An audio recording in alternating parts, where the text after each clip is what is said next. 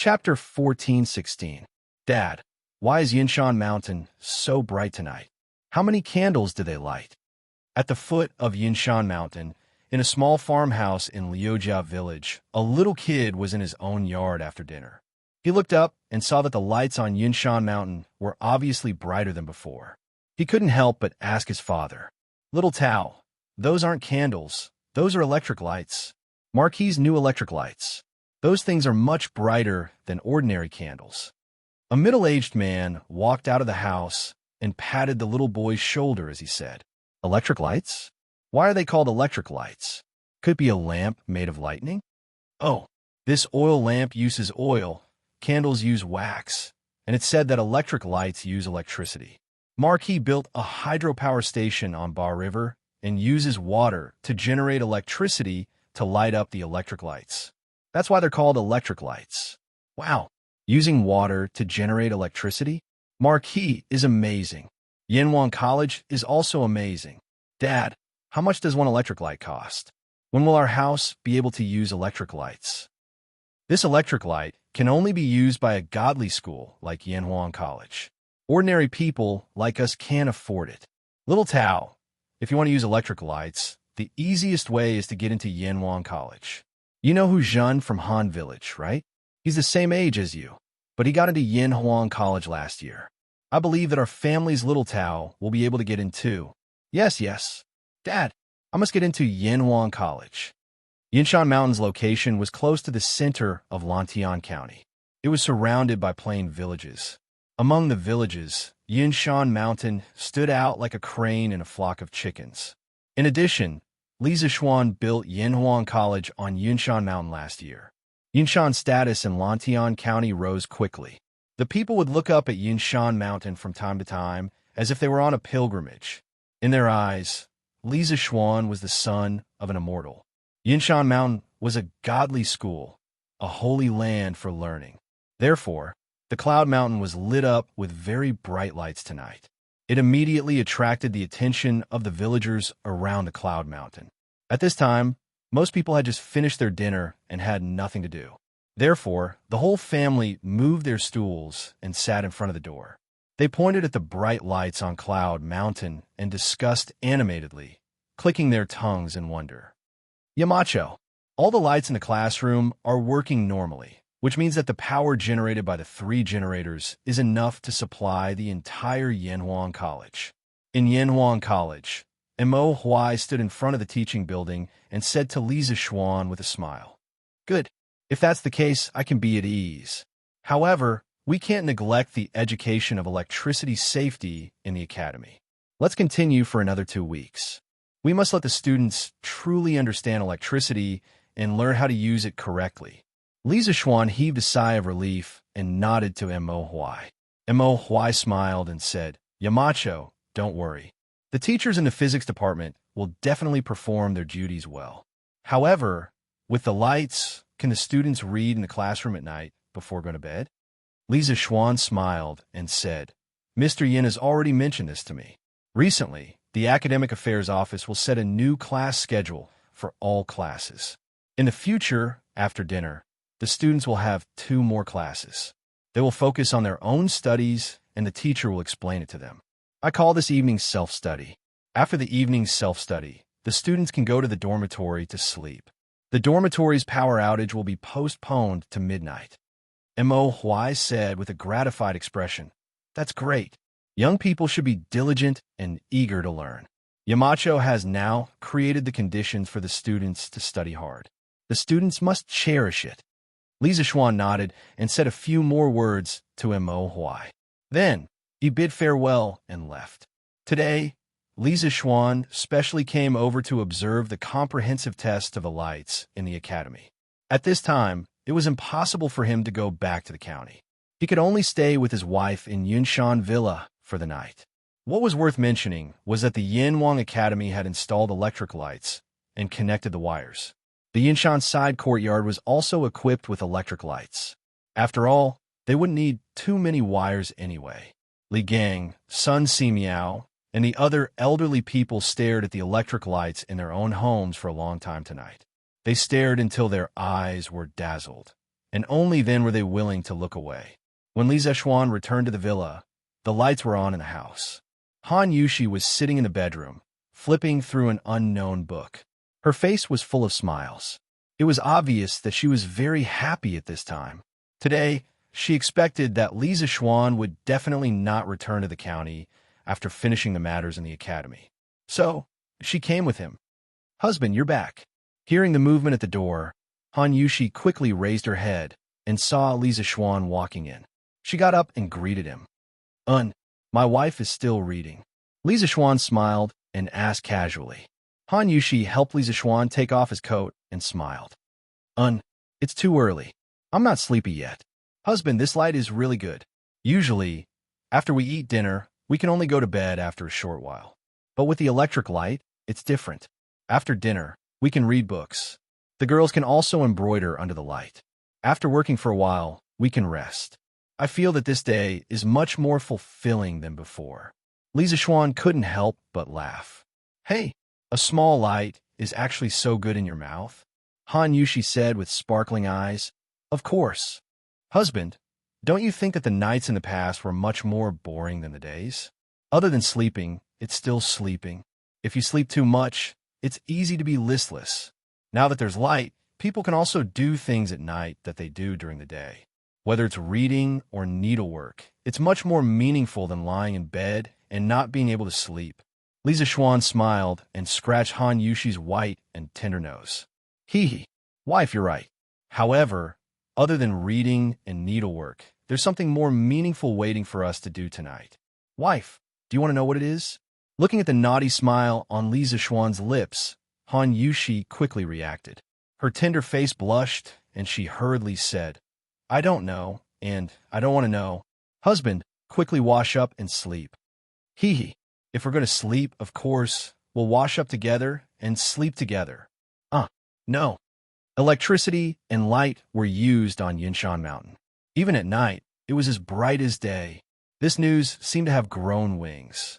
By the next day, it had spread throughout the entire Chang, and as well as more than 20 provinces and counties near Chang and city. The people were discussing it in private. After all, the appearance of the light was too unbelievable. Everyone was doubting whether the rumors were true or false. But soon the official announcement came. It was today's Datong Daily. The headline was about the news of Yanhuang College's official electrification last night. The title was, "An Epic-Making Event. That Man Brought Light to the World's Dark Night." The writer was the famous Datong Daily gold medal reporter, Li Yu. After reading the newspaper in black and white about everything that happened in Yanhuang College last night, and the introduction of the light's principle, people finally believed that Yanhuang College had mastered the method of generating and using electricity. They also believed that there really was a light that was several times brighter than candles and oil lamps. It was human nature to seek the light and avoid the dark. No one liked the dark. Therefore, thousands of people couldn't help but yearn for the light that was mentioned in the newspaper. Some wealthy businessmen who thought that they were wealthy began to send people to Chitu Pavilion to inquire if they could buy the light that was mentioned in the newspaper. But without exception, they all received the same answer. That was that it was easy to buy light, but it was difficult to find electricity. Currently, in the entire Tang Empire, only the Ba hydropower station in Lantian County could generate electricity. If they wanted to use the light, it wasn't just about buying a few light bulbs. They also had to ask the Marquis of Yong and to provide electricity to their homes. As a result, those wealthy people who were eager to try and use the light in their homes all retreated. It was true that their families were rich, but in front of Li Zexuan, they could only be considered poor. Lord Marquis, ever since the Department of Commerce was established, it has tried 23 cases of merchant disputes. This lowly official has personally taken part in every case, and every case was only decided after multiple sources of evidence and conclusive evidence. This lowly official is willing to guarantee that not a single one of these cases was unjust or misjudged. Moreover, all the officials of the Department of Commerce have treated these merchant disputes the same as ordinary civil cases. In the Lantian County Yamen, County magistrate, he was reporting to Li Zexuan with a serious face. After Li Zexuan woke up this morning, he had a simple breakfast and brought his wife back to the marquee residence in the county.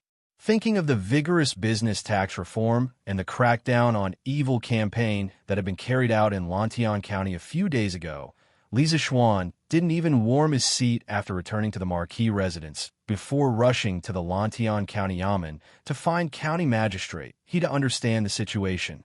And this is the correct way for the government to treat the businessmen. Li Zexuan nodded his head and praised, "We have collected heavy taxes from the businessmen, so we have to provide them with protection."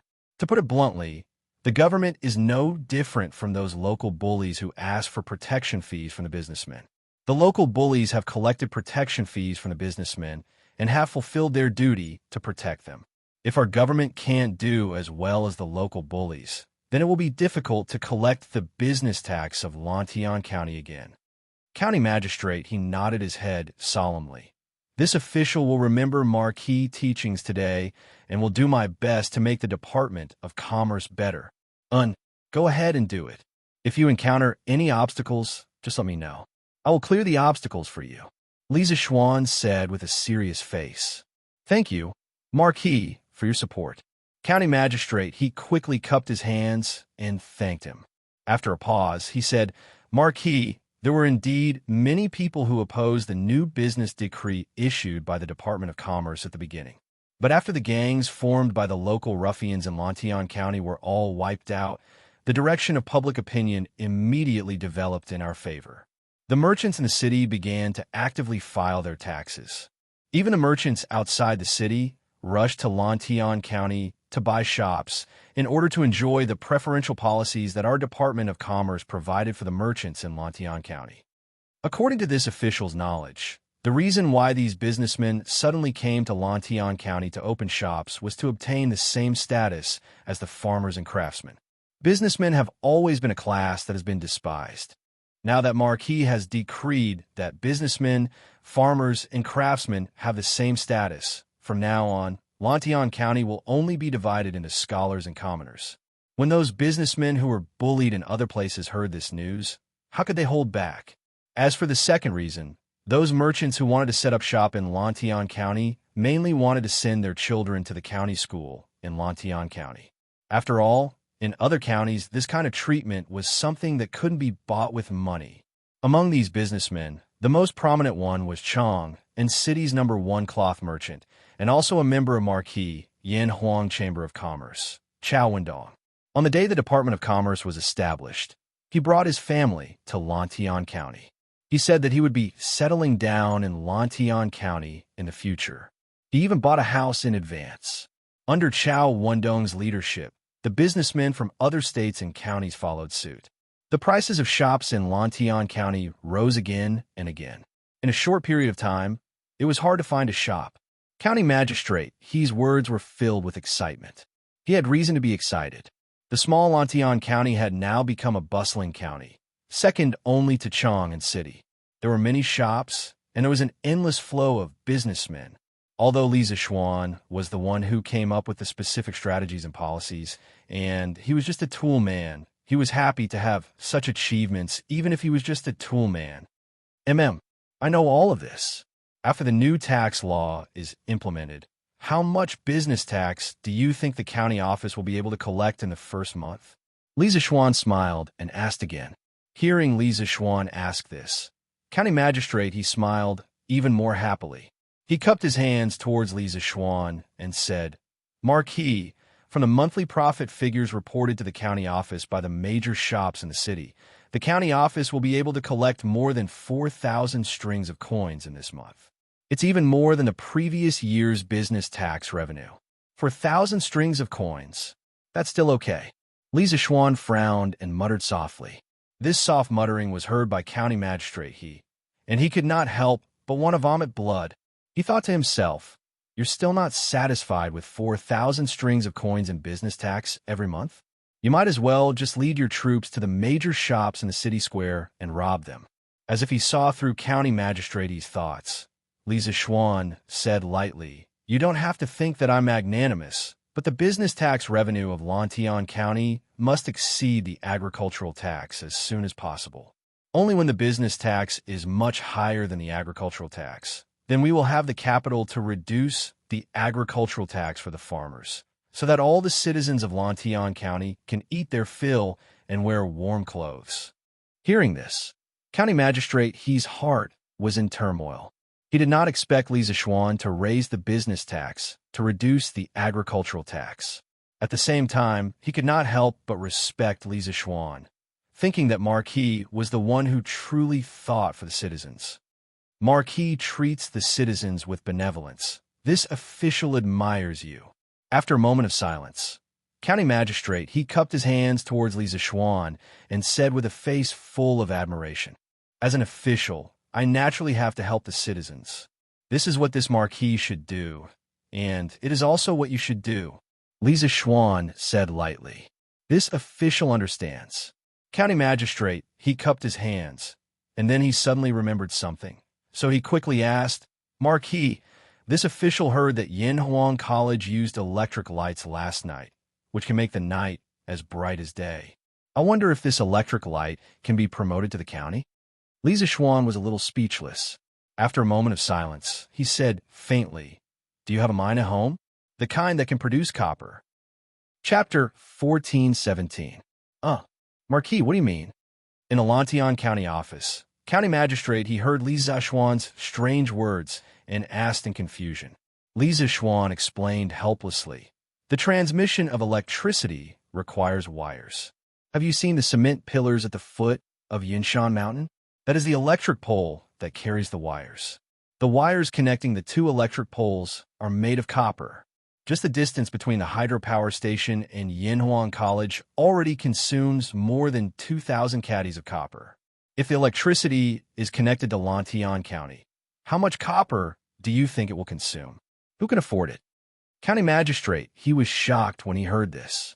He exclaimed, "Just the Yinhuang Academy alone cost more than 2,000 caddies of brass? If Lantian County is connected to electricity, won't it consume more than 10,000 caddies of copper? In the entire Tang Empire, I'm afraid only His Majesty can take out so much copper, right?" Li Zishuan said in annoyance. "Otherwise, do you think it's easy to connect a place to electricity?" The 2,000 caddies of copper required this time was exchanged with His Majesty by this Marquis merit for the drought. This official is ignorant. I hope Marquis can forgive me.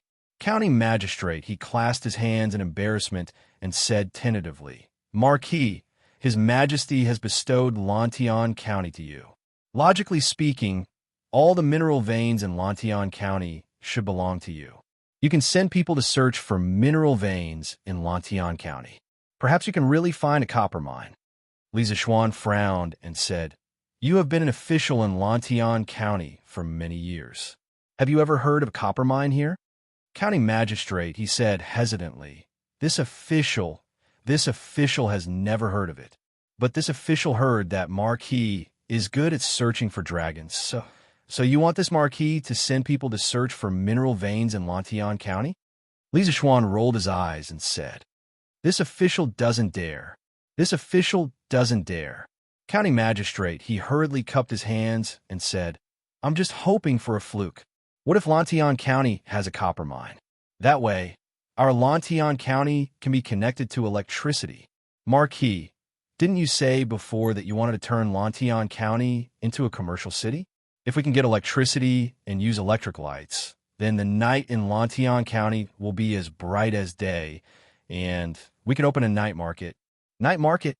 Li Zishuan's eyes lit up, and he was suddenly interested.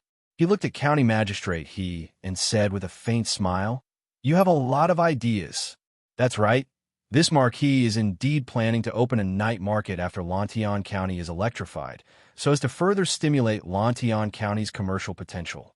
However, this Marquis has already studied the terrain of Lantian County, and there are no copper mines here. Therefore, it is basically impossible for County Magistrate He to rely on the copper mines of Lantian County to be self-sufficient and set up electricity lines.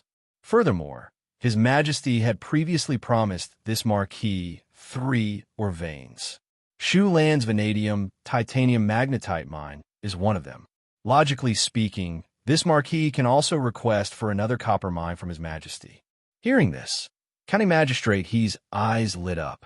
Just as he was about to say something, Li Zixuan's heart was as clear as a mirror as he interrupted. Don't have any wishful thinking. My Tang Empire is already lacking in copper. If this marquis were to ask for more copper mines, it will definitely make things difficult for His Majesty. So even if His Majesty had promised me 3 ore veins, I will not ask His Majesty for more copper mines. As for the copper needed to connect the electricity lines, this marquis will think of another way. Marquis is right. This official was too anxious.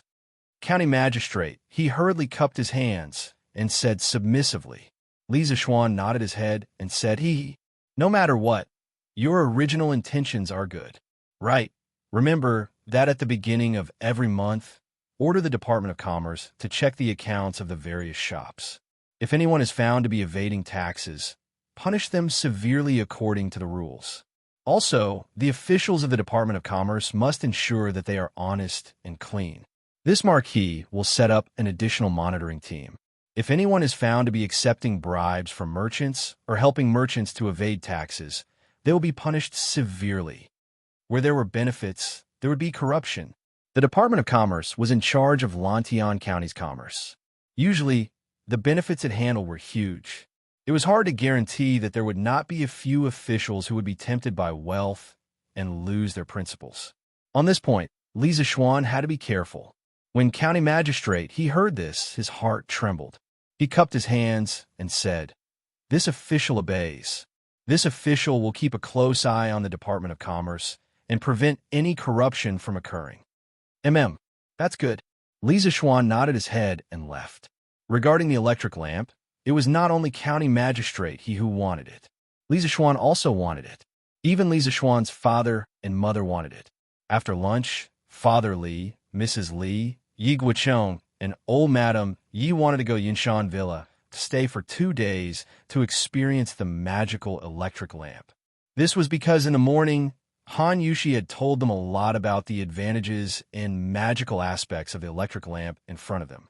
It made them very curious, and they all wanted to see and experience it for themselves.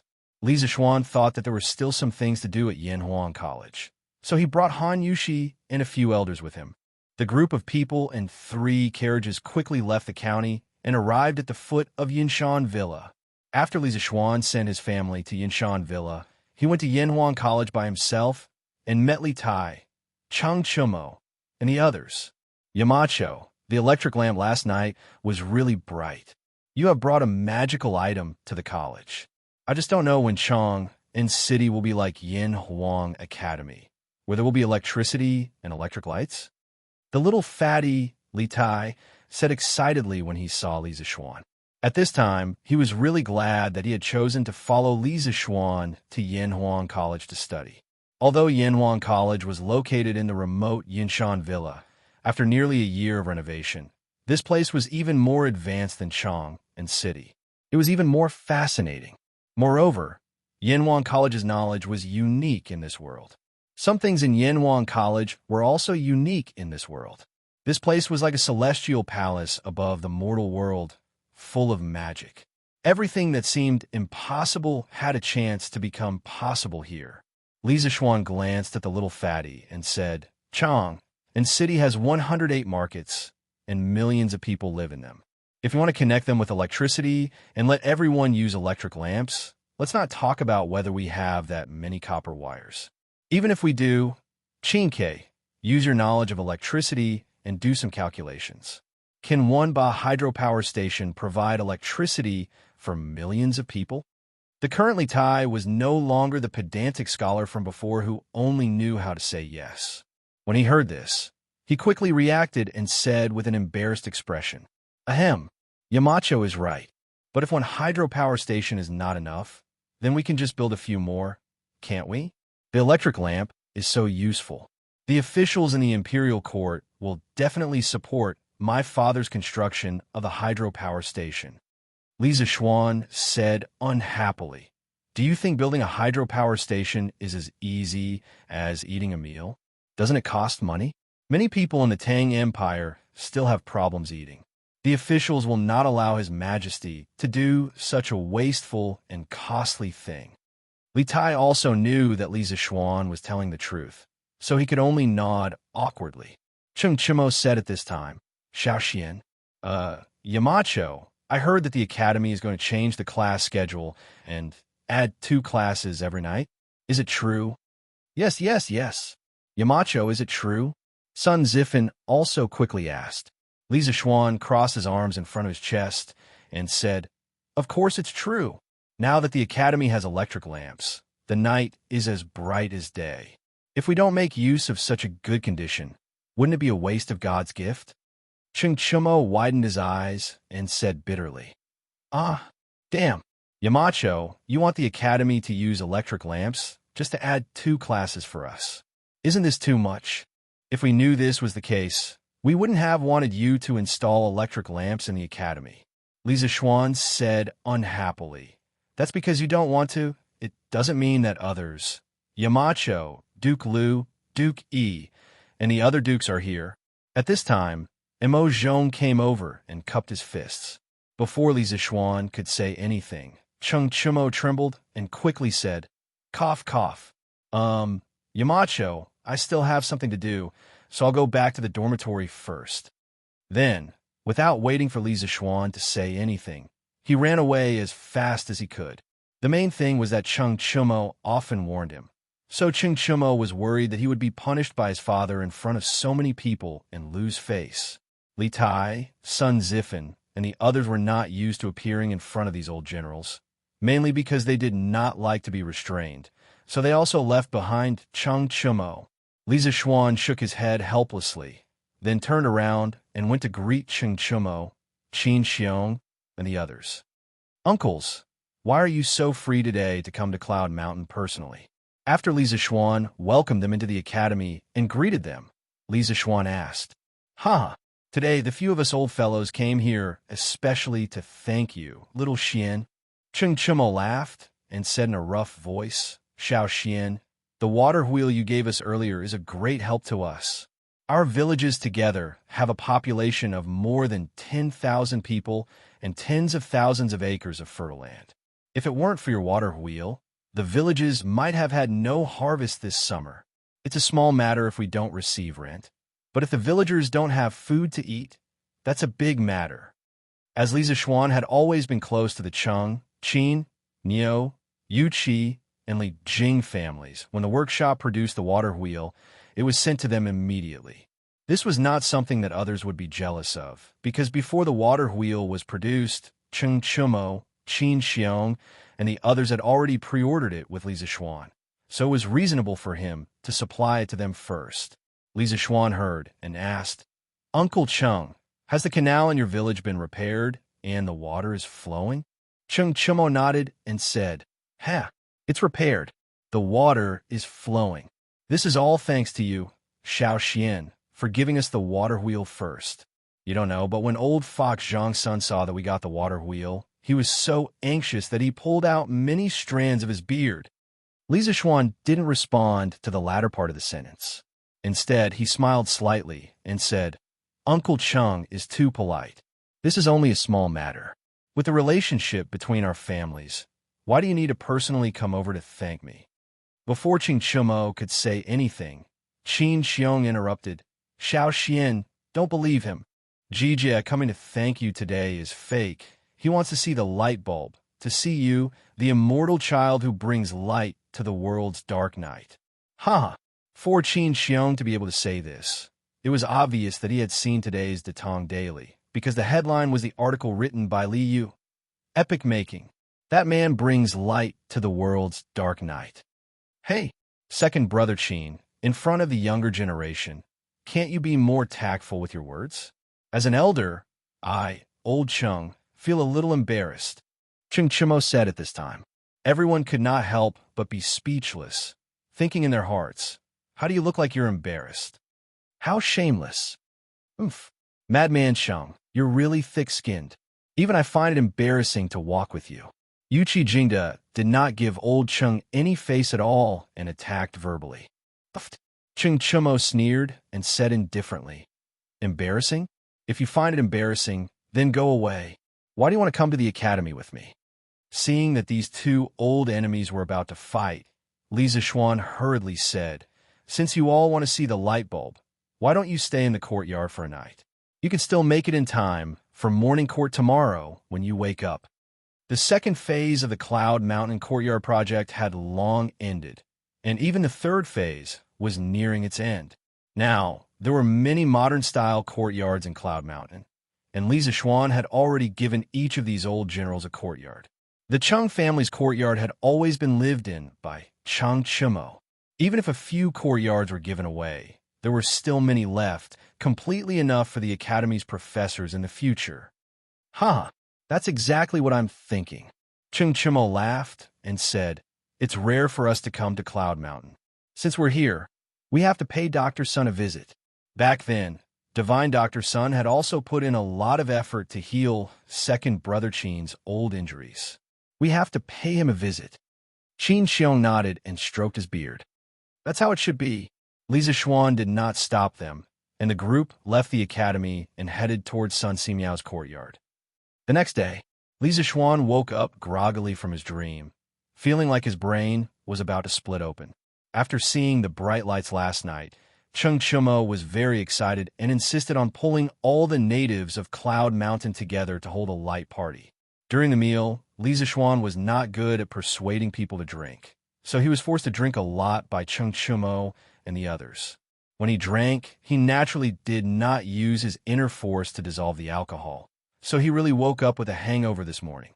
This feeling made Li Zixuan feel like his brain was about to split open.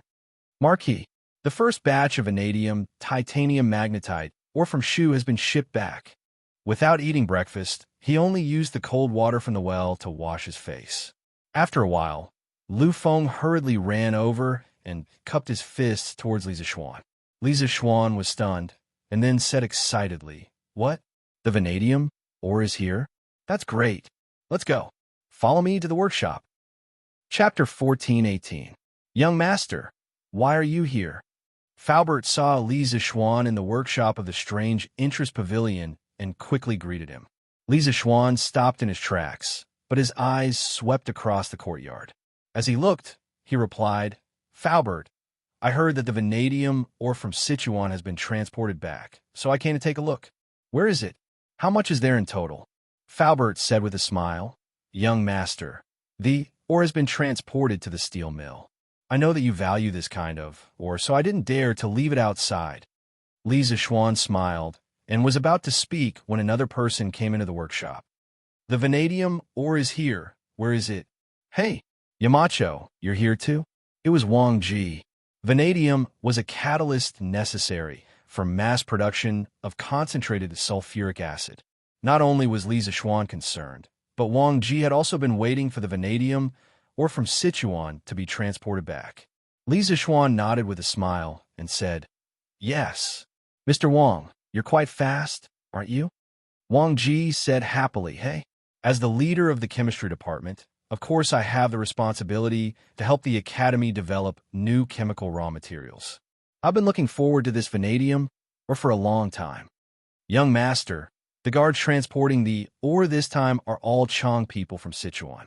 They also brought 2 letters, saying that their young master Ku gave them to you," Uncle Fu said as he took out 2 lacquered letters from his bosom and handed them to Li Zixuan. "Young master Ku?" Hearing this name, Li Zixuan was a little confused. After a moment, he came back to his senses and couldn't help but laugh. "It should be Ku Shirqing, right? Oh, it seems that this young man is doing well in the Chang tribe. He's even called Young Master." Wang Ji stroked his beard and smiled proudly. "The students of our Yanwang College will always be the center of attention no matter where they go. This old man has some impression of Ku Shirqing. He is indeed a diligent and studious child." The old man's current appearance was exactly the same as those old teachers in modern times when they found out that their students had made a name for themselves. They were obviously very pleased with themselves, but their mouths and faces were still rather reserved and self-restrained. Seeing this, Li Zixuan couldn't help but want to laugh. Ha! Let's go. Mr. Wang, why don't we take a look at the quality of this batch of vanadium ores? Li Zixuan saw that Faubert was secretly curling his lips at the arrogant Wang Ji, so he quickly pulled Wang Ji towards the steel mill. Whoa, with so many ores, you should be able to extract a lot of vanadium, right? Walking into the yard of the steel mill, they saw a large pile of light gray ores of various sizes under a cloth shed. At a glance, there were at least 500 kilograms. Wang Ji's eyes widened, and he couldn't help but exclaim in surprise. Li Zixuan walked closer and casually picked up a piece of ore from the pile. He brought it closer to him and looked at it seriously for a moment. The quality is very good. Mr. Wang, this pile of vanadium titanomagnetite can produce at least 300 kilograms of vanadium. With so much vanadium, it should be enough to cover the recent consumption of sulfuric acid in the workshop. You'll have to work a little harder these days. Get the craftsmen in the workshop to modify the boiler and build a small vanadium workshop. Then build a workshop for sulfuric acid production. Quickly produce a batch of concentrated sulfuric acid. I have great use for it. Wang Ji replied excitedly. Yes. Yamacho. Even if Li Zixuan didn't say it, he would have taken the initiative to volunteer. After all, it wasn't easy to get so many vanadium titanomagnetite ores. If he couldn't refine it himself, he would grow hairs on his back. Oh, that's right. Yamacho. According to the textbook chemistry, sulfuric acid is highly corrosive. It can react with iron to form ferrous sulfate and hydrogen. So, what will we use to store concentrated sulfuric acid in the future? Wang Ji paused for a moment and suddenly said. Li Zixuan thought for a moment and replied with a smile. Mr. Wang, dilute sulfuric acid could dissolve iron and release hydrogen. The reaction mechanism is that the hydrogen ions in the dilute sulfuric acid reacts with iron. But when concentrated sulfuric acid comes into contact with iron, it will not, or very rarely, react with iron. Because concentrated sulfuric acid has a very high purity, sulfuric acid exists in the form of covalent compounds, not ionic compounds. When its purity is high, it will ionize very little hydrogen ions, almost none. So, it won't corrode ironware. Instead, it will passivate the iron and form a dense oxide film on the surface of the iron. This oxide film is very dense and prevents concentrated sulfuric acid from entering the iron to continue the reaction. However, although concentrated sulfuric acid can be stored in carbon steel, it is best to store it at room temperature and pressure. This way, the corrosion rate of carbon steel will be the lowest. This is because the hot concentrated sulfuric acid will also react with iron. In order to ensure the safety of concentrated sulfuric acid storage, we need to use horizontal storage tanks and build leak-proof walls around the tanks. The sulfuric acid storage room must prohibit fireworks because there will be a small amount of dilute acid on the surface of concentrated sulfuric acid that will react with iron to produce hydrogen. When the hydrogen comes into contact with fire, it will explode. In terms of safety, Mr. Wang, you must be very careful. Safety in production is more important than Mount Tai. I don't want any safety accidents to happen in our workshop. At the end of his speech, Li Zixuan's face was very dignified. Even in modern times, chemical factories were the places where safety accidents were most likely to occur. Either the leakage of toxic chemical products or the explosion caused by flammable substances. No matter which one it was, it would cause great harm to the surrounding people. It was precisely because of this that Li Zixuan had repeatedly warned Wang Ji in such a serious manner. Wang Ji also understood the pros and cons of this matter, so he cupped his hands together. Don't worry, Mountain Elder. This old man will definitely put safety first and conduct safety training for the craftsmen on a regular basis. At the same time, I will also link their monthly salary to the safety of production. This way, everyone will strictly abide by the safety regulations. Li Zixuan's eyes lit up. He nodded and said, Okay, Mr. Wang, this is a good idea. When you go back, discuss with Faubert on how to implement this salary system as soon as possible. Those craftsmen who follow the regulations will be paid more. Those who violate the safety regulations will have their salary deducted. We must make all the craftsmen in the workshop pay attention to this. Yamacho, no problem. This old man knows the importance of this matter. Wang Ji nodded and replied. After telling Wang Ji to pay attention to safety, Li Zixuan asked Wang Ji to produce a batch of concentrated sulfuric acid as soon as possible because he was going to make a battery. In addition, the catalyst used in sulfuric acid production, vanadium, could also be used as a catalyst for cracking oil in the future. It could be said that this was killing two birds with one stone. After leaving the workshop and returning to the courtyard, Li Zixuan took out the letters that Faubert gave him. On one of the envelopes, it was written Yamacho only and the other mother only. Li Zixuan opened the letter that Shurqing wrote to him and began to read it carefully. It has been almost a month since I left Yinshan. Shurqing misses the people and things in the academy, but Shurqing is even more grateful to Yamacho for giving me this opportunity to benefit the people in my hometown. Now, the road from Guangzhou to Shu is being built. The imperial court has also sent a large number of officials with large amounts of money to support the construction of the people in Shu. A group of merchants from Chang and city also set up shop in Chengdu Prefecture. They brought many new things that the local people had never seen before. The commerce in the center of Sichuan was thriving. The mining of vanadium titanium magnetite allowed the local people to work in the mines to earn money. In less than half a month, the wages that each miner received were almost equivalent to 3 to 4 months of their previous income. According to Yamacho's instructions, Shurqing adheres to the principle of safety first. I would rather mine the vanadium ore slowly to ensure the safety of the miners. So far, there has not been a single casualty. Oh, right, the Tong Daily has also opened an office in Shu. Now, the people in Shu are starting to get used to reading the newspaper every morning. Yesterday, I read in the newspaper that Yamacho has invented a new type of water wheel and released the blueprint to the world. Shurqing is proud to be a student of Yamacho. In addition, His Highness the King of Shu ordered people to set up a branch of Yanhuang Bank in Shu. With the help of senior official Gao, the people and merchants in Shu have slowly begun to accept the new currency, Tang Yuan, and the people who use copper coins are gradually decreasing. With the help of the Sambao brothers, I brought the curved plow, Tang Dynasty dictionary, bicycles, coal stoves, honeycomb briquettes, and other things that are beneficial to the people to Shu. With the support of senior official Gao, I opened the people's wisdom, promoted agriculture, and promoted business. Now, Shu is undergoing earth-shaking changes. How lucky I am to be able to witness the prosperity of my hometown, and the people's lives are getting better. I remember Yamacho once said, "The knowledge on paper is shallow, but the knowledge must be experienced." In the process of leading the people in my hometown to become rich, I understand the true meaning of this sentence. Some things seem simple, but when you really do it, you will often encounter many unexpected difficulties. Fortunately, I have survived those difficulties. Now, I have become the young Master Ku in the hearts of the people in Shu Province. Yamacho, rest assured, I will not be arrogant in victory and will not be discouraged in defeat. I will lead the people in Shu Province to become rich.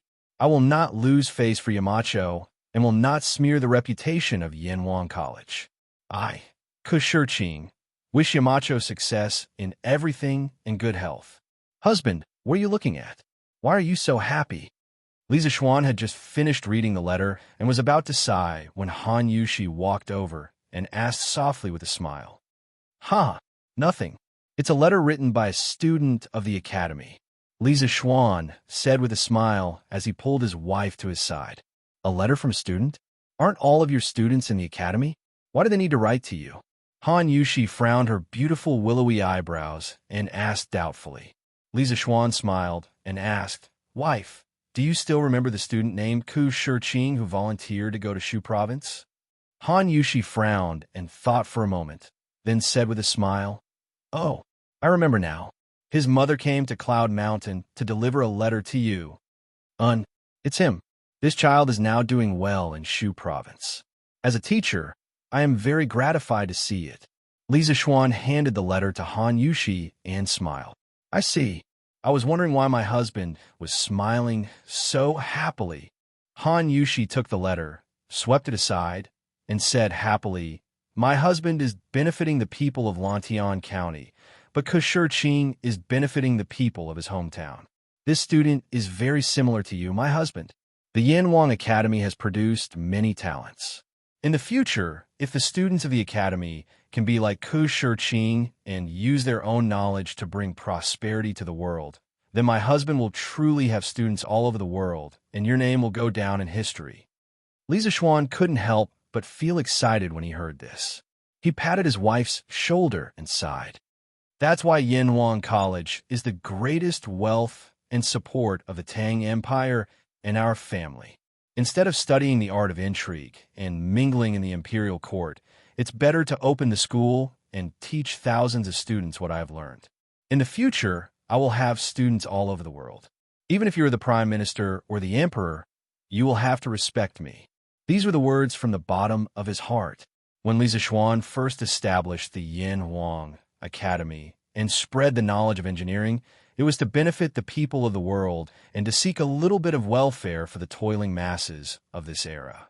However, at the same time, Li Zixuan established the Yanwang Academy to seek support for himself, a support that would allow him to establish a foothold in this feudal era of the emperors, establish his family, and establish his life so that others would not easily touch him. Only when the students of Yanhuang College became more and more promising, and when there were more and more promising students in the academy, would his support become more and more reliable. The reason why Confucius shone in the world and his name went down in history was not only because of his own greatness, but also because he had 3,000 students who spread his teachings and sent him to the altar in one fell swoop. Li Zixuan knew that he couldn't be a saint like Confucius. He only wanted to seek a solid support in this feudal era. That was all. My husband, you have worked hard for this family. Han Yushi caressed Li Zixuan's forehead with some heartache, then leaned on his shoulder and said softly, Hee, I don't have to suffer. In this life, I have a wife who understands me and parents who love and protect me so much. I don't have to suffer. Li Zixuan caressed Han Yushi's long hair and comforted her softly. After a while, he said, Oh, Shurqing also wrote a letter to his mother. I have to get someone to send the letter to Chong and my wife. You should also pack up. We will return to Lantian County in a while. Oh, right, my husband. It seems like we can't go back today. Han Yushi nodded first, then shook her head and said. Li Zixuan was suddenly puzzled and asked, Why is that? Does my wife have something to do in Yinshan? Han Yushi saw that Li Zixuan really couldn't remember what it was and could only helplessly say, My husband, have you forgotten? Tomorrow is Pang Feiji's wedding. Pang Feiji has followed my husband all the way and has risked his life several times. Even if he didn't make any contributions, he has worked hard. Tomorrow is his wedding.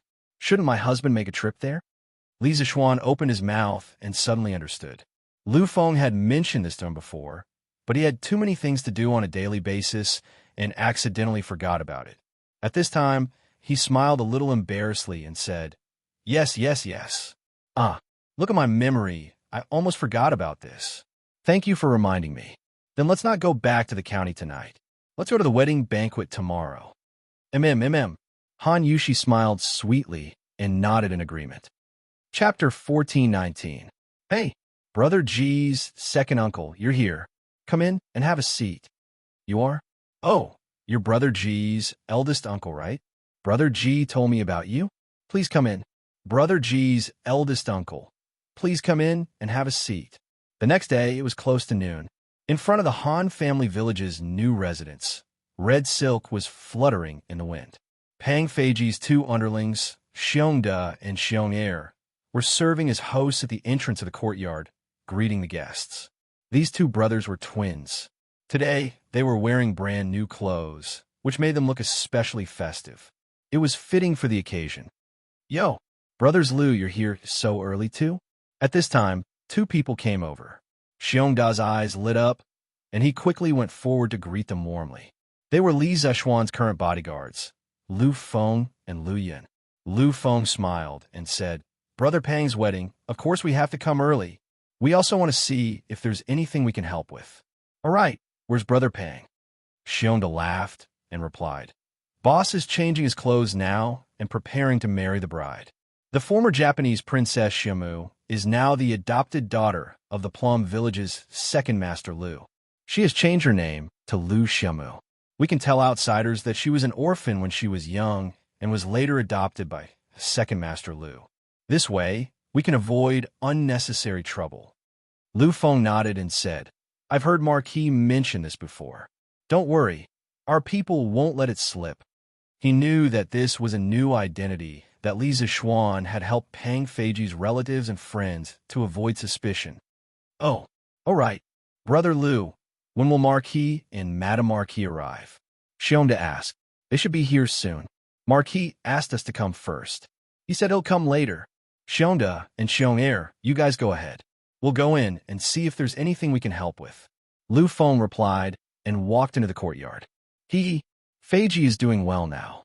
He's following the Marquis of Yong, and to do great things, and even married a beautiful wife. Second sister you finally don't have to worry about Feiji anymore. Pang family, main hall. A few of Pang Feiji's close friends and relatives were sitting beside Pang Feiji's mother, Madame Yu, and chatting about daily life. Not gay as aunt. For him to be able to get to where he is today, it's all because of Marquis's nurturing. Otherwise, based on his previous sloppy attitude in Wuho government, when would he be able to find a wife? Madame Yu's face was rosy and beaming with joy. It was obvious that she was very happy. I heard that Fei Ke's wife is really pretty. We'll have to open our eyes later. That's right. Feij is considered the most promising child in the Pang family. His wife must be extraordinarily beautiful. As relatives, we have never seen her before. Wait a moment. We have to take a good look. Inside the house, Pang Feiji's 7 and 8 aunts were all talking noisily. Madame Yu pursed her lips and smiled. I don't care if she's pretty or not, as long as she's virtuous and Fei Ke likes her. Second sister Yu is right. When marrying a wife, you can't just look at her looks. What's important is that she's virtuous. Yes. Speaking of which, Chen should be here soon. Where's Feiji? We're all waiting to welcome the bride together. He's here. Second uncle, second aunt, eldest uncle. Uncle, you're all here? As they were talking, Pang Feiji walked out of the room in his wedding attire with a bright red flower pinned on his chest. Yo, eldest nephew, you look so spirited in this wedding attire. That's right. Feiji used to look like a burly man, but after dressing up today, he looks quite handsome. That lady has good taste.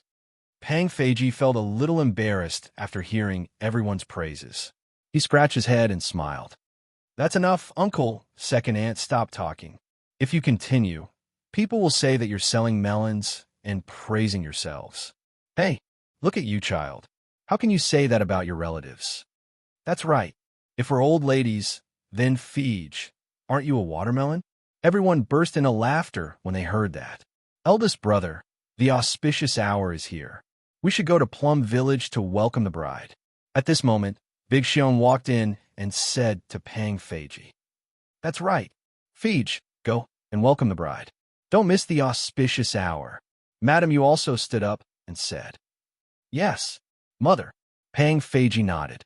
Then he rode on a tall horse and led the wedding procession to Plum Village. At 4 in the afternoon, the wedding procession brought the bride back to the Han family manor. Just as they were about to perform the ceremony, a shout came from outside the door. The Marquis of Yong and has arrived. The Marquis of Yong and has arrived. 20 pieces of jade, 10 pearls, a pair of elephant tusks, a great celestial mirror, and $100,000. It was Big Xiong's voice. After hearing that, everyone in the house was shocked. Firstly, they were shocked that Li Zixuan, the Marquis of Tang Kingdom, would come personally to Pang Feiji's wedding. Secondly, they were shocked that Li Zixuan would bring such valuable gifts. Everyone could not help but re-evaluate the relationship between Pang Feiji and Li Zixuan. Marquis, you're here? Quick, take a seat. Pang Feiji was also a little surprised. In his mind, Lisa Xuan, coming to attend his wedding banquet, was already giving him face. He didn't expect Lisa Xuan to not only come, but also bring so many congratulatory gifts. If you treat me like a country knight, I will repay you like a country knight. At this moment, he thought that even if Lisa Xuan asked him to die immediately, he would be willing to do so without a frown. Hee, I was delayed by some things on the way. I should not have missed the timing. Otherwise, I would have sinned greatly. Lisa Xuan nodded and said with a smile, "Greetings, Marquis Yoan." Next to Pang Feiji, the bride, Suo Shimu, who was dressed in red and covered with a veil, quickly came over and bowed to Lisa Xuan. She did the standard etiquette of a Han woman. She must have put in a lot of effort in private. "Greetings, Marquis." Everyone in the room recovered from their shock and hurriedly bowed to Lisa Xuan. Among Pang Feiji's friends and relatives, some were from Lantian County, some were from Chang'an City, and some were from other counties around Chang'an City. However, no matter where they came from, they had all heard of Lisa Xuan's name without exception. Most of them had even received favors from Lisa Xuan. However, most of them had only heard of Lisa Xuan's name in the past. Now that they were able to see him up close, they couldn't help but feel excited. At the same time, they couldn't help but secretly praise Pang Feiji for being so successful. Lisa Xuan had personally come to support his wedding with a huge gift. Hee, there's no need to be so polite. I brought my wife here today to drink a cup of wine. We can't steal the limelight. Those who are supposed to get married, get married. Those who are supposed to get married, get married. There's no need to care about me. Don't miss the time. Lisa Xuan waved his hand and said with an easygoing expression. Everyone could not help but breathe a sigh of relief when they saw Lisa Xuan being so easygoing. Pang Feiji's mother, Madame Yu, walked over and bowed to Lisa Xuan. "I, Madame Yu, greet Marquis. It is the Pang family's honor that Marquis can attend my son's wedding. How can my son accept Marquis's generous gift?" Lisa Xuan turned his head to look at Han Yushi. Han Yushi understood and went forward to help Madame Yu up. Lisa Xuan then said, "Madame Yu, Feiji has done his best by my side. It can be said that he has worked hard and contributed a lot. I have never treated him as a servant. A mere gift is nothing. Don't decline anymore. Today is Feiji's wedding day. There are more important things to do." Seeing Lisa Xuan's sincerity, Madame Yu could not decline anymore. She thanked him and then turned to look at Pang Feiji. She said seriously, "My son, the Pang family has to have a conscience. Marquis has treated you so well. If you can't serve Marquis wholeheartedly in the future, I won't acknowledge you as my son. Do you hear me?" Pang Feiji nodded heavily and said, "Mother, you don't need to say this. I know. Don't worry. All right. Hurry up and get married. The guests are getting impatient from waiting." Lisa Xuan urged at this moment. Madame Yu smiled and agreed. She also invited Lisa Xuan to sit on the left side of the main hall. However, how could Lisa Xuan be willing to sit there? This seat was usually reserved for the parents of the married people. He could not break the rules. "All right, Deacon, please take your seat. The first gong, pray for good luck and eternal peace. The second gong, bless the newlyweds. The third gong, the auspicious time has arrived. Lanterns and colored banners will be hung, and the auspicious stars will shine. Let's invite the bride and groom to the flower hall." Xiong has started to preside over the wedding ceremony. Lisa Xuan, who was sitting at the head of the hall, almost spat out the tea in his mouth when he heard this. He thought to himself, where did this guy learn this from? It looked like it was true. However, this guy had to straighten his tongue when he spoke. Otherwise, it would sound too funny. "First, bow to the heavens and earth to thank our marriage. Bow to thank the heavens for the auspicious signs. Bow to the heavens and earth for a long time. Pray for happiness and good health. Bow to the heavens 3 times. Rise. Bow to the parents for raising us. Bow to the heavens and earth. Thank the parents for raising us. Bow to the heavens and earth. Bow to the heavens and earth. Bow to the heavens and earth. Bow to the heavens and earth. Pray for the heavens and earth. Bow to the heavens and earth. Rise." After the 3 bows to the parents, Pang Feiji paused. Then, he pulled Xia Mu and walked to Lisa Xuan. The two of them knelt down together. Pang Feiji said, "This bow is to thank Marquis for giving me a new life and for raising me. Feiji will go through fire and water for Marquis in the future. I won't hesitate." Xiaomu said, "Thank you, Marquis Yong'an, for saving my life and giving me a good partner. Get up." Li Zixuan helped the two of them up. Then he smiled meaningfully and said, "Since the two of you are together, then live a good life. There's a saying, if you marry a chicken, follow the chicken. If you marry a dog, follow the dog. Let's not delve into the past for now. But Xiaomu, since you are married to Pang Feiji, then you have to think about your husband's family. Feiji, if Xiaomu is really a virtuous wife, then you have to treat her well. With a harmonious and stable family as your backing, you can do things for me wholeheartedly. Do you hear me?" The meaning behind these words was to warn Xiaomu that after marrying Pang Feiji, she had to completely become a Tang. She had to completely forget her identity as a Japanese. She had to forget about her country and her people. She had to think about her husband's family and the Tang Empire. She had to not do anything that would harm the interests of the Tang Empire. "We will remember Marquis' teachings," Pang Feiji and Xiaomu said in unison. "All right, let's continue with the wedding ceremony." Li Zixuan waved his hand and said. The two of them hurriedly agreed. Xiongda then shouted, "Husband and wife, bow to each other. 100 years of cultivation to cross the sea together. 1,000 years of cultivation to sleep on the same pillow." The bride and groom face each other. Husband and wife bow to each other in front of the flower hall. Kneel. Heaven and earth meet. The zithers sing in harmony. Kowtow. Mandarin ducks wing to wing. Husband and wife of one heart. Kowtow again. Husband and wife sing together. You have a son early. Kowtow thrice. Rise. The ceremony is complete. Send the bride to the bridal chamber. After the wedding ceremony, it was time for the banquet. Li Zixuan had originally planned to drink a cup of wine before leaving with his wife. Many guests could not eat freely with him around. However, just as he was about to leave, he saw two familiar faces at the table beside him, Yin Xiaoning and Mo Lingwei. "Little Ningzi, look at Pang Feiji and then look at yourself." "Oomph. Me? What's wrong with me?" "Oomph. What's wrong with you?" "Oh, I understand now. Don't worry, Wei Er. I'll find a chance to talk to my father about us. I'll ask him to send a matchmaker to your house to propose marriage as soon as possible." "Bah, who? Who wants you to propose marriage? You're really shameless. I'm going to ignore you." No, didn't Yamacho analyze me like this the last time?"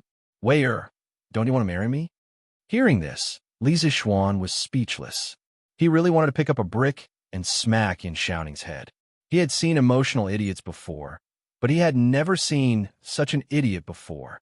However, in order to avoid being entangled with these two infatuated men and women, Li Zixuan did not go over to greet them.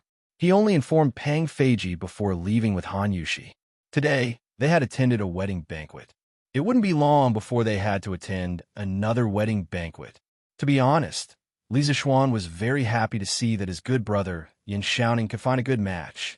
Yamacho, the workshop has already refined a batch of vanadium and produced 2 cans of concentrated sulfuric acid. Do you want to go over and take a look? The next day, afternoon, Li Zixuan was about to go home when he met Wang Ji at the foot of the Cloud Mountain. Wang Ji stopped the carriage and said to Li Zixuan excitedly.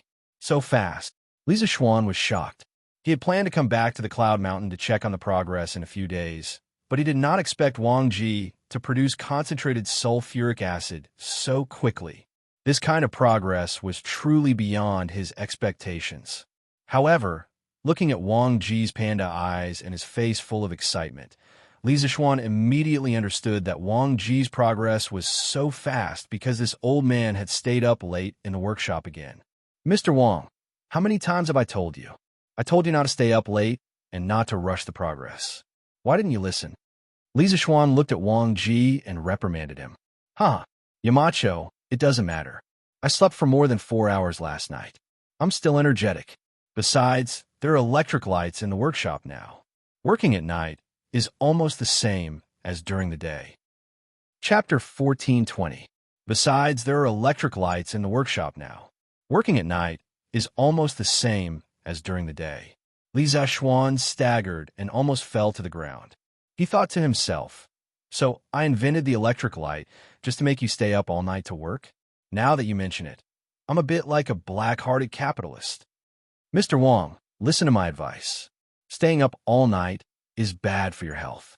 Don't stay up all night anymore. Whether it's the refining of vanadium or the production of sulfuric acid, you don't have to work so hard. If you hurt your health, it will be the greatest loss to the academy. Li Zhuan looked at Wang Ji and persuaded him earnestly. Wang Ji looked troubled. "Yamacho, it's not that I like to stay up all night, but when I see those good materials, I feel a little itchy. If I can't refine these good materials into the things I want, I will feel uncomfortable all over. This is an old problem that can't be changed. But don't worry, my health is definitely fine. I know what to do." Li Zhuan was instantly speechless. He thought of his previous evaluation of Wang Ji, an alchemy warlock who was obsessed with alchemy. This evaluation was very appropriate. This old man used to love alchemy and did things that were superficial in the eyes of others. Now that he had entered the Academy's chemistry department, he had completely found his organization. Because the way of material transformation in chemistry was similar to alchemy, it was not difficult to understand why Wang Ji was crazy about it. Li Zhuan knew that no matter how he persuaded this crazy person, he would not be able to persuade him. He sighed and simply stopped persuading him. He walked to the front of the carriage and said to Han Yushi, "My wife, there are some things in the workshop. I won't return to the county today. I'll ask Lu Feng to escort you back." Han Yushi lifted the curtain and came out from inside. She said softly, "Since my husband has something to do, then go ahead and do it. I'll stay in the Yinshan residence for the next 2 days and take care of my husband's food and daily life." Li Zhuan thought for a while and nodded. "That's good too. I'll send someone back to the county to inform my parents. My wife, you can go back to the residence." "Okay." Li Zhuan asked Lu Feng to lead the guard to send Han Yushi back to Yinshan Villa.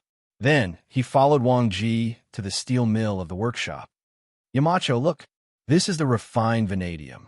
In the steel mill, Wang Ji pointed at a sack and said to Li Zhuan. Li Zhuan walked over to take a look and saw pieces of light gray stones lying quietly inside. Compared to the freshly mined vanadium, or these vanadium pieces that had been refined were undoubtedly more delicate in color. This is the only pure vanadium metal in the entire world. This thing has a lot of uses. It's not just used to make sulfuric acid. Mr. Wang, you have to take good care of it. Li Zhuan picked up 2 pieces of vanadium, weighed them in his hand, and said to Wang Ji, "Yamacho, don't worry. Even if you don't say it, this old man will take good care of it." Wang Ji nodded and responded. Then he said, "Yamacho, the sulfuric acid is stored in the steel tank in the warehouse. But for convenience, this old man put some in the glass bottle.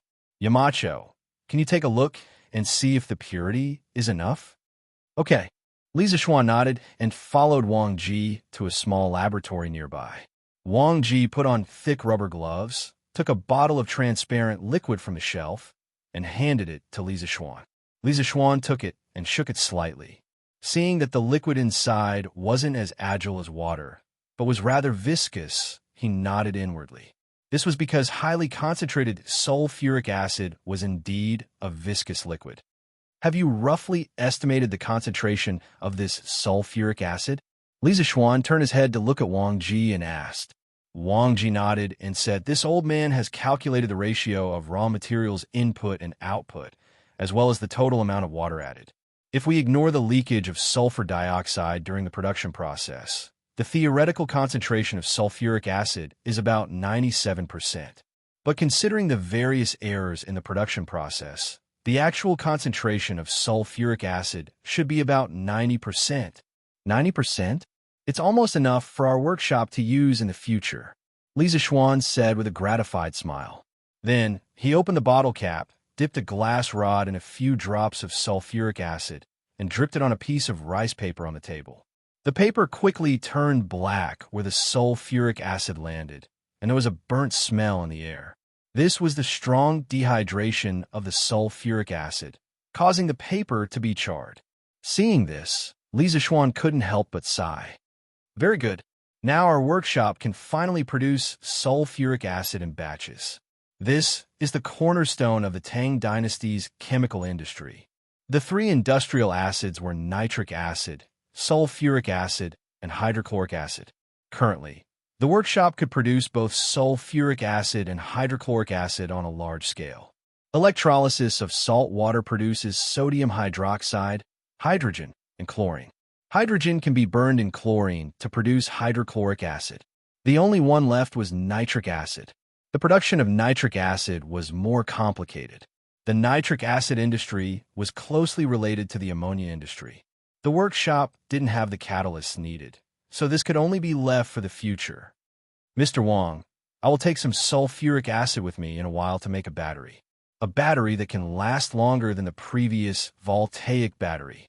As for the steel mill, I hope Mr. Wang can use the vanadium extracted from it to make vanadium steel.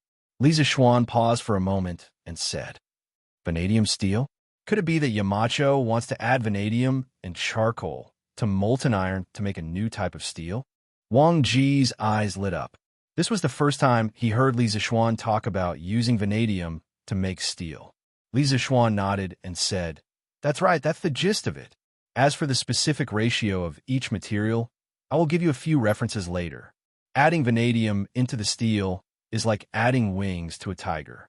The function of vanadium in steel is to enhance the hardenability in carbide. It can also withstand high temperatures and has a strong secondary hardening effect.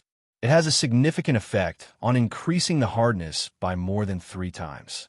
Moreover, vanadium can refine the grains of the steel and stabilize the structure. It is more suitable for forging and polishing. It is simply a heaven-sent material for making weapons and armor. Increase the hardness by more than 3 times? Wang Ji's eyes widened in surprise when he heard Li Zixuan's words. However, he quickly realized that something was wrong. He quickly swallowed his saliva and said, Gulp, what? Yamacho wants to use vanadium steel to make weapons and armor? This must not be done. If someone finds out, even His Majesty won't let you off. This old man thought that Li Zixuan had become arrogant and wanted to make weapons and armor to rebel. He was so scared that his soul almost flew out of his body. However, his first reaction was to persuade Li Zixuan to lay down the butcher's knife and not to expose him. This showed that he really cared about Li Zixuan. Li Zixuan knew that Wang Ji had misunderstood. He quickly said, What are you talking about, Mr. Wang? I do have the intention to make weapons and armor, but this is all under His Majesty's instructions. As for what His Majesty intends to use this batch of vanadium steel to make weapons and armor, I can't tell you in detail. Haha, don't worry, I haven't had enough of being Xiaoyao Marquis and Xiaoyao Yamacho yet. How could he be so stupid as to rebel? I am very satisfied with my current life. Wang Ji heard this and couldn't help but heave a sigh of relief. He wiped the sweat on his forehead and said, That's good. That's good. This old man was really scared out of his wits just now. Since it's His Majesty's orders, this old man naturally has no objections. Yamacho, after you give me the ratio formula, I will go and try to make vanadium steel. Okay, thank you, Mr. Wang. After Li Zixuan told Wang Ji the ratio of vanadium, carbon, and iron in the vanadium steel, he took away a can of concentrated sulfuric acid and left the steel mill. After leaving the steel mill, he came to the office building in the front yard of the workshop. There was a laboratory that belonged to Li Zixuan. Along the way, Li Zixuan turned down the good intentions of a few servants who wanted to help him carry the can of steel and arrived at his laboratory. After placing the can of sulfuric acid in the corner, Li Zixuan bent over the table and began to draw a blueprint. He was drawing the structure of the lead battery's shell. The negative plate, positive plate, and electrolyte were the main components of the lead battery's flow reaction. The anode plate was lead dioxide, and the cathode plate was lead. When the battery is discharged, the negative electrode plate reacts with the electrolyte to become lead sulfate and water, releasing electric energy. When the battery is charged, under the action of external electric energy, The lead sulfate and the acid in the water reacts to form lead fluff and sulfuric acid, storing electric energy. In this way, a complete charging and discharging cycle could be formed. Compared to the commonly used modern lithium batteries, although lead batteries had less energy, that is, the amount of electricity stored per unit of weight was less. The main reason was that lead batteries were generally larger in size and weight. Their electromotive force was more stable. Their operating voltage was stable. Their operating temperature and current range was wide. They could charge and discharge hundreds of cycles. Their storage performance was good, especially suitable for dry charge storage, and their cost was lower. Therefore, they were widely used in the electric vehicle industry. Of course, the most important thing was that with the current conditions of the Strange Pavilion workshop, it was already very difficult to produce lead batteries. As for the higher-grade lithium batteries, that would have to wait. In addition, lead and lead dioxide were the materials for the battery electrodes. These two materials already existed in this era. Lead was one of the earliest metals used by humans. In 3000 BC, humans already knew how to smelt lead from ore. The lead content in the Earth's crust was 0.0016%, and the main ore was galena. China also had a long history of using lead in ancient times. In ancient times, lead was one of the three main ingredients. Copper coins also contained a lot of lead, which was the largest amount of lead in ancient times. The more debased a currency was, the more lead it contained. For ancient necromancers, lead had another use, which was to refine elixirs. Lead and mercury were important components of elixirs. Of course, both of these things were poisonous. Therefore, since ancient times, none of the emperors who favored necromancers and consumed elixirs had lived long. With lead, sulfuric acid, and a good design of the shell structure, it was basically possible to make lead batteries. In his previous life, Li Zixuan had disassembled old lead batteries, so he was quite familiar with their internal structure. After about 15 minutes, Li Zixuan finished drawing the blueprint and walked out of the laboratory. "Faubert, get someone to follow this blueprint and use hard rubber to make a shell like this. I need it urgently." After arriving at Faubert's office, Li Zixuan passed the blueprint to Faubert and said, "Hard rubber was rubber with a high sulfur content.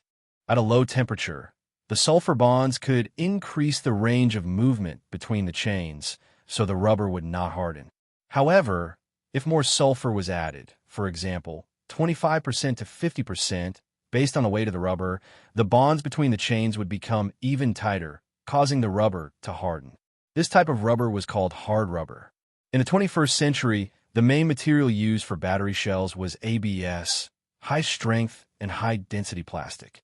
However, when batteries first became popular, there was no such plastic. At that time, they used hard rubber. The current Tang dynasty obviously did not have the conditions to produce ABS plastic, so Li Zixuan could only use hard rubber. For the current workshop, using hard rubber to make a battery shell was not difficult. It was all thanks to him sending people to Southeast Asia to look for rubber. Otherwise, many things could not be made now. Okay, this old man will arrange for someone to do it. The structure of the shell is not complicated.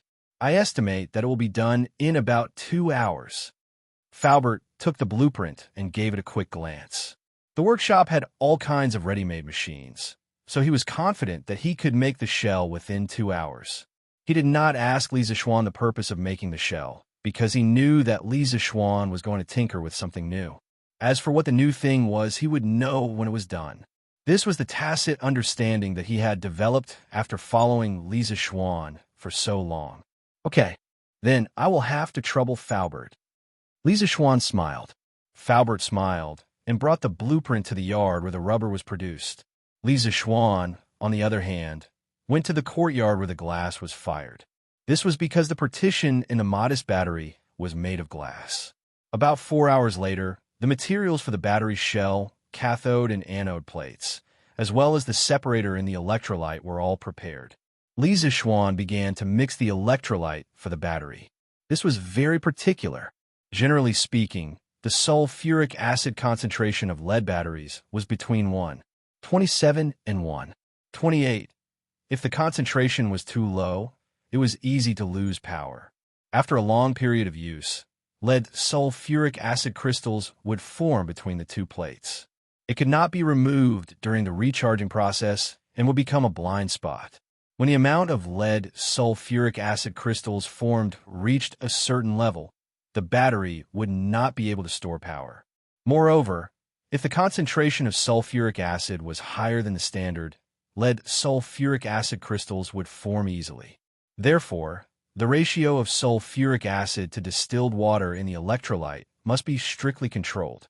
Just mixing the electrolyte took Li Zixuan more than half an hour. The next work was to assemble the prepared materials in the shell. This was not troublesome. The only thing to pay attention to was not to bring debris and dust into the electrolyte during the operation. Faubert stood aside and watched the entire process of making the lead battery. It was already dark, and the lights in the laboratory had been turned on by Faubert. At this time, Li Zixuan finally stood up, clapped his hands, and sighed in relief. Okay, the world's first lead battery is finally done. Chapter 14:21. Master, this thing is a battery? Do you want to try connecting a light bulb to it? In a laboratory in the workshop, when Faubert heard Li Zixuan say that the square thing in front of him was the first lead-acid battery in the world, he was shocked. Li Zixuan nodded and said, "Of course, we have to try it. Uncle Fu, can I trouble you to get someone to bring a low-powered light bulb and some wires?" When the lead-acid battery was first made, it did not need to be charged. It could be used directly because it was full of chemical energy. The so-called charging was to use the external electrical energy to regenerate the active material, lead sulfate, and store the electrical energy as chemical energy. Now that the battery was not discharging, there was no active material, lead sulfate, in the electrolyte. Naturally, there was no need to charge it. Okay, Master, wait a moment. Faubert smiled and left. After a while, Faubert brought Song Xiaoxi with a few light bulbs of different sizes and some copper wires. Li Zixuan removed the rubber on both ends of the wires. One end of the two wires was connected to the positive electrode of the battery, and the other end was connected to the positive and negative screw at the end of the light bulb.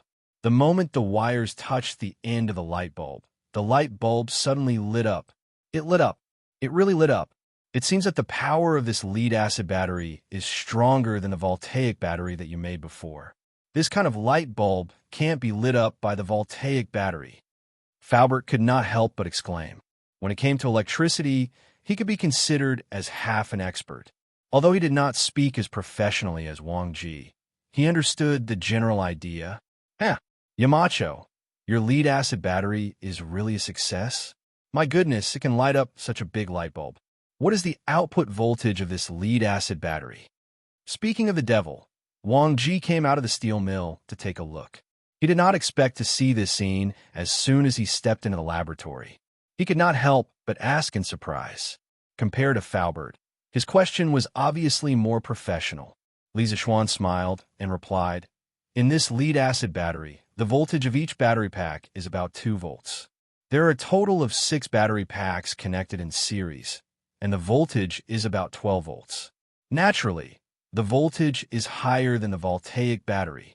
Moreover, the continuous discharge capacity of this lead-acid battery was much stronger than that of a voltaic battery. With just this small light bulb, it wouldn't be a problem to light it up for 24 hours. Moreover, after the battery is used up, it can be recharged. After recharging, it can be used again. 12 volts? Keep the lights on for 24 hours? Can it be recharged after the battery runs out?" Wang Ji was really shocked this time. He had used the voltaic batteries made by Li Zixuan before. Each voltaic battery only had about 1 volt of power, and it did not last long. If it was used to send and receive telegrams, it would run out of power in less than 4 hours.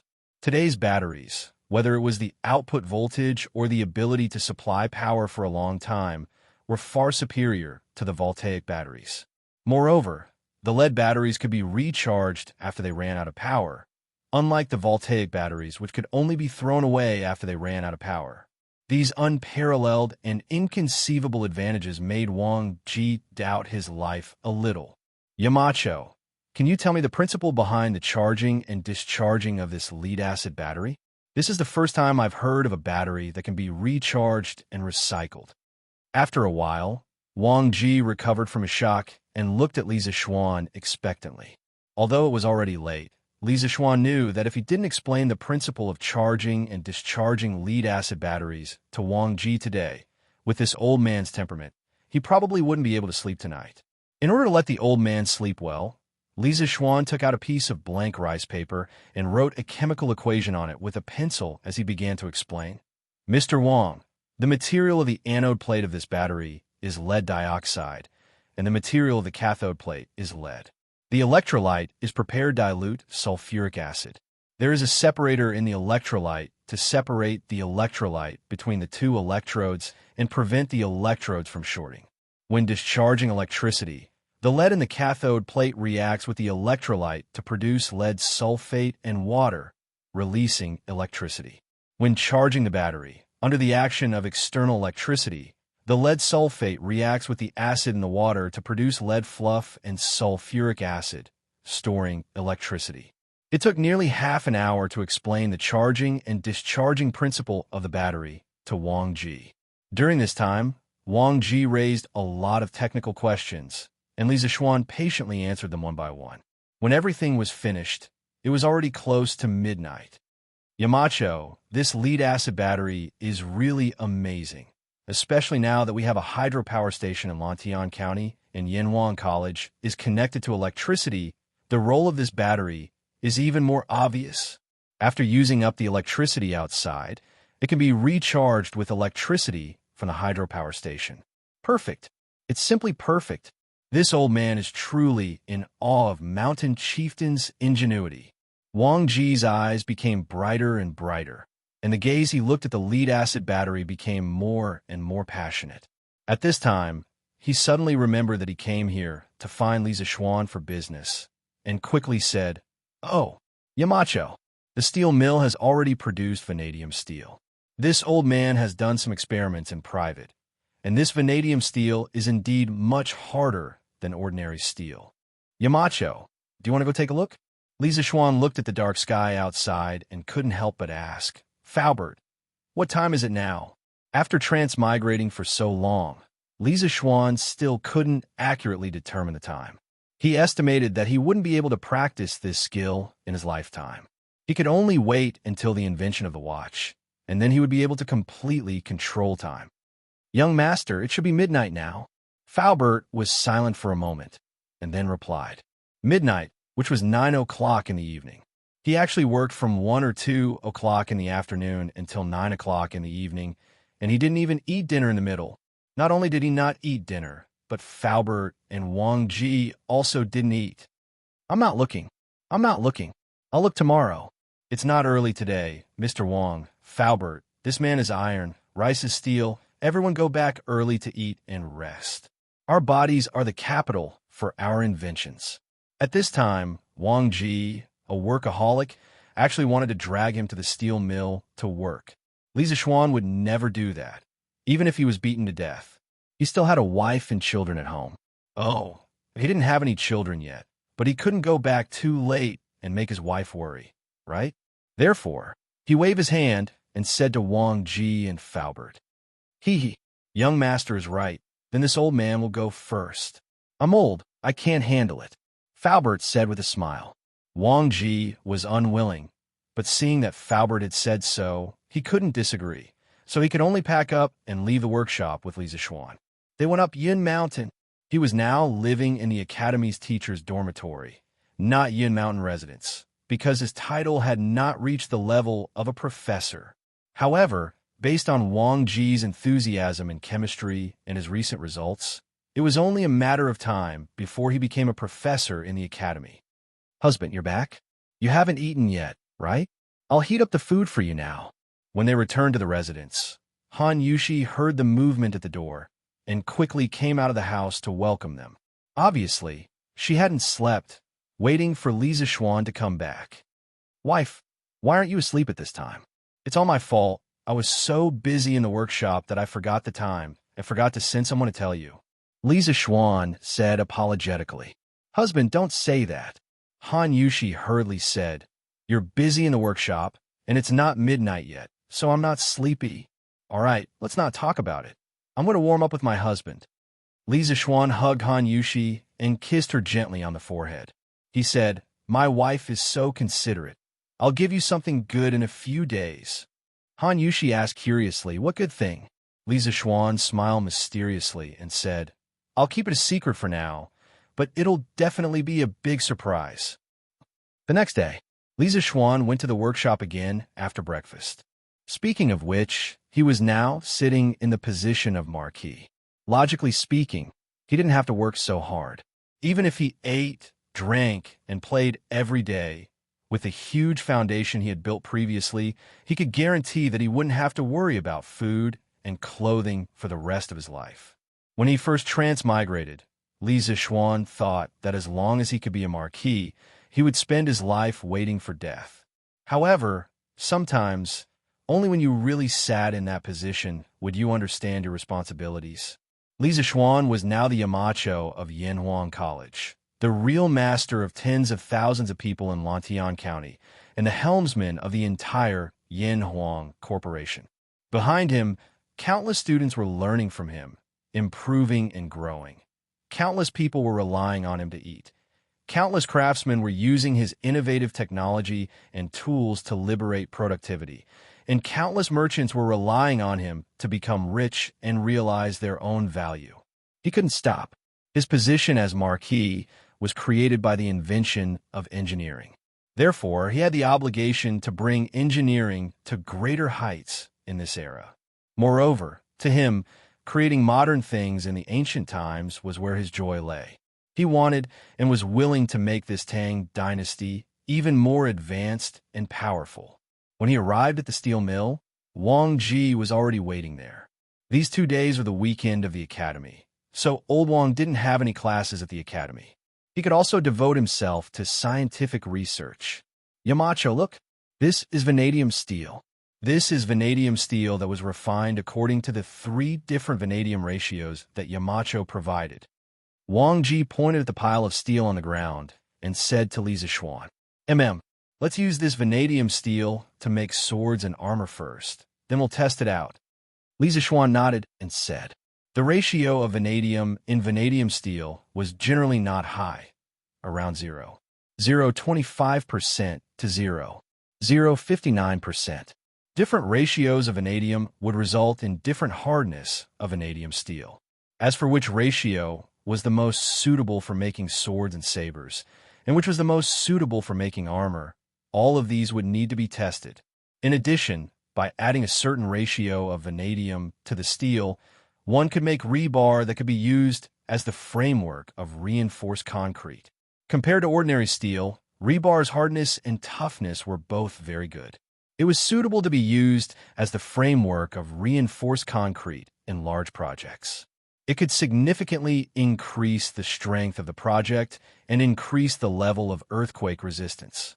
"All right, then, Yamacho, please wait a moment." Wang Ji nodded in response. There were all kinds of craftsmen in the workshop, and naturally, there was no lack of skilled blacksmiths. Wang Ji sent the vanadium steel to the blacksmith's workshop and instructed the blacksmiths to use the 3 different ratios of vanadium steel to make 3 sets of swords and armor. The blacksmith's workshop immediately began to bustle with activity. "Yamacho, do you think that the swords and sabers made of vanadium steel will be so sharp that they can cut through metal like mud? As for armor, will the armor made of vanadium steel be stronger than the armor used by Tang soldiers?" The temperature in the blacksmith's workshop was too high. Wang Ji was old and could not withstand the heat. After he finished instructing the craftsmen, he left the workshop to find Li Zishuan and asked. Li Zishuan smiled and nodded. "Although I wouldn't dare to say that they can cut through metal like mud. If ordinary iron swords and sabers were to meet vanadium steel swords and sabers, they would definitely suffer great damage. As for armor, I have even more confidence in it. Armor made of vanadium steel is definitely superior under the same conditions. Vanadium alloying could greatly increase the strength of carbon steel, especially under the conditions of quenching and tempering. The improvement in performance was even more obvious. In his previous life, a fortuitous event led to the use of vanadium in automobile steel. It was said that when Henry Ford I was watching a race, a French car was crashed. When he examined the wreckage of the car, he found that the damage of a crankshaft produced in Sweden was much smaller than expected. After testing, it was found that the steel contained vanadium. Therefore, Ford used vanadium alloyed steel to make the key parts of the Ford car to better resist the vibration and fatigue of the road. He once famously said, "If there was no vanadium, there would be no cars." Because a very small amount of vanadium could give the steel excellent performance. People at that time had a very vivid evaluation of the role of vanadium in steel. Vanadium was the vitamin in steel. Thus, when vanadium steel was used to make armor, although it was not absolutely invulnerable, it was definitely able to resist most cold weapons. This is amazing. Who would have thought that just adding a little vanadium to steel could greatly improve the performance of the steel? This is really incredible. Wang Ji muttered to himself. Mr. Wang, wait here. I'll go draw a blueprint. I'm planning to make something new. Li Zixuan knew that forging the swords and armor was not something that could be done in a short period of time. It would take at least half a day, so he said to Wang Ji. When Wang Ji heard this, his eyes lit up. Oh, Yamacho has a good idea again. I wonder what new thing you want to make this time.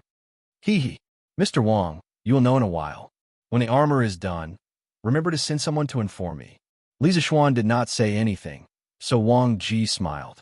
When Wang Ji saw this, he did not ask further. Li Zixuan returned to his office in the workshop and began to draw the blueprint. At noon, Song Xiaoxi brought him lunch. He finished it quickly and continued to draw the blueprint. There was a thick stack of blueprints on his desk. It was obvious that the thing he was going to make this time was not simple. Mountain Leader, the swords and armors are ready. Take a look. At around 5 in the afternoon, Wang Ji came to Li Zixuan's office with 2 manservants, carrying 3 pairs of swords and armors, and said excitedly, "Oh, how is the effect? Mr. Wang, have you tried it?" Li Zixuan put down his pen, stood up, and asked with a smile, I've tried it. This sword was just like what the Mountain Leader had said. It could easily cut through ordinary swords and sabers made of iron. It's really sharp. As for the armor, even arrows can't penetrate it. It's really tough. Wang Ji said ecstatically. Chapter 1422. Oh, let me try. In the workshop's office building, Li Zixuan received a sword made of vanadium steel. After examining it for a moment, he could not help but exclaim, "The blade is slender, and the blade is like autumn frost. It has a cold light, and it feels very good in my hand. Just based on its appearance, it is already better than 95% of the swords on the market. Not bad, not bad. The craftsman who forged this sword is very skilled. He should be rewarded." Li Zixuan nodded his head in satisfaction. At this moment, he took out a metal rod from the corner behind the door. This metal rod was purely made of iron. There was no charcoal in it, and it could not even be considered steel. In fact, although there was already steel-making technology in ancient times, it was only in some steel-making workshops under the control of the imperial court. Most of the ironware used by the common people in their daily lives was still pure iron, and there was very little steel. Li Zixuan picked up the vanadium steel sword and lightly waved it. Without using any internal force, he casually slashed at the metal rod. With a kung sound, a 3mm deep sword mark was left on the metal rod. This was already quite impressive. After all, he had just waved it casually. If he had used his full strength, or even his internal force, he was confident that he could have used this vanadium steel sword to slash the metal rod in his hand. Although this degree of sharpness was not as good as his wind-chasing sword, it had already far surpassed the weapons of this era.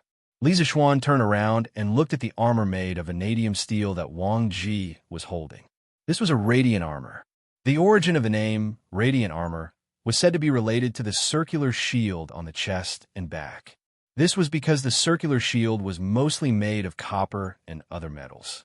It was polished to the point that it looked like a mirror. When wearing the radiant armor on the battlefield, due to the sun's rays, it would emit a dazzling radiant light, hence the name. The radiant armor had an extremely long history. It was already in existence during the Three Kingdoms period. During the Sui and Tang dynasties, The most commonly used armor was the radiant armor and the dual crotch armor. The dual crotch armor was usually made of small scales. The length of the dual crotch armor extended to the abdomen, replacing the leather armor skirt of the Sui dynasty. The lower part of the armor was shaped like a crescent moon or lotus leaf. It was used to protect the lower abdomen. These improvements greatly increased the defense below the waist. Other than these two types of armor, the Tang dynasty also developed many new types of armor. According to the 6 classics of the Tang dynasty, there were 12 other types of armor, such as light, fine scale, mountain inscriptions, bird hammer, white cloth, soap, clothback, infantry, leather, wooden, chain, and so on. Among them, light essences, lock, mountain inscriptions, bird hammer, and fine scale armor were iron armors. The latter 3 were named after the style of the armors. Leather armor, wood armor, white cloth, soap cloth, and clothback were named after the materials used to make them. The design of this Mingguang armor is very good. Could the craftsman who made it have worked in the works supervisor or the Ministry of Work before? Li Zishuan asked softly as he touched the smooth surface of the armor. Wang Ji smiled and replied, "Yamacho has a good eye. The name of the blacksmith who made this armor is Zhang Hongsheng. His father is Zhang Kajiu, who used to be a famous blacksmith in the General Works Bureau.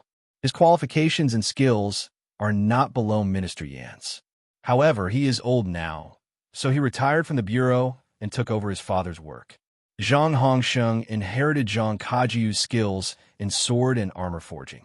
Although he only inherited 50 to 60% of it, he is the most skilled blacksmith in the workshop."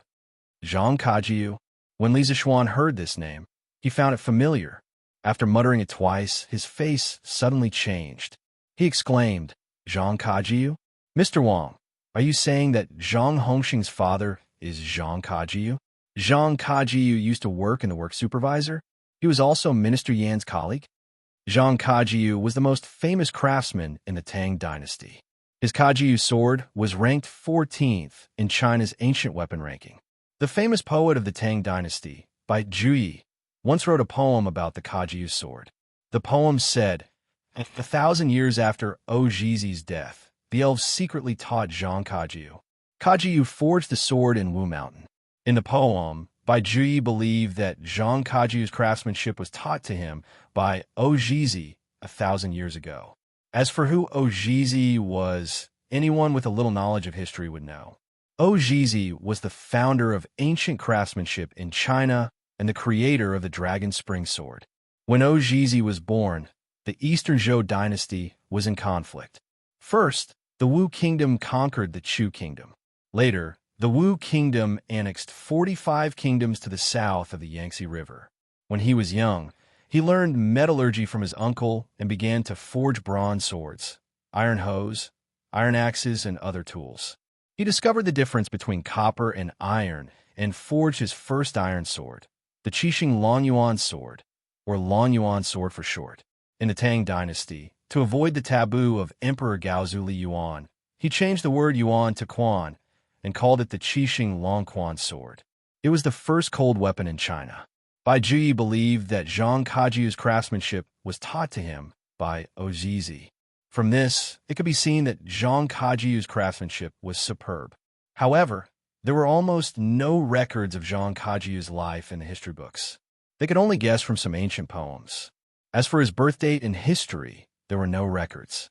Li Zishuan didn't expect to hear about Zhang Kajiu in the early years of the Tang dynasty. Moreover, this old man was once a work supervisor. How could not be shocked? Yamacho also knows Zhang Kajiu. Ha! Zhang Kajiu is famous for his craftsmanship, so it's normal for Marquis to know him. This person did indeed serve as a works supervisor for a period of time. When the current emperor was still the king of Qin, he loved swords. When he heard that Zhang Kajiu's craftsmanship was superb, he sent someone to invite Zhang Kajiu to make a sword. However, Zhang Kajiu was arrogant and refused the emperor's request. However, the emperor was magnanimous and didn't get angry. Instead, he personally visited Zhang Kajiu. After 3 visits, Zhang Kajiu finally agreed to leave the mountain and become a work supervisor. The emperor's current sword was made by Zhang Kajiu. Wang Ji explained with a smile. Li Zixuan nodded in realization.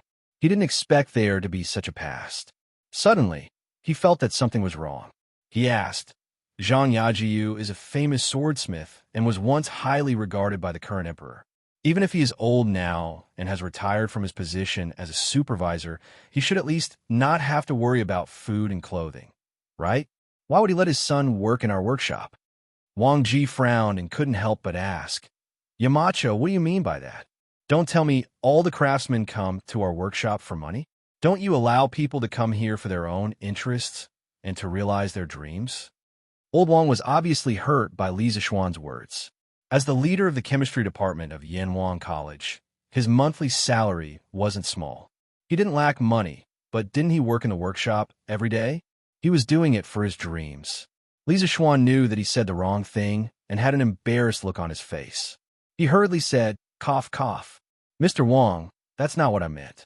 I meant that since Zhang Hongxing's father was a work supervisor, why didn't he recommend Zhang Hongxiang to be a work supervisor? Why did he allow his son to work in our workshop? Hearing this, Old Wang relaxed and said, Yamacho, you'll have to ask Manager Fu. Zhang Hongxiang was recruited by Manager Fu. I don't know the details. Haha. Zhang Hongxiang was personally invited by this old man. At that time, I told him that we have countless good materials for forging swords in our workshop. As long as he came, all the materials would be given to him. Zhang Hongxiang is like his father and loves forging swords. When he heard this old man's condition, he readily agreed. At this moment, Faubert came in from outside and said as he walked. Obviously, he had been eavesdropping outside the room for a while. Li Zixuan heard this and suddenly felt a little funny. He said, Faubert only used some materials to recruit a master craftsman for the workshop. Amazing. Amazing. These words were sincere. Li Zixuan, who came from an engineering background, valued skills and talents the most. As long as you had skills, money wasn't a problem, and materials were even less of a problem. If all the technical talents in this world could be recruited with some materials like Zhang Hongxiang, Li Zixuan didn't want to talk too much. He wanted to recruit 3,000 people first. Faubert laughed bitterly and said helplessly, Young master, you don't know how much materials Zhang Hongxing used. Every time the workshop got good materials for forging swords, he would fight for them. If I didn't give them to him, I would break my promise. If I gave them to him, it would affect the task that you gave me. Just now, he ran over to me and asked if there was a new type of steel called vanadium steel in the workshop. He wanted me to give him 200 caddies first because he wanted to practice swords. I know that the vanadium steel was refined using the vanadium or that you obtained with great difficulty. How could I be willing to give it to him? So he started to make a fuss at my place, saying that I didn't keep my promise. This old man had no choice but to seek help from young master. Li Zixuan couldn't help but laugh and said, Ha ha, give it to him. Give him 200 caddies. Doesn't this Zhang Hongxiang like forging weapons? I happen to have a new set of armor here, and I need his help to forge it. Song Xiaoxi, go to Faubert's place and invite Zhang Hongxiang over. Yes, young master. Song Xiaoxi responded and quickly ran out. After a while, under Song Xiaoxi's lead, a man in his late 20s, shirtless, walked in from outside. Zhang Hongxiang pays his respects to Marquis. After entering the office, Song Xiaoxi tugged at Zhang Hongxing's sleeve and then secretly pointed at Li Zixuan. Zhang Hongxiang then saluted Li Zixuan. No need to be so polite. Li Zixuan smiled and went forward to help Zhang Hongxing up. He then asked, I heard that you wanted 200 caddies of vanadium steel from Faubert. Zhang Hongxing's heart tightened. At this moment, he saw that Faubert was still standing in the room. In an instant, he figured out what was going on and thought that Faubert was complaining about him. Therefore, he said angrily, Marquis, when I first entered this workshop, Manager Fu promised me that as long as I wanted rare materials for swords, he would try his best to satisfy me. I've only been in the workshop for 3 months. Does Marquis want Manager Fu to go back on his word? Looking at this guy's stiff neck and glaring eyes, looking as if he was looking for a fight, Faubert quickly frowned and reprimanded him. Zhang Hongxiang, don't be rude in front of Marquis. Besides, no one wants to go back on their word. Ha! Faubert, it's okay. It's okay. Li Zixuan waved his hand and wasn't angry at all. Since ancient times, people with great skills tended to have bad tempers. Li Zixuan was very patient with such people. When Zhang Hongsheng heard the second half of Faubert's words, he was stunned, not going back on his word. That was to say, Li Zixuan called him over to give him vanadium steel. Thinking of this, Zhang Hongsheng immediately changed his expression and cupped his hands to Li Zixuan. Marquis, please forgive me. I was anxious and offended, Marquis. I hope that Marquis will forgive me. Li Zixuan smiled and said, it's okay. The 200 caddies of vanadium steel you asked for from Manager Fu was approved by this Marquis. You can go to the steel mill to get it later. Thank you, Marquis. Zhang Hongsheng was overjoyed and quickly cupped his hands. At the same time, he thought that this young Marquis was quite easy to talk to. 2 months ago, after Zhang Hongsheng was seduced by Faubert to the workshop, he had been immersed in the blacksmith workshop studying the art of sword forging. Usually, he didn't see Li Zixuan. Even if he did, no one introduced him to him, and he didn't know him. Today was his first meeting with Li Zixuan. In the morning, Wang Ji gave him a new batch of steel and asked him to forge 3 swords and 3 sets of armor. At that time, he didn't think much of it and thought that there was no need to use a sledgehammer to kill a chicken, so he planned to let his disciple forge it. But inadvertently, he found that the quality of the steel was very hard. It was something he had never seen before in his life. Thus, out of curiosity, he personally forged the swords and armor in Li Zixuan's office. Of course, he was quite satisfied with the sharpness of the swords that were finally forged. When Wang Ji went to his place in the afternoon to pick up the goods, he couldn't help but ask Wang Ji what kind of steel it was. After knowing that it was vanadium steel, he eagerly ran to Faubert to ask for the materials. That was why such a farce happened. This Marquis has long heard of your father's name. I heard that you, Hongsheng, have inherited your father's skills in sword forging. This Marquis has a sword here. How about you help me take a look? When Li Zixuan saw Zhang Hongsheng's happy face, he thought that this technical talent wasn't that difficult to deal with. In order to pursue the victory, he took off the long sword at his waist and said to Zhang Hongsheng. Zhang Hongsheng didn't think much of it. He thought to himself, what kind of good sword can a wealthy Marquis have? But in order to obtain the vanadium steel as soon as possible, he still cooperated. Understood. May Marquis lend me the sword to take a look. Here you go. Li Zixuan's lips curled into a mischievous smile. Together with the scabbard, he lightly tossed it to Zhang Hongsheng. When Zhang Hongsheng saw how casually Li Zixuan tossed it, he guessed that the sword was very light. Thus, he also casually used one hand to catch the sword. In the end, tragedy befell him in the blink of an eye.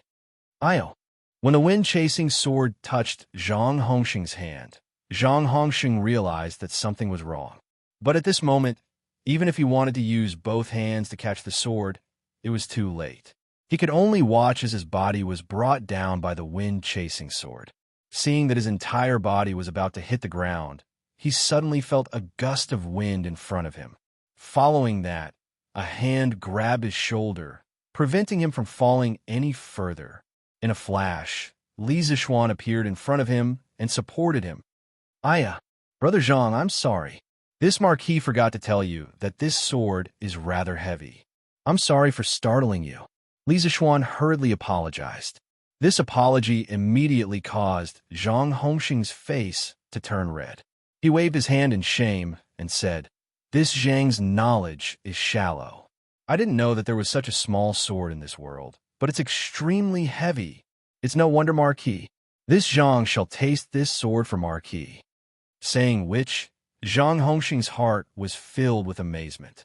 He thought to himself, what kind of strange sword is this? Just based on its size and shape, it doesn't seem any different from an ordinary sword. But why is it so heavy? At the very least, this sword is 3 to 4 times heavier than an ordinary sword. It was precisely because of this that he was caught off guard and almost fell to the ground because of this sword. In the end, he couldn't suppress the curiosity in his heart. Zhang Hongsheng stood up straight and slowly pulled out the wind-chasing sword from the scabbard. Instantly, he was stunned. Chapter 1423. The sword is 3 feet long, and its body is as smooth as a mirror. The blade is as thin as a cicada's wing, and there is a cold light in the middle that seems to be constantly flowing. This sword can break the clouds and destroy the earth. What a good sword! It is truly a good sword. But the weight of this sword is actually more than 40 pounds. How? How is this possible? No. Marquis, this sword is definitely not made of ordinary metal. Could it be? Could it be made of Xian metal? In Li Zixuan's office in the workshop of the strange interest pavilion, Zhang Hongsheng tightly gripped Li Zixuan's wind-chasing sword as if he was admiring a peerless beauty. He greedily poured his gaze onto the mirror-like smooth and cold blade. The more he looked, the more excited he became.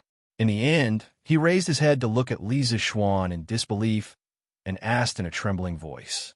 The sharpness of this sword had already surpassed the 9-crow sword that his father had spent his entire life forging. How could he not be shocked? But the moment he looked up, a strand of hair in front of him accidentally fell on the blade. Everyone saw that the strand of hair was easily cut off the moment it touched the blade. Then, the strand of hair gently fell to the ground. Cutting off a strand of hair. How terrifying! This was truly cutting off a strand of hair. Faubert, Wang Ji, Zhang Hongsheng, Song Xiaoxi, and the rest could not help but gasp. This kind of sharp divine weapon that only existed in ancient legends was actually seen by them today.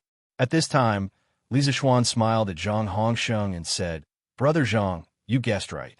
This sword is indeed not made of ordinary metal. It is made of Xian metal." Gulp.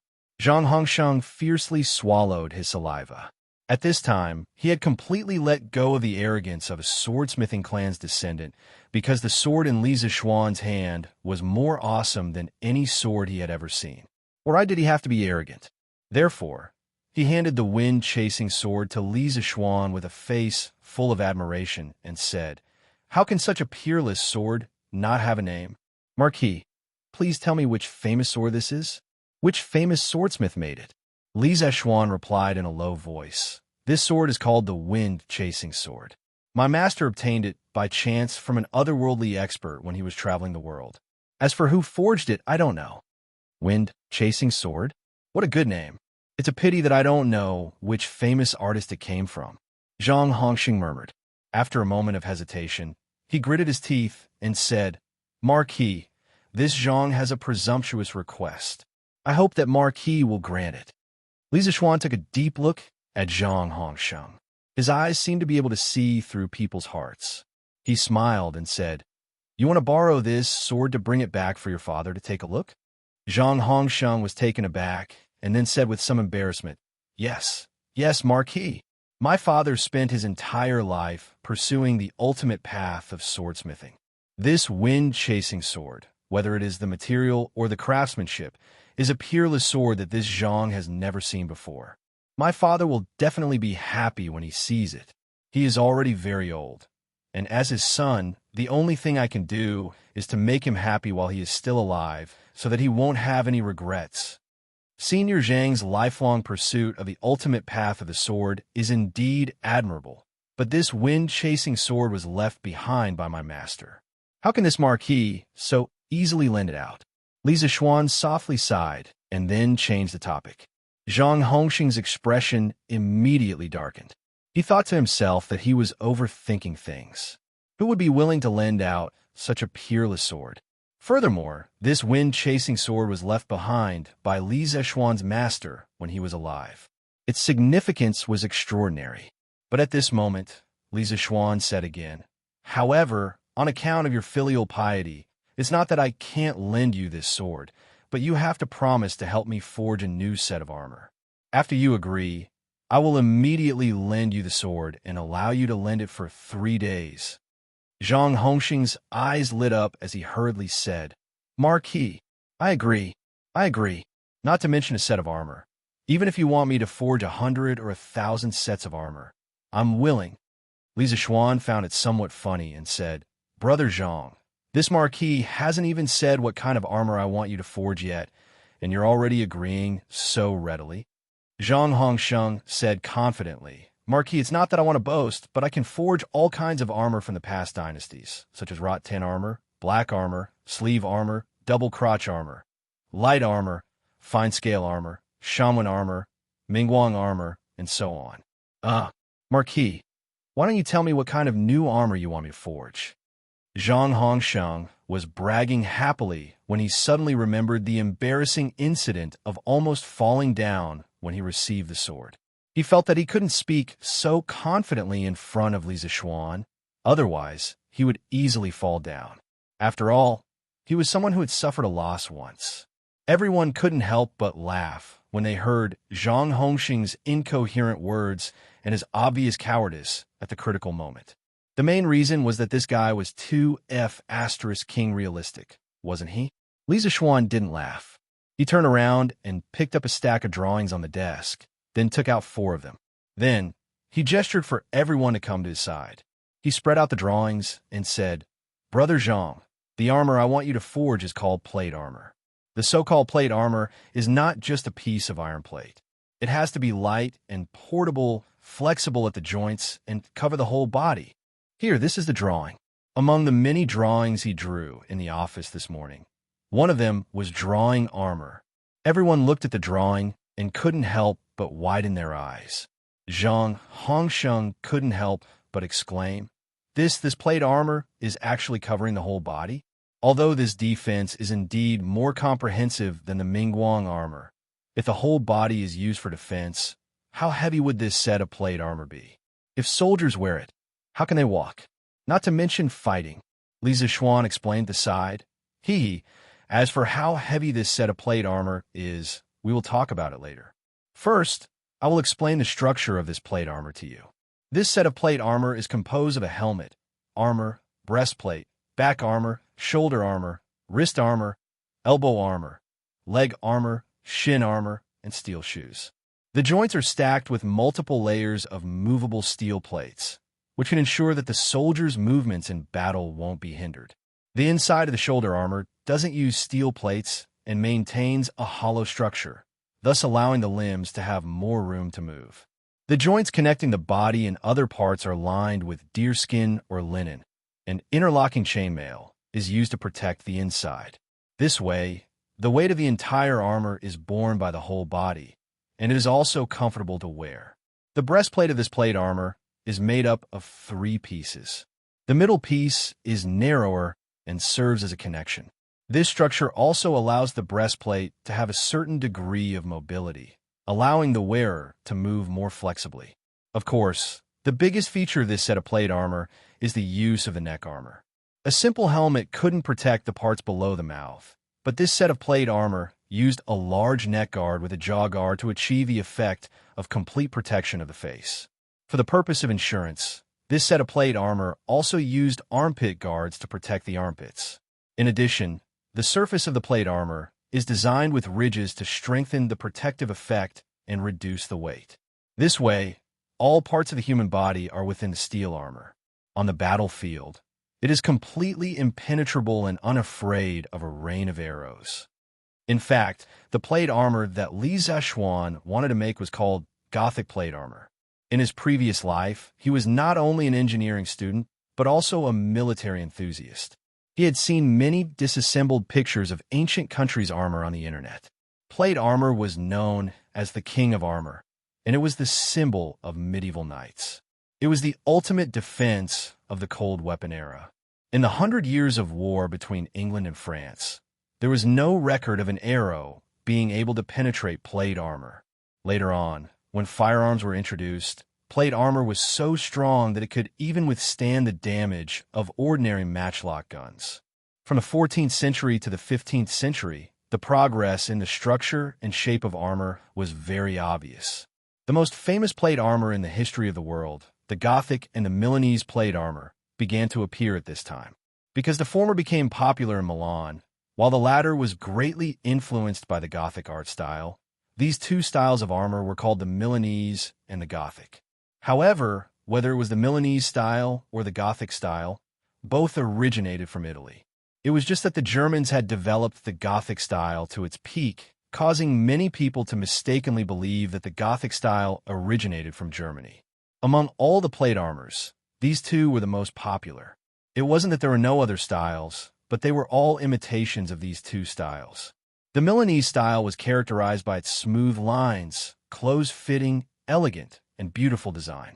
The Gothic style was simple, full of functional beauty, with many edges and corners, and good movement. Wonderful work of art. It is indeed wonderful work of art. With these designs, it is indeed possible to protect the whole body without affecting the movement of the body's joints.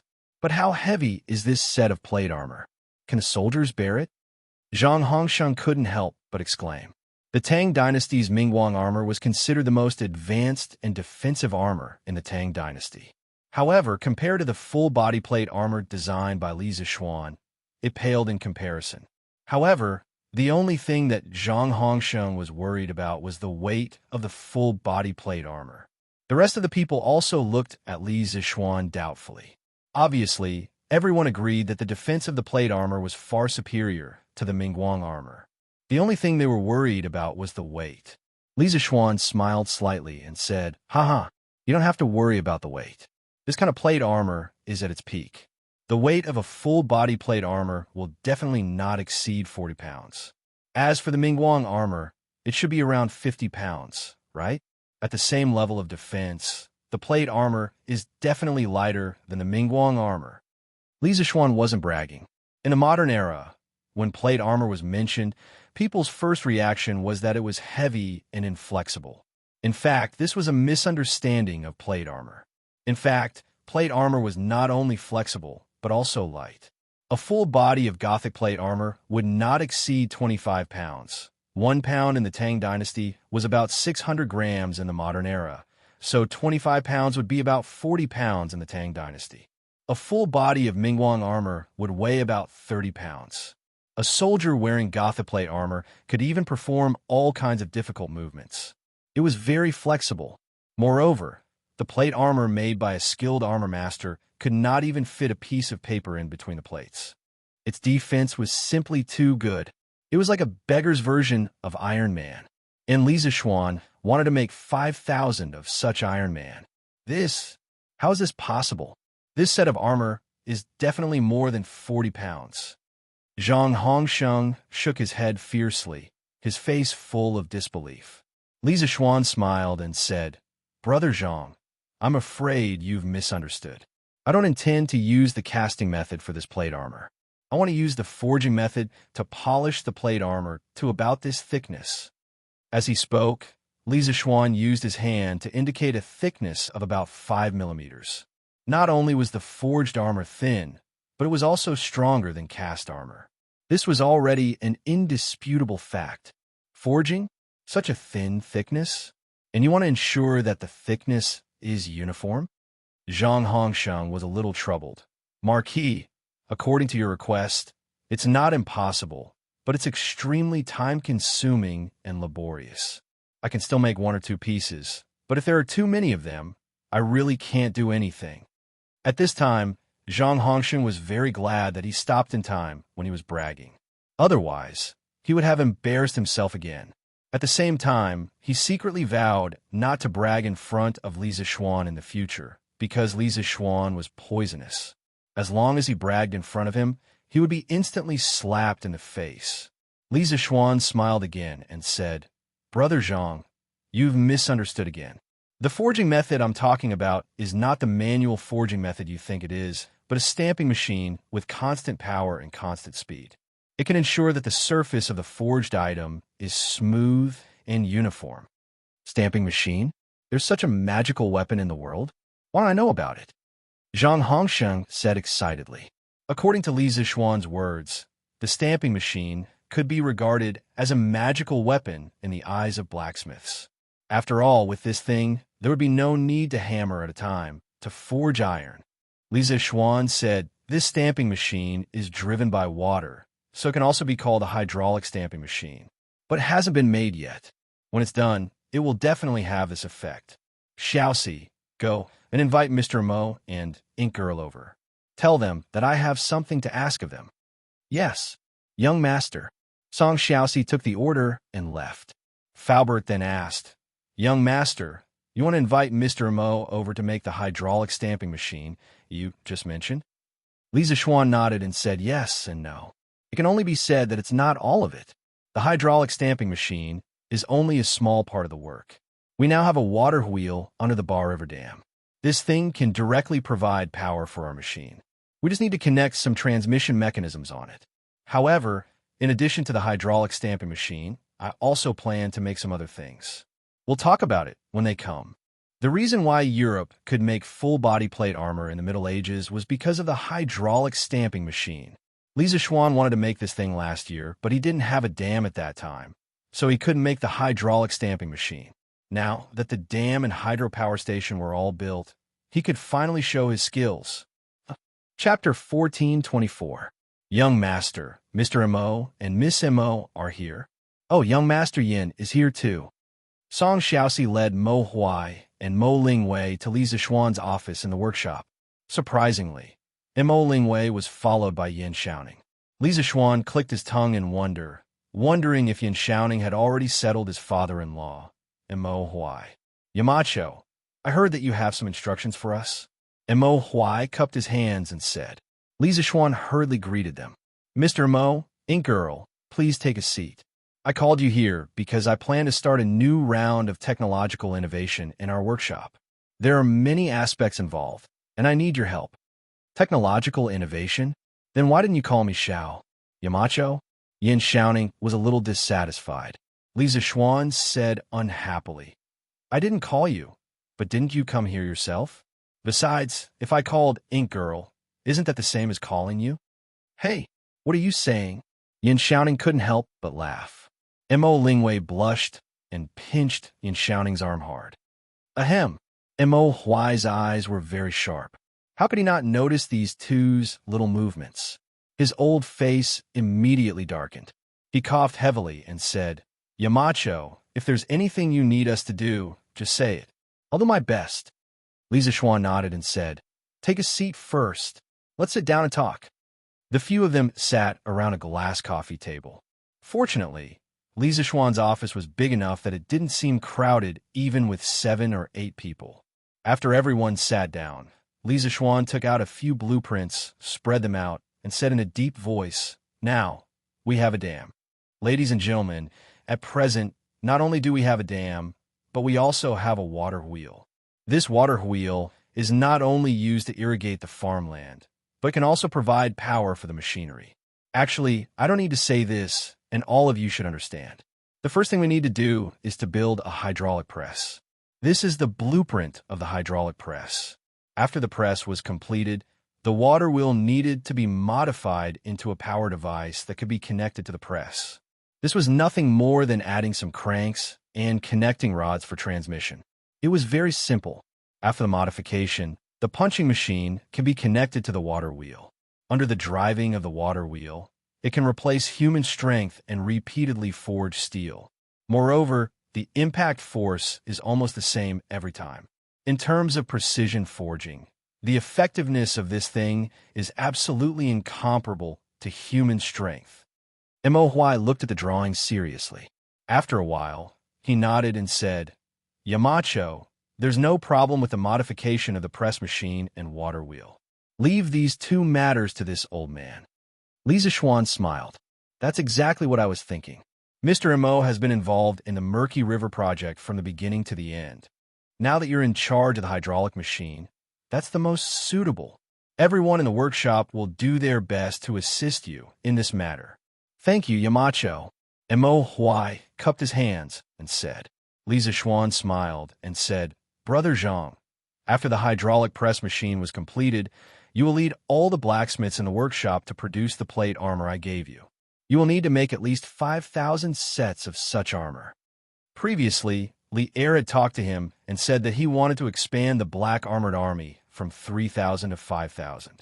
After the expansion, the Black Armored Army would need to upgrade their military equipment. These equipment would all be supplied by the Strange Taste Pavilion Workshop and must be made of vanadium steel. 5,000 sets. Marquis, did I hear wrongly? Zhang Hongxing's body trembled, and he almost fell off his chair. He opened his mouth wide in shock. The rest of the people in the office also looked at Li Zixuan in shock. Obviously, everyone was shocked by the news that Li Zixuan wanted to make 5,000 sets of armor.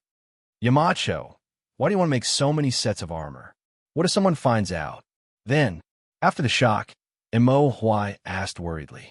Making military equipment without authorization was a capital offense. Li Zixuan said indifferently, Mr. Imo, don't panic. This is a task given by His Majesty. It's not against the law. Hearing this, Imo Huai felt a little relieved. Li Zixuan looked at Zhang Hongsheng and said, Brother Zhang, these 5,000 sets of armor are not for you to make alone. You only need to teach the other blacksmiths how to make them. Zhang Hongsheng quickly waved his hand and said, Marquis, that's not what I meant. I'm just worried that 5,000 sets of armor will require an astonishing amount of steel. I'm afraid that the workshop won't be able to bear it, especially vanadium steel. This material is so rare. Wouldn't it be a waste to use it to make armor? Li Zixuan couldn't help but laugh. You don't have to worry about this. I have iron mines, coal mines, and vanadium mines now. Besides, the Zhangsun family's iron mines can also support our workshop. Even if you make another 5,000 sets of armor, I can still bear it. The Turks in the north were a real threat to the Tang Empire. Li Zixuan could be considered a big family in the Tang Empire, and his family was living a happy life. He was determined not to allow the Turks to destroy his beautiful life. As long as he could get rid of the Turks, what was a little bit of steel? Li Zixuan's strategy was undoubtedly very wise. On the vast grassland, the use of infantry was very limited.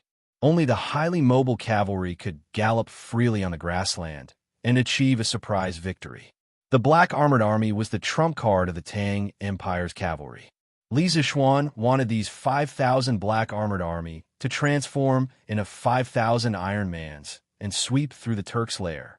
At that time, the revamped Black Armored Army would give the world a surprise.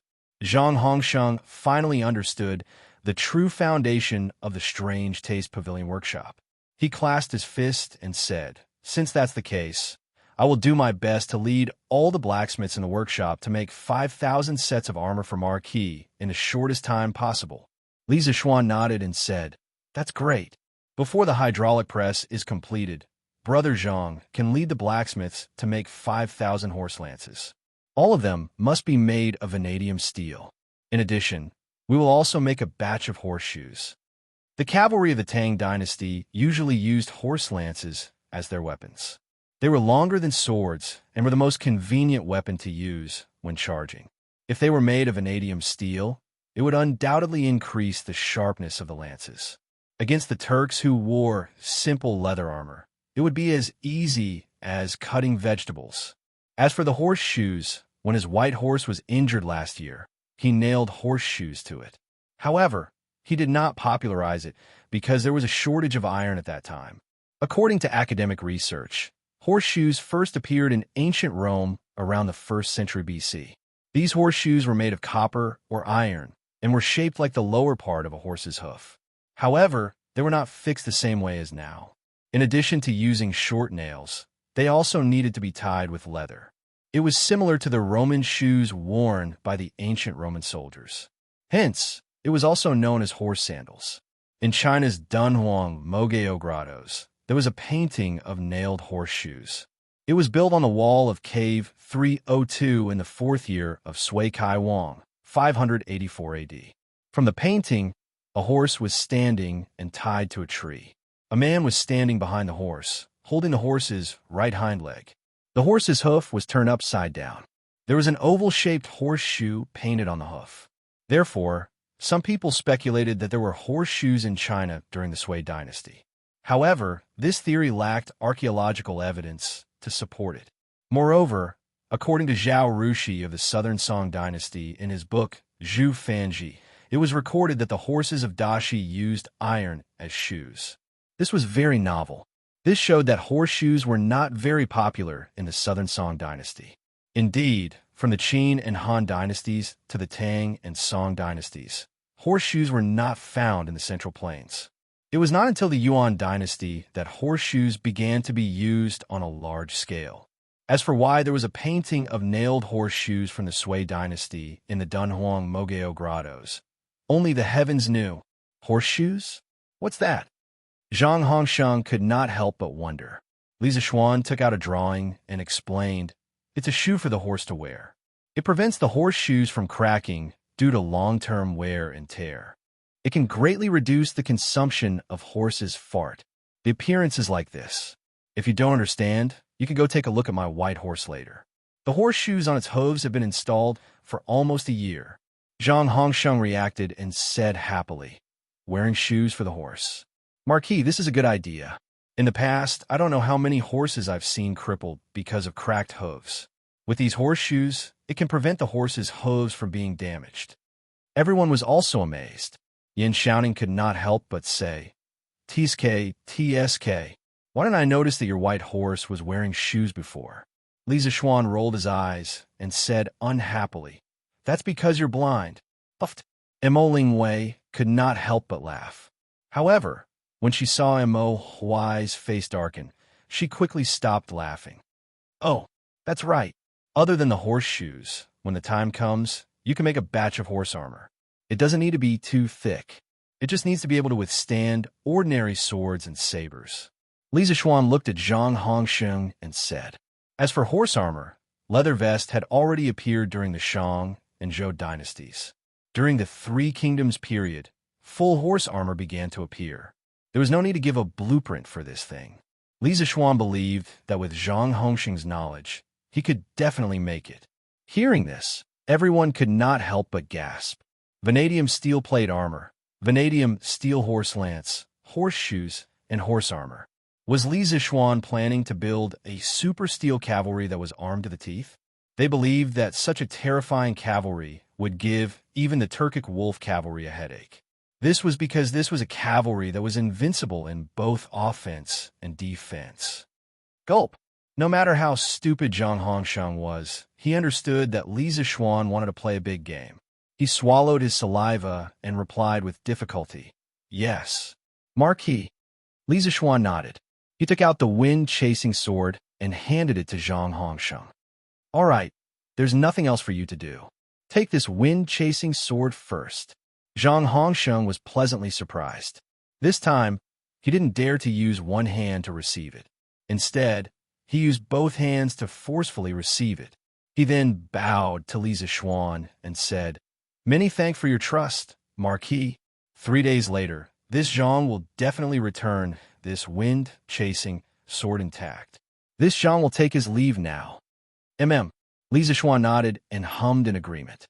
He was not worried that Zhang Hongsheng would run away with the sword.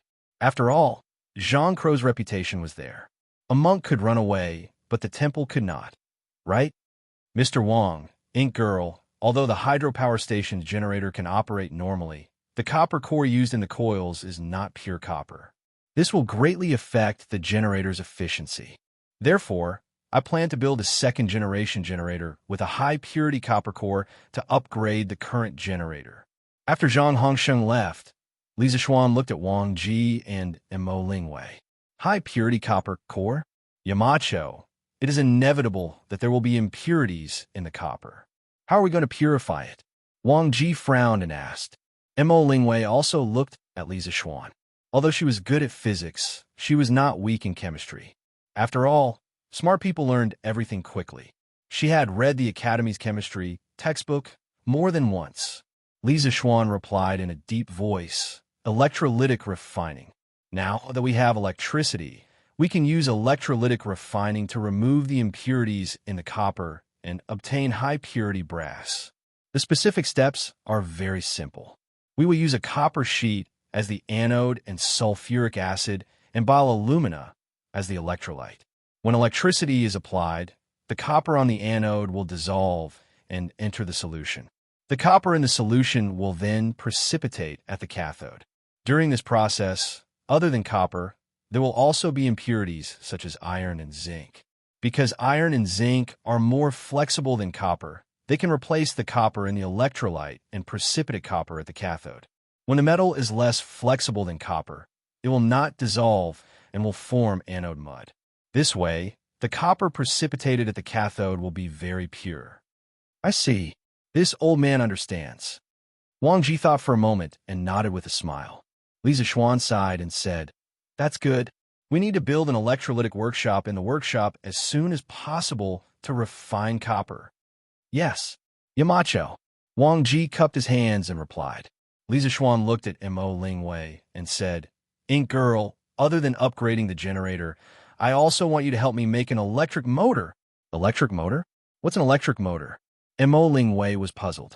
Li Zixuan took out a thick stack of drawings and said, The generator uses the principle of magnetism to generate electricity, and the electric motor uses the principle of electromagnetism. The general process is that the coil will generate a rotating magnetic field and act on the rotor to form a magneto-electric force rotation torque. Thus, the rotor will constantly rotate. The details are very clear in these drawings. Ink Girl, if you have any questions, you can ask me at any time. Mo Lingwei said happily. Okay, Yamacho. Hey, Yamacho, Wei-er is just a girl. Do you have the heart to let her do so many things by herself? Yin Xiaoning could not help but ridicule. Mo Lingwei glared at Yin Xiaoning and said, Humph, I'm willing to do this. You can't blame Yamacho. Li Zixuan could not help but laugh and said, Ha ha, Xiaoning, if you can't bear it, you can help Ink Girl more. You two are colleagues now, so you should help each other. After saying that, he looked at Mo Huai quietly. The latter's face was tense, and no one could tell whether he was happy or angry. Li Zixuan could not help but mutter in his heart, Has Yin Xiaoning settled Mo Huai or not? Chapter 1425. After the tasks were assigned, everyone began to get busy. According to Mo Huai's estimation, the modification of the water wheel and the manufacturing and installation of the hydraulic stamping machine could be completed in 3 to 5 days. By then, they could begin to forge the plate armor. Moreover, with the hydraulic stamping machine, the overall forging level of the workshop would rise to a new level.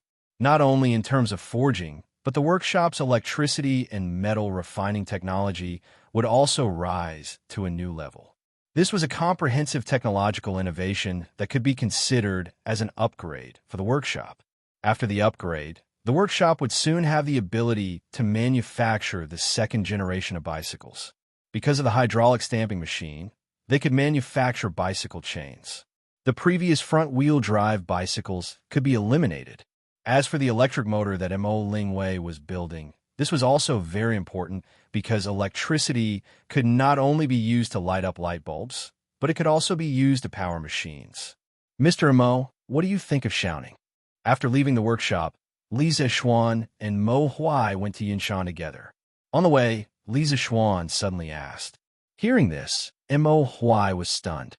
After a while, he frowned and said, Why did Yamacho suddenly mention young Master Yin? I'm just asking casually. If Mr. Mo doesn't mind, you can say whatever you want. Li Zixuan laughed dryly and hurriedly said. He was trying to help his good brother sound out the situation. Mo Huai was silent for a moment and replied, Although young Master Yin is the son of a minister, he's not like those hedonistic sons who spend all their time fooling around in brothels. Instead, he's willing to study and is ambitious.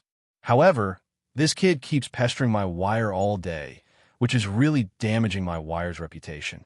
If it weren't for Yamacho's face, I would have broken his legs a long time ago. At the end of his sentence, Mo Huai's originally amiable face suddenly changed into an angry expression. Li Zixuan laughed in his heart. What do you mean by for my face? You're probably doing it for your daughter's face, right? If you break Yin Xiaoning's legs, let's see if Mo Lingwei won't make a fuss with you. Li Zixuan wanted to say, You don't have to give me face, go ahead and do it. But he was worried that this would embarrass Mo Huai, so he coughed lightly and laughed. Ink Girl and Xiaoning are doing academic research. Mr. Mo, you really shouldn't care about those secular views. You should support them. Support? When Mo Huai heard this, he was so angry that he almost stomped his feet. He grunted and said, This old man can't possibly support them to mingle together like this without any status. Even though the Mahis clan doesn't have many complicated formalities like the Confucian clan, this old man has no choice but to attach importance to a woman's reputation. When Yamacho has a daughter, he'll understand my current state of mind. It was impossible for him to support them fooling around like this without a proper title. Did that mean to say they could be together with their reputation? It seemed that Mo Huai didn't object to Mo Lingwei and Yin Xiaoning being together. What he objected to was that Yin Xiaoning was so close to Mo Lingwei without establishing a status with Mo Lingwei. He was hinting at Li Zishuan in a roundabout way. Li Zishuan thought that there was hope. He chuckled and said, "I roughly understand Mr. Mo's meaning. I'll immediately look for Xiaoning later and convey Mr. Mo's meaning to him, so that he won't pester Ink Girl without any status in the future." Mo Huai nodded. After a moment of silence, he let out a heavy sigh and said, "Wei Er's mother passed away early, so I've naturally spoiled Wei Er too much all these years. That's why she has such an unruly character. I don't hope that she can marry into a noble family and live a life of wealth. I only hope that she can find someone she truly loves. Even if she's poor, as long as she can be happy, and safe." Li Zishuan turned his head to look at Mo Huai. His turbid eyes were filled with the vicissitudes of life and reluctance. His heart was slightly moved. The pitiful hearts of parents in the world. Mo Huai must have realized by now that the pearl in his palm was about to marry someone else, right? This made Li Zishuan feel conflicted. If he had a daughter with Han Yushi in the future, wouldn't he have to experience what Mo Huai was going through now? The people are starting to plant rice. At this moment, Li Zishuan noticed that there were people barefoot in the fields with their pants rolled up and planting rice in the paddy fields. He couldn't help but recall his childhood in his previous life. At that time, he had also helped his parents plant rice in the fields. Most of the areas in Chong and were plains. It was a warm, temperate zone with a humid continental monsoon climate. The 4 seasons were distinct, and there was wheat and rice planted every year. This was very similar to Li Zishuan's hometown in his previous life. It was the middle of May, and it was the season to plant rice. That's right. Now that all the canals in Lantian County have water, the people have to take this opportunity to plant the rice seedlings. Otherwise, if they miss this opportunity, they won't be able to harvest anything during the autumn harvest. Mo Huai also turned his gaze to the fields by the roadside and said with a smile. Li Zishuan stopped in his tracks. He suddenly had the urge to go into the fields. He immediately took off his shoes and socks. "Lu Feng, help me watch. I'll go down and help the old man plant the rice seedlings." With that, he had already taken off his shoes and socks, rolled up his pants, and was about to go into the fields. Mo Huai and the guards behind Li Zishuan, such as Lu Feng and Lu Yun, couldn't help but be stunned. The old farmer in the fields even widened his eyes, thinking that he had seen wrongly the Marquis of Yong and actually wanted to go into the fields to help him plant rice seedlings. Am I dreaming? "Oh, Marquis, you can't do that. You absolutely can't do that. You have a precious body. How can you go into the fields? This field is full of mud, so don't dirty your feet." The old farmer rubbed his eyes and pinched his thigh. After confirming that he hadn't seen wrongly and that he wasn't dreaming, he hurriedly threw away the large bunch of seedlings in his hands. His body trembled as he walked quickly toward Li Zishuan. "You're 4th Master Zhang, right? You must be careful, don't fall. I just suddenly wanted to plant rice seedlings in the fields.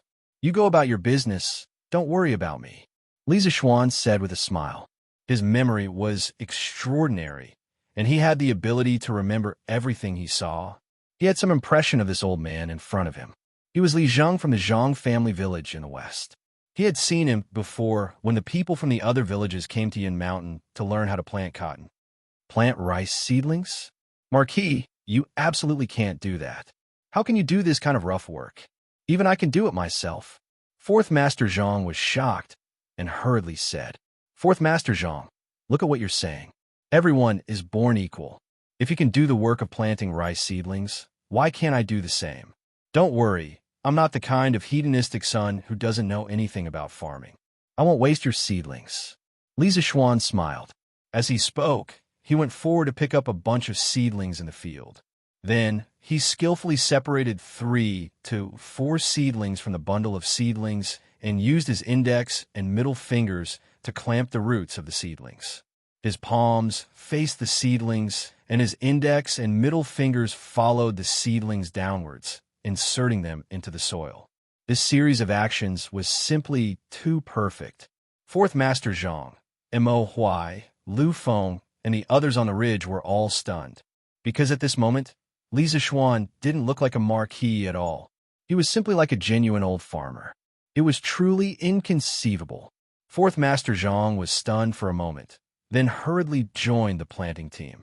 Li Zishuan's initial speed wasn't fast. After all, he hadn't planted rice in the field for many years. But once he got the hang of it, coupled with his super agile reaction speed, his planting speed couldn't be faster.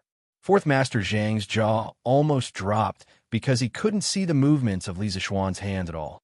He could only vaguely see a series of afterimages. What was even more terrifying was that Li Zishuan's planting speed had increased, but the quality didn't drop at all. The distance between the seedlings he planted was constant, about 2 fists wide. Moreover, every seedling stood upright, and none of them collapsed. In just a short while, Li Zishuan had already planted 2 rows of seedlings. From Mo Huai, Lu Feng, and the others' point of view, these 2 rows of seedlings were actually a perfectly straight line, as if they had been drawn with a ruler. Mo Huai raised his eyebrows in surprise. At first, he thought that Li Zishuan was only putting on an act. After all, in this era, even the emperor would bring the members of the royal family to work in the fields every year. This was to tell the people of the world that the royal family valued farming. Li Zishuan was putting on an act for the people of the fiefdom. But now, it seemed that Li Zishuan wasn't putting on an act for others to see. He was truly working seriously and immersing himself in it. A complicated look flashed across Mo Huai's eyes as he looked at Li Zishuan. Li Zishuan was knowledgeable in astronomy and geography. In the imperial court, he could govern the country and help the emperor. In the pugilistic world, he could plant rice for the people. Li Zishuan's many qualities had completely conquered Mo Huai. Saint. In Mo Huai's heart, perhaps only the word saint could represent Li Zishuan. I'll have to trouble the 2 little generals to help me look after my shoes. I'll go down and plant seedlings too. After sighing in his heart, Mo Huai rolled up his trousers, took off his shoes, and said to Lu Feng and Lu Yan, "Hey, Mr. Mo." Lu Feng was stunned. Then he was shocked. Just as he was about to dissuade him, Mo Huai had already gotten off the ground. Seeing that another person had come down to help him plant seedlings, and judging from his clothes, he should be from Yanhuang College. Fourth Master Zhang was a little confused at this moment. He suspected that there was smoke rising from his ancestors' graves. Otherwise, why would the dignified Marquis of Great Tang and the respected teacher of Yanhuang College help him plant seedlings? "Yo, Mr. Mo, why did you come down too?" Li Zishuan noticed Mo Huai's arrival. As he spoke and laughed, his hands didn't stop moving at all. Mo Huai smiled and said, "Seeing the Yamacho happily planting seedlings in the field, I couldn't help but feel a little itchy, so I came down to have some fun too." With that, Mo Huai picked up a bunch of seedlings and began to plant them from the other end of the field. His movements were standard, and his speed wasn't slow at all. He was clearly an old hand. It was likely that when a Mo family lived in a remote place and didn't care about worldly affairs, Mo Huai also did a lot of farm work. The commoners who were busy working in the fields had long noticed the commotion here. At this moment, they all put down their farm work and ran over to look. It didn't matter if they didn't see it, but when they saw it, they couldn't help but click their tongues in wonder. Marquis actually personally helped Fourth Master Zhang plant seedlings? Fourth Master Zhang's ancestral graves are smoking, right? Isn't that so? If I were Fourth Master Zhang, I would definitely worship this land in the future. After all, these are seedlings planted by Marquis himself. Go away, Zhao Laowa. Look at your useless appearance. What's wrong? If it were you, wouldn't you worship this land? You want me? If it were me, I would worship it too. Hey, quick look. Marquis' planting speed is so fast. Wow, It's really fast. This speed is equivalent to 3 of me. That teacher from Yinhuang College is also planting seedlings very fast. At this rate, 4th Master Zhang's 1 mu of land will probably be finished planting in half an hour. Marquis is really benevolent. I've never seen a Marquis who would help us plant seedlings, and he's planting them so well and so fast. Yeah, to have such a good Marquis, we're going to be blessed in the future. Everyone, quickly go back to work. The water in this field is not easy to come by. We have to hurry up. Don't let down Marquis' good intentions. The surrounding commoners watched the commotion and sighed for a while before returning to their own fields to work. 4th Master Zhang, are you having any difficulties in your life recently? Just as the commoners had expected, in less than 30 minutes, all the seedlings in the field had been planted. Li Zishuan pulled 4th Master Zhang to the edge of the field to rest, and then casually asked, "What's the matter?" 4th Master Zhang was not as agitated as before. He had probably gotten used to it. When he heard the question, he quickly waved his hand and said, "No difficulties. No difficulties. Marquis, I'm doing very well. Previously, there was a shortage of water in the fields, but Marquis, you solved it. Now, everyone in the village is busy working in the fields. After all, now that we can plant seedlings, we have something to look forward to. Everyone is working energetically. I heard that many people in other counties are still working in their fields. We can only start planting seedlings so early because of you, Marquis. Also, many of the dead wheat in the wheat field have come back to life. In another 20 days, we can harvest the wheat. Although this year isn't a bumper harvest, we won't starve." Li Zishuan smiled with relief and said, "That's good. That's good. 4th Master Zhang, if you have any difficulties in the future, you can go to the county to find County Magistrate He. If he doesn't help you, you can come to me again. I will make the decision for you and punish him severely." 4th Master Zhang trembled and quickly said to Li Zishuan, "Marquis, please don't say that. County Magistrate, he is also a good official. Before you came, County Magistrate, he was honest and upright. He was not like the officials in other counties, collecting exorbitant taxes from the commoners. He is a good official." Li Zishuan couldn't help but laugh and said, "Ha ha. If County Magistrate he knew that 4th Master Zhang was praising him like this, he would probably wake up laughing in his dreams. All right, it's time for this Marquis to return. 4th Master Zhang, don't worry. The taxes on the citizens of Lantian County will definitely be reduced year by year. Your lives will also be better year by year. I believe in Marquis. Marquis, take care." 4th Master Zhang quickly got up from the ground and bowed to Li Zishuan. Chapter 1426. The people who suffer the most in this world are the common people who dig for food in the soil. After washing the mud off their hands and feet in the canal, Li Zishuan and Mo Huai put on their shoes and walked toward Cloud Mountain.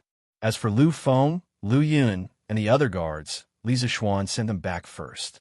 On the way, Li Zishuan couldn't help but sigh. It's the great fortune of the people of Lantian County that Marquis can understand this. With Marquis in Lantian County, the people of Lantian County will definitely live better than the people of other counties. Mo Huai smiled with his hands behind his back. Li Zishuan paused and raised his eyebrows. He looked at Mo Huai and said, "Does Mr. Mo think so highly of me?" Mo Huai shook his head and said, "It's not that this Mo doesn't think highly of the Yamacho. It's that the Yamacho's heart drives the Yamacho to work for the well-being of the people. Today, the Yamacho personally planted rice for an old farmer. This kind of kindness can't be faked. This Mo hopes that the Yamacho can always remember and maintain this kind of kindness to benefit the people of the world. This is because engineering needs a saint. Engineering needs a saint." These short words caused Li Zishuan's heart to tremble, and he couldn't help but be stunned. Mo Huai's words seemed very simple, but they were actually very profound. Confucianism had been passed down for thousands of years without decline because of sage Confucius and his 3,000 disciples. The Taoists had Laozi, the Mahists had Mozi, and the legalists had Han Fizi. As for engineering, Although there were more than 600 engineering disciples, they still lacked a saint who could represent engineering. A saint. Li Zixuan had never thought of becoming a saint, but after hearing Imo Huai's words today, he couldn't help but feel a rush of excitement. Speaking of which, if he could make engineering flourish and make the Tang dynasty's industry prosper, wouldn't he also be able to become a saint who was revered by tens of thousands of people and whose name would go down in history? At that time, who would dare to say that engineering was a low-class miscellaneous study? At this thought, Li Zixuan couldn't help but become excited. But was the title of saint really what he wanted? Suddenly, Li Zixuan had such a thought. Under the temptation of a sage's name, this thought seemed so small, but it was so strong. It was like a weak spark in the dark night, stubbornly illuminating a space. A single spark could start a prairie fire. That wisp of starfire became more and more exuberant, burning crazily in the endless night, burning more and more fiercely. After Imo Huai waited for a long while, Li Zixuan finally spoke. He said softly, "The title of saint is not something I want. Everything we do in our lives should be based on our hearts, punishing evil and promoting good, upholding justice, benefiting the common people, and living a carefree life. As for how the future generations evaluate me, what does that have to do with me? Let them say whatever they want to say about my merits and demerits." After these words, Li Zixuan only felt that his previously chaotic mind suddenly exploded with a bang, but soon became clear again.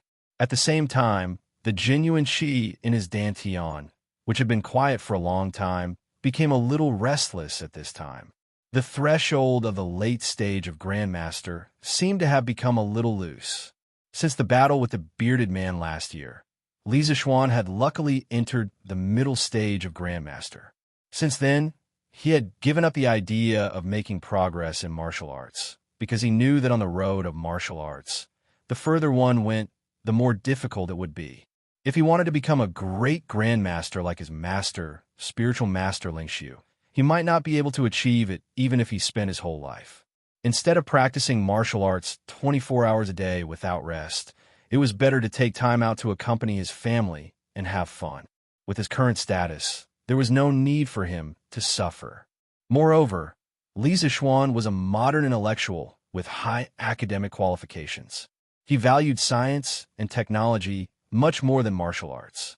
Therefore, for the past half a year, he had only practiced his sword for an hour every morning. After that, he would be busy with his fief and the matters of the academy. But he never expected that his dantian, which had been quiet for more than half a year, would become restless and active at this moment. He was very familiar with this feeling.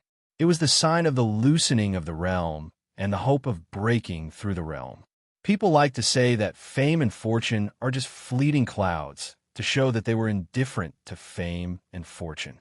But when great fame and fortune were really in front of them, how many people could resist the temptation? Li Zixuan resisted. In his life, he only did what he wanted to do. He practiced the Tao of following his heart, and everything went according to his heart. He did not want to be bound by the title of saint and be afraid of the slightest thing. It was because of this that he was able to have a clear mind at this moment. When Imo Huai heard Li Zixuan say that the title of saint is not what I want a moment ago, he could not help but feel a little disappointed.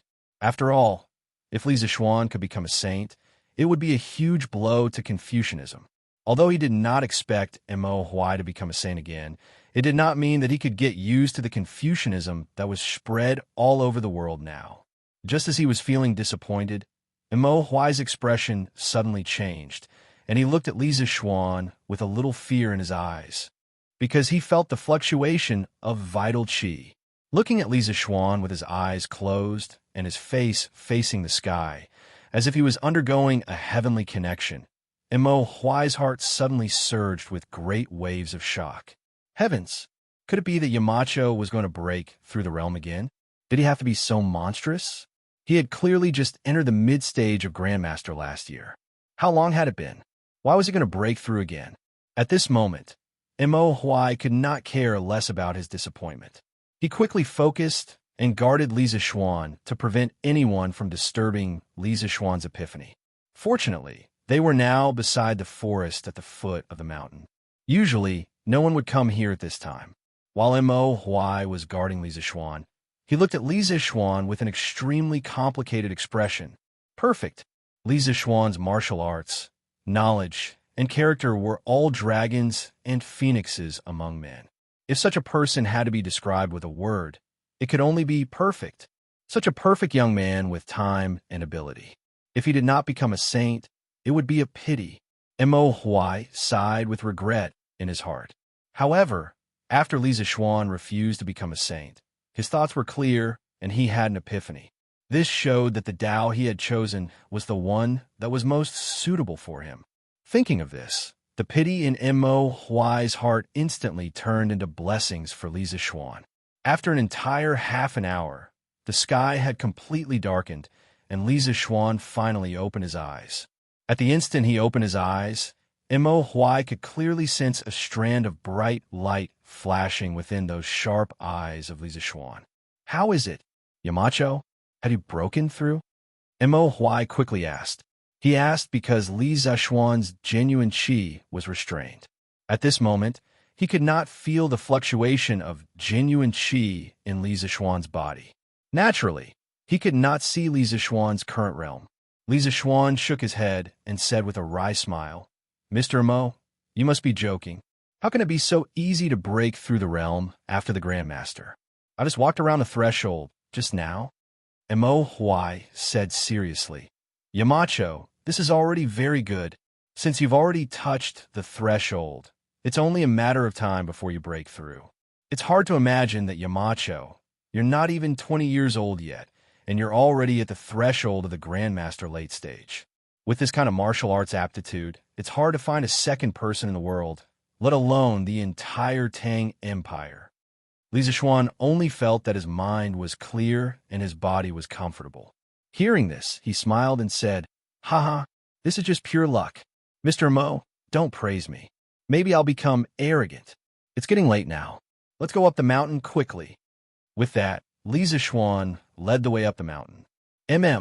Mo Huai responded and followed him. Oh, that's right. Li Zishuan suddenly stopped.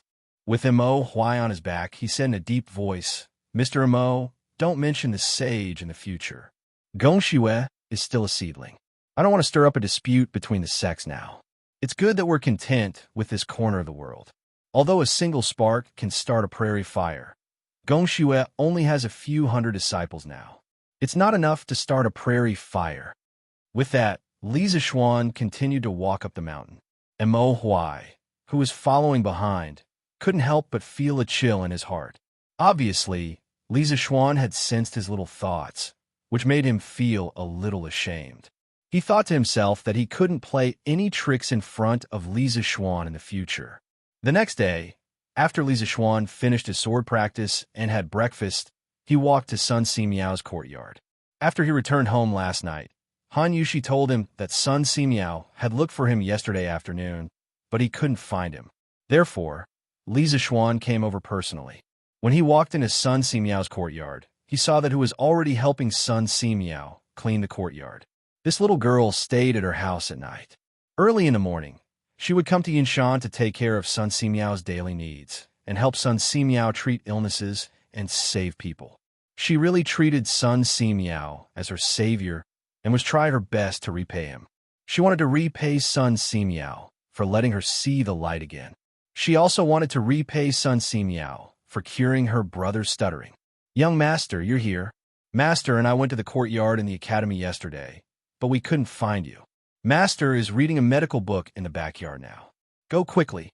When Hu saw Li Zishuan, she hurriedly went forward and said with a smile. Li Zishuan smiled and said, I was busy at the workshop at the foot of the mountain yesterday. I wasn't on the mountain. Actually, where did you guys look for me for yesterday? Hu actually replied with an O and replied, Young master, the Tang Alliance Medical Center in Lantian County has been built. I'm guessing that master is looking for you because of this matter. Why don't you go to the backyard and ask him personally? What? The medical center is built? When was it built? Where is it built?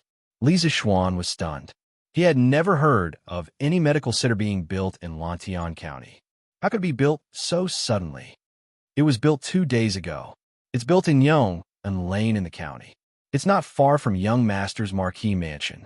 In the past, young Master told Master that the medical center should be divided into departments. This time, Master built the medical center according to your wishes. That medical center is huge. There are over 30 rooms. Over 30 rooms? Can 30 rooms be considered big? This is still considered a county hospital, right? How can it be so shabby? Unexpectedly, why didn't Dao's son discuss with me when he built the medical center? Also, where did he get the money to build the medical center? Lisa Schwan said helplessly, who thought for a while and replied, Young Master, you've been so busy recently that I can't even see your shadow. Master felt that you seem to have forgotten that you promised him to help build the medical center. A few days ago, he went to find County Magistrate. As for where Master got the money to build the medical center, I don't know. You should ask Master personally. Lisa Schwan couldn't help but pat his forehead. If he didn't mention it today, he would have been so busy that he had forgotten about the medical center. He coughed embarrassedly and said, Cough, cough. Okay, I'll go find Dao's son. You're busy with your things. After saying that, he quickly went to the backyard. Well, Xiaoxian, you're here? Have a seat. In the backyard, Sun Simiao was reading medical books and taking notes under a small pavilion. He sensed someone coming and looked up. When he saw that it was Lisa Schwan, he smiled and pointed to the stone bench opposite him. Lisa Schwan saw that Sun Simiao didn't mean to blame him and couldn't help but breathe a sigh of relief. He sat down and asked Sun Simiao tentatively, Dao's son, I heard that the county's joint medical center has been built? Hearing that, Sun Simiao put down the medical book and nodded. Yes, I came to find you yesterday for this matter.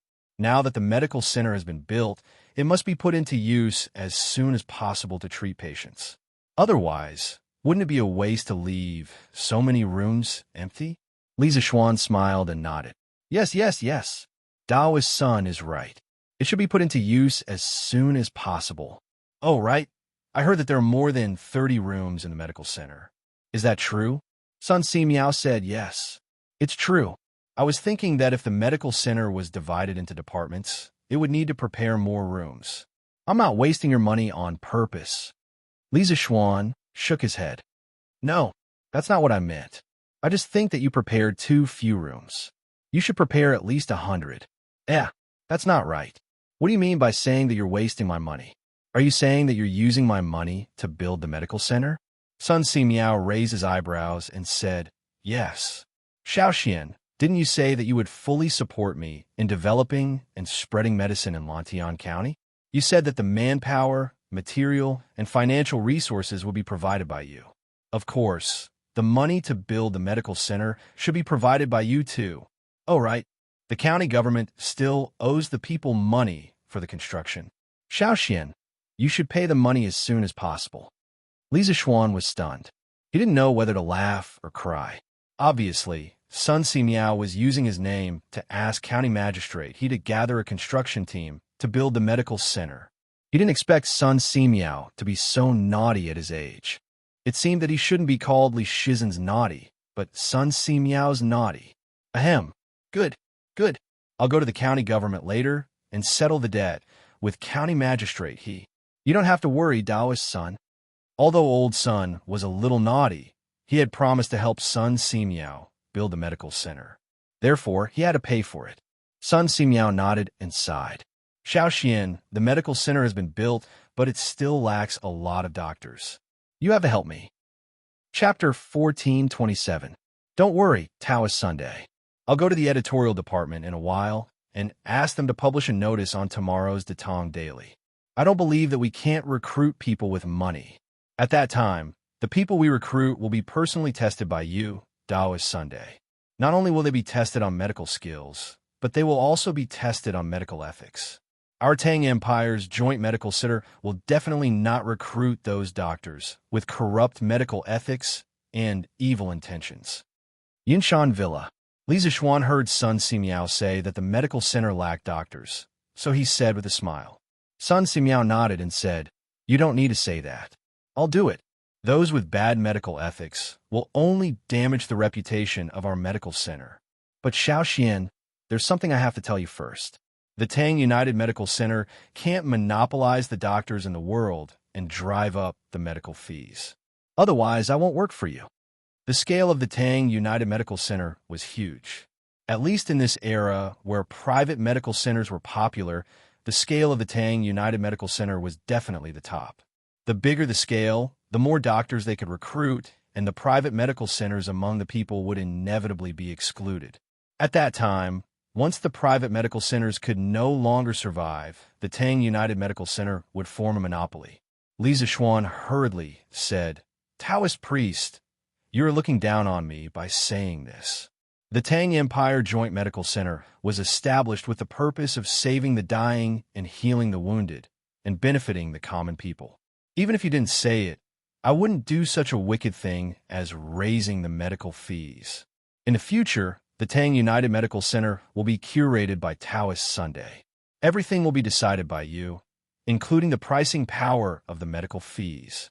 You can order as many as you want, but don't let me lose too much. After all, a medical center is a medical center, not a charity organization like the Nguyen Tang Foundation. Although Sun Simiao didn't care about the position of curator, he thought that the curator could control the pricing power. After weighing the pros and cons, he finally agreed. Okay, this humble Taoist will accept the position of curator for the time being. When there is a suitable candidate in the future, this humble Taoist will step down. As for the price of the consultation fee, let's follow the average price of the current folk medical centers. This way, Xiaoxian, you won't lose money, and it won't cause the other folk medical centers to have no patients. Li Zixuan had to admit that Old Sun's consideration of the problem was very thorough. He even considered the survival of the civilian medical center. This made Li Zixuan admire him. This old Taoist really had the heart of a bodhisattva. That would be for the best. After leaving Sun Simiao's place, Li Zixuan first went to the workshop and told the editorial department to put a recruitment notice for the Tang Empire Joint Medical Center and the Yinhuang College Medical School in a prominent position in the Datong Daily tomorrow. He also went to check on the progress of the technical upgrading of the workshop. Then, he went to the county government in the county. County magistrate, how much did the Tang Alliance Medical Center cost? Li Zixuan asked county magistrate when he arrived at the back hall of the county government. He came here today to help Sun Simiao settle the project debt. When county magistrate heard this, he immediately cheered up and said, "Marquis, please wait for a moment. I'll go and get the account book now." Li Zixuan frowned and said, "Why do you want to get the account book? Just tell me how much it cost. Do you think I don't trust you?" County magistrate, he had a good reputation as an official. He wasn't greedy for money and wasn't lustful. Other than being a little less daring at critical moments, he was generally a good official. Li Zixuan didn't believe that he would have the guts to embezzle money from him. "Thank you for your trust, Marquis. The Tang Alliance Medical Center cost 4,276 strings of coins, including wages, materials, and tools. Marquis has been busy with official business recently. I can't disturb Marquis for such a small matter. Therefore, I will still pay on credit. For the rest, I will use the county government's savings to pay for Marquis." County magistrate, he was flattered by Li Zixuan's trust. He cupped his hands and said, "Okay, later, you can ask someone to get the money from the housekeeper of my residence. In the future, you can also go directly to the housekeeper. The money for the craftsmen and the workers can't always be in arrears." Li Zixuan nodded his head and said sincerely and earnestly, "Yes, Marquis." County magistrate, he hurriedly said yes. Li Zixuan was silent for a moment before he suddenly said, "The taxes and provisions collected by the county in the past were all handed over to the Chang governor's office. Now that Lantian County is this Marquis's fief, it is reasonable to say that all of the annual income should be handed over to me. However, this Marquis is unwilling to be a money grubber. Therefore, a portion of the taxes collected by Lantian County each year can be allocated by the county yamen." County magistrate, he was shocked. Didn't all the fiefs of the nobles in the world have all the taxes collected by the fief owner? Who would be like Li Zixuan? handing over the taxes to the county government. He subconsciously thought that Li Zishuan was testing him with money, so he hurriedly cupped his hands and said, "Marquis, you can't do that. You can't do that. This county government is just a place to solve cases for the people. How can it be qualified to allocate a county's taxes? This is overstepping its authority and is also against the rules. This lowly official doesn't dare to comply." Li Zishuan shook his head and said, "County magistrate, you're wrong. Lantian County's county government is not only used to solve cases for the people, it should also play a role in maintaining public order and the welfare of the people. In the future, the county government will have the right to allocate a portion of the annual taxes to build a city and do some public works that can improve the livelihood of the people. For example, the Tang Empire's Joint Medical Center this time is specially used to provide health services for the tens of thousands of people in Lantian County. This marquis can fork out the money to build the medical center because the taxes collected by the county government are not much.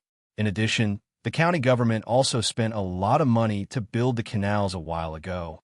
However, in the early stages of the establishment of the medical center, the purchase of medicinal herbs and the recruitment of doctors with superb medical skills all needed to be invested in it. This money will have to be paid by the county government in the future. In addition, the renovation of Lantian County that I mentioned to you before can start now.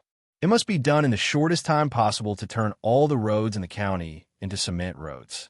This marquis will not ask the county government for money for the cement needed to build the roads. However, county magistrate, there is one thing you need to remember. When the county magistrate collects taxes from the commoners and merchants, it must be taken from the commoners and used by the commoners. You must not fill your own pockets. In the end, you will enrich the county magistrate and impoverish the commoners. If that happens, I will remove you from your position." Li Zishuan's intention was actually very simple. He wanted to use the county government's initiative to increase the scope of the county government's authority. Not only did the county government have the right to solve cases, it also had the obligation to use taxes, build infrastructure, and benefit the people. This was a bit similar to the modern-day county government. As a feudal lord, Li Zishuan actually did not want to interfere too much with the management of the fief. He only wanted to take care of the general direction. If the county government officials could think of ways to let the people live a good life without his guidance, then Li Zishuan would be very happy to see it. Take from the people and use it for the people. County magistrate, his eyes lit up. He had never heard of such a novel idea before. In China's thousands of years of feudal dynasties, taxes were collected from the people to govern the country and feed the army. At most, they would give some money and food when there was a disaster.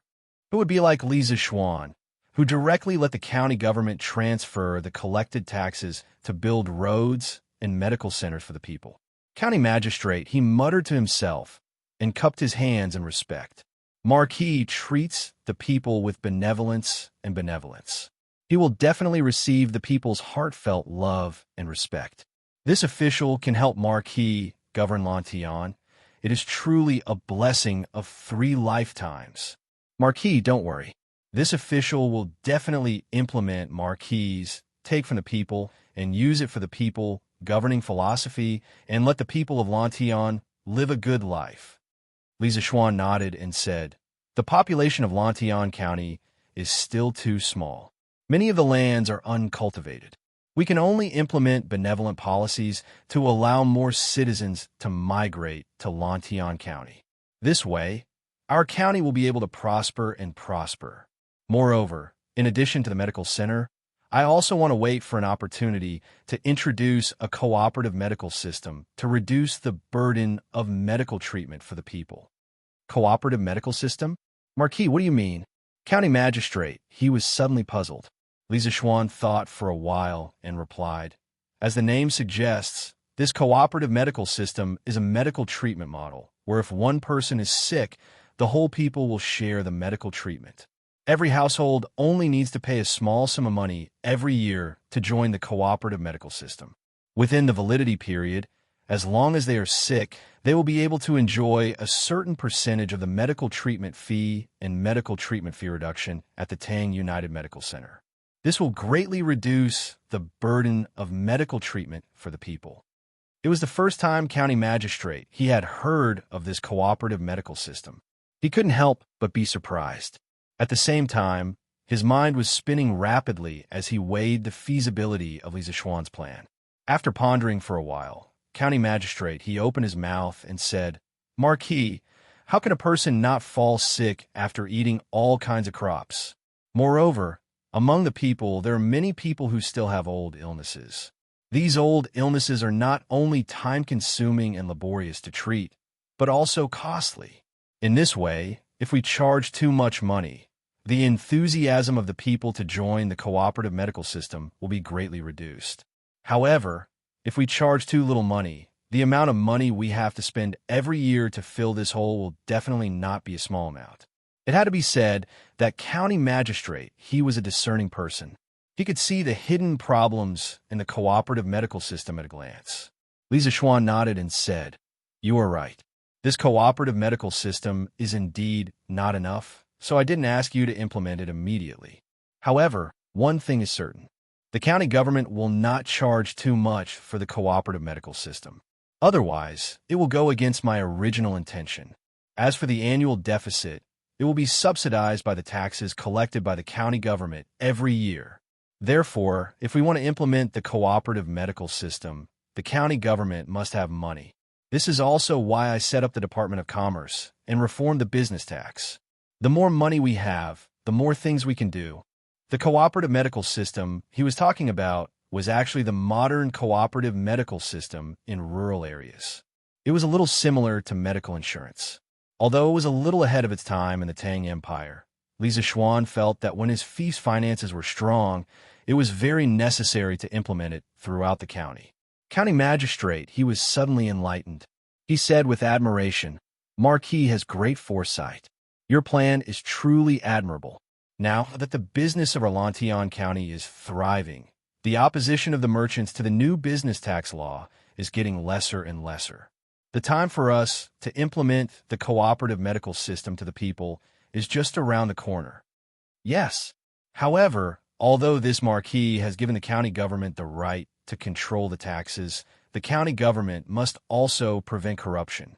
From now on, every sum of money that the county government pays must be recorded clearly. This marquis will send someone to check the accounts every 3 months. So, you have to take good care of the money for this marquis," Lisa Schwann said sternly. County magistrate, his heart trembled.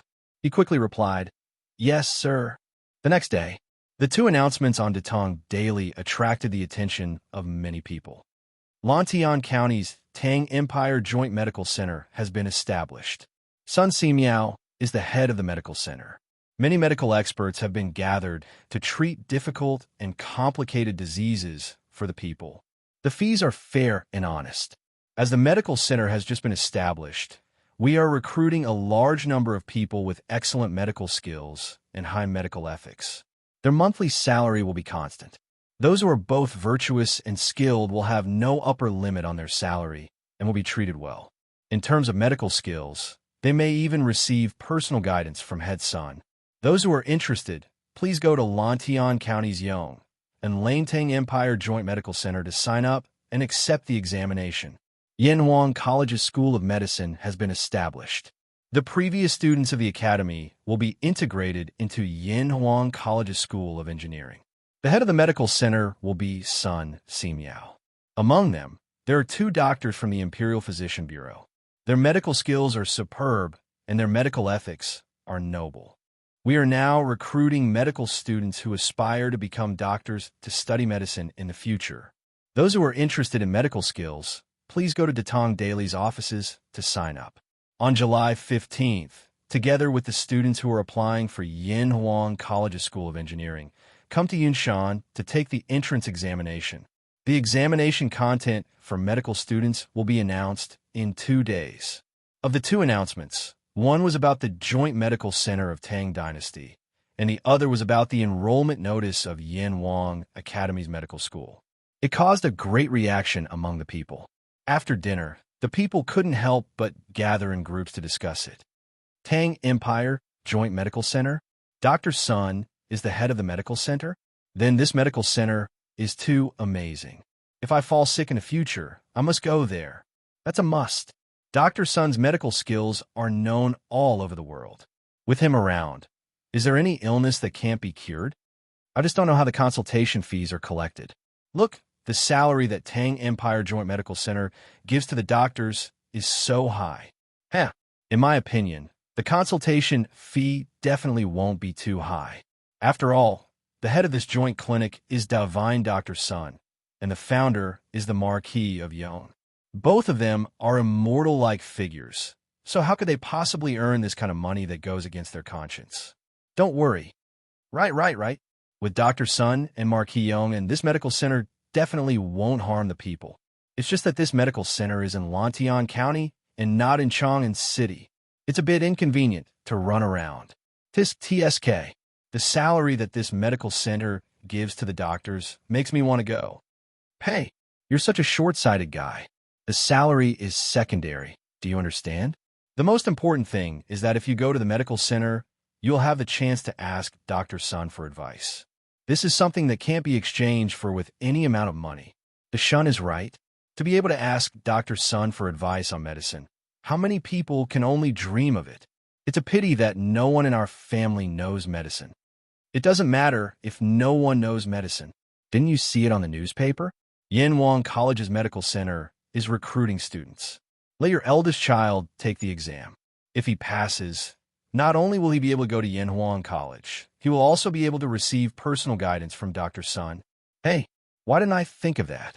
I'll let my eldest child register. That kid has always wanted to be a doctor. Right. I'll also let my second child take the exam for Yanhuang College's medical center. Chapter 1428. The announcement of the Tang Dynasty daily stirred up a heated discussion among the people again. The generous conditions offered by the Tang Dynasty United Medical Center to the doctors made many doctors around Chang and feel a rush of excitement. After all, the monthly salary of many doctors in the private medical centers was not even enough to reach the usual amount. Not to mention the possibility of receiving guidance from Sun Simiao after going to the Tang Empire Joint Medical Center. All these benefits attracted many people who were proficient in medicine and wanted to go to the Tang Empire Joint Medical Center to participate in the examination. The doctors in charge of the private medical centers began to think about what excuse to take leave 3 days later so that they could go to the Joint Medical Center in Lantian County to participate in the examination. If he were to be selected, then he would have an iron rice bowl in the future. After all, the Tang Alliance Medical Center was backed by the Lantian County Yamen and Li Zishuan. Basically, it would not collapse. As for a small medical center among the people, if there were a day when the number of people who came to see a doctor decreased and they could no longer earn money, then he would very likely be fired. In contrast, there was nothing wrong with saying that the Tang Empire Joint Medical Center was an iron rice bowl. Therefore, after the doctors in the private medical centers learned about the announcement on Datang Daily, almost all of them wanted to apply for a job at the Tang Empire Joint Medical Center. However, this was a tough situation for the managers of the small private medical centers. They also knew that they had no advantage compared to the Tang Empire Joint Medical Center. In order to retain their doctors, they had to increase their doctors' salaries. After such a fuss in the entire Chang and city and the surrounding counties, there were basically no medical centers that gave their doctors a lower salary than usual. This also greatly reduced the loss of talent in the private medical centers and resolved the devastating blow brought by the announcement on Datang Daily to the private medical centers. This was also what Li Zishuan and Sun Simiao wanted to see. They never had the intention to wipe out the private medical centers. The Tang Empire Joint Medical Center was equivalent to a modern state-owned enterprise, and the small private medical centers were equivalent to private enterprises. The joint development of the two economies was a healthy development. Otherwise, it would be easy to form a monopoly. In addition, there were quite a lot of people who wanted to apply for Yanhuang College's medical school. After all, this medical school not only carried Sun Simiao's name, but also hung the signboard of Yanhuang College. Today's Yanhuang College was no longer a nameless college like last year. It was already famous. Those young people who thought they couldn't get into the Yanhuang College's School of Engineering and had the ambition to be a doctor all turned their attention to the medical college entrance exam.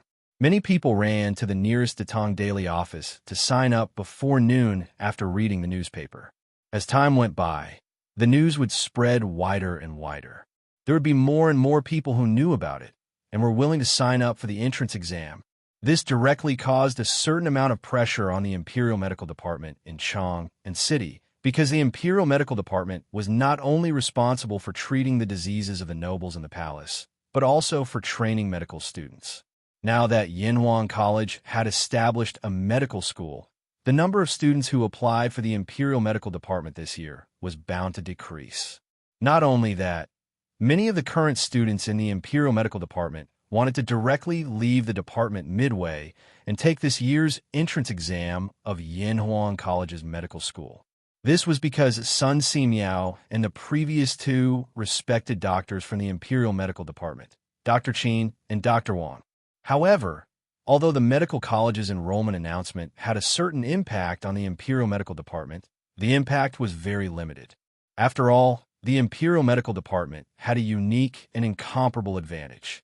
That was, the students who entered here had a chance to become an imperial doctor in the future and had a chance to become an official. A medical officer was also an official. Based on this point alone, the Yanhuang College's medical school couldn't compare with it.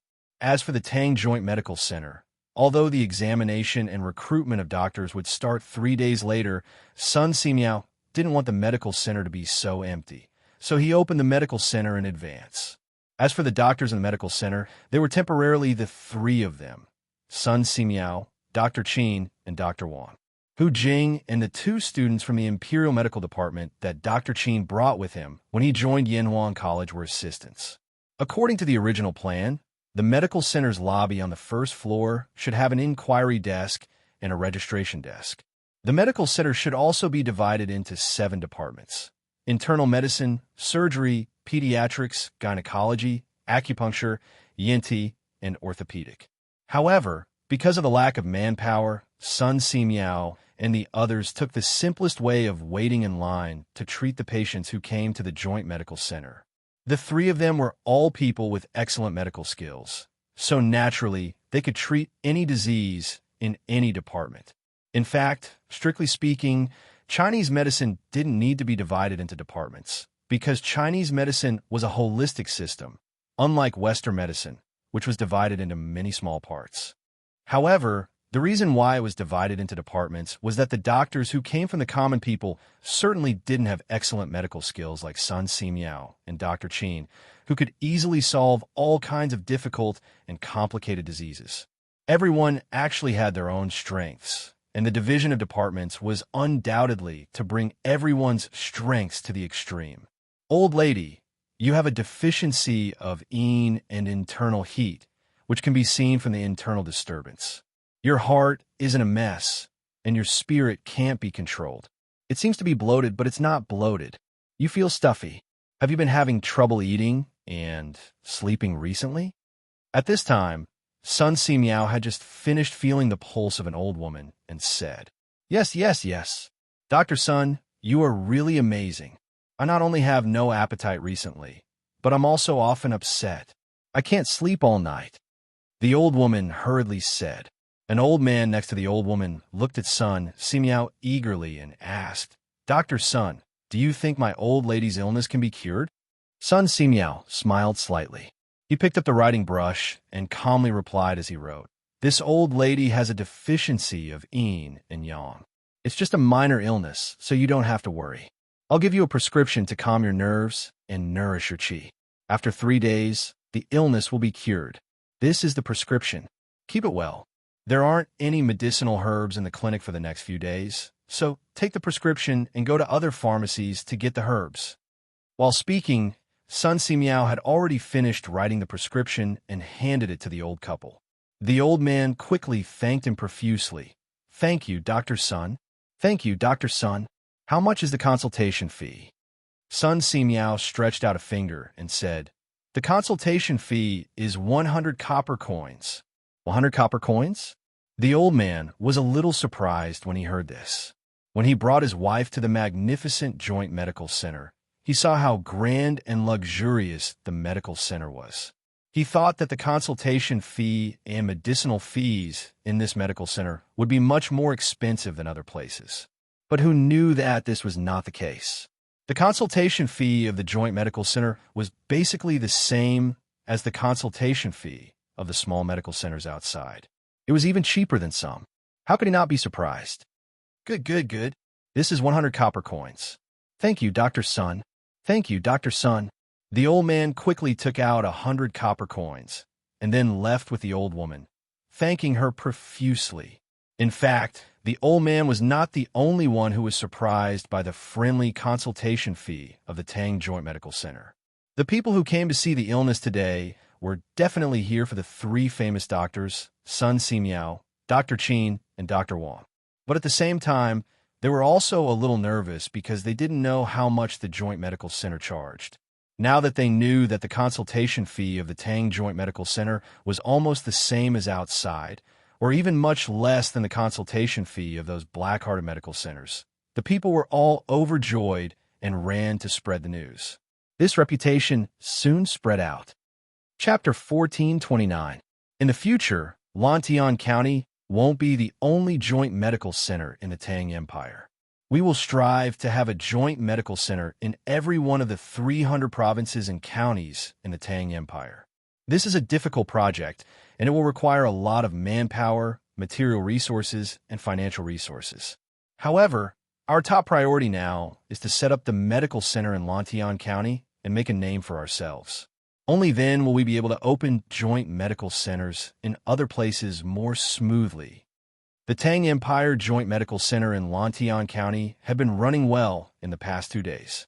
On this day, Li Zixuan gathered the main personnel in the medical center and held a small work deployment meeting.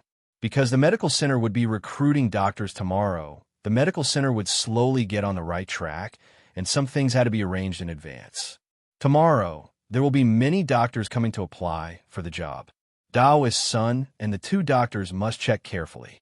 Those who have bad medical ethics and bad intentions, no matter how good their medical skills are, cannot be hired by our joint medical center. On the contrary, although some people's medical skills are lacking, if they have noble medical ethics and are diligent and eager to learn, we can also relax the conditions to recruit them and train them well. There is no limit to the number of doctors who can pass your eyes. We will recruit as many doctors as we can. First, the scale of the medical center is too small, and I will recruit more craftsmen to expand it later. Second, when the Tang Empire Joint Medical Center is established in other provinces and counties, we will definitely need to transfer some elites over. Third, Yinhuang College's medical school also needs a group of teachers. When the time comes, we will need to transfer a group of experienced doctors to teach there. It can be considered as a part-time job for both sides. Li Zixuan's words sounded rich and overbearing, but that was the truth. The joint clinic was in need of doctors, and so was the Yinhuang Academy's medical school. This time, they could use Sun Simiao's prestige and great reputation in the apricot forest to attract a large number of doctors to join. Hearing this, Sun Simiao nodded and said, "Little Xian, we understand what you mean. Tomorrow, we will recruit a group of excellent doctors for you." Dr. Qin and Dr. Wang also smiled and agreed. Li Zixuan nodded and said, "Then I will have to trouble you all tomorrow." Now, all kinds of herbs and tools have been prepared in our medical center. After we recruit all the doctors tomorrow, we can officially open for business and treat the illnesses of the common people. Sun Simiao couldn't help but smile. The emergence of the Tang Empire Joint Medical Center and the Yinhuang College Medical School ignited a fire in his heart, a fire that spread the medical knowledge. He felt that what Li Zixuan said to him before was very reasonable. No matter how good his medical skills were, he couldn't save all the patients in the world. However, if he passed his medical skills to the doctors in the world, the result would be very different. It was precisely because of this that Sun Simiao, who had always been indifferent to fame and fortune, agreed to serve as the director of the Joint Medical Center and the dean of Yinhuang College's School of Medicine. One had to know that when Li Zixuan asked Sun Simiao to serve as the head of the Imperial Medical Center, Sun Simiao did not agree. Now that Li Zixuan asked Sun Simiao to serve in two important positions at the same time, Sun Simiao agreed. Who knew if old Li would be angry when he found out? Little Xian, if I remember correctly, you should have a set of self-made blood transfusion needles, right? I don't know if you can leave some in the medical center. In case you encounter a patient who is bleeding heavily, it can play a key role. Just as Li Zixuan was about to announce the end of the meeting, Sun Simiao suddenly remembered that Li Zixuan had transfused blood to Qin Xiong last year. So he quickly said. Li Zixuan's heart moved, and suddenly some ideas came to his mind. After a moment of silence, he nodded and said, "Of course.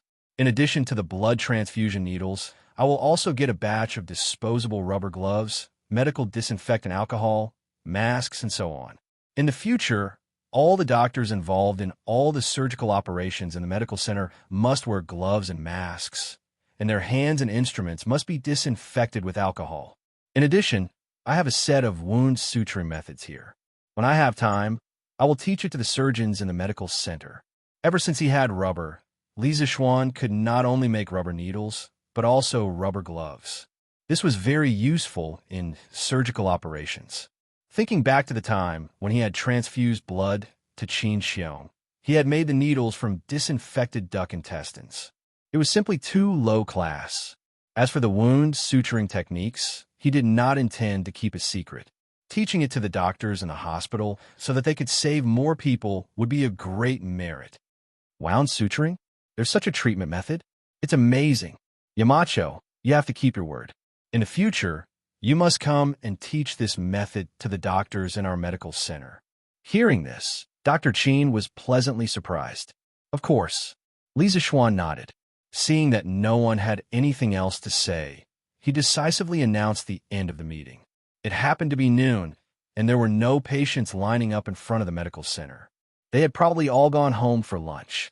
Li Zixuan invited Sun Simiao, Dr. Qin, Dr. Wang, Hu Jing, and the two former students of the Imperial Medical Department to Zuaishan restaurant for lunch.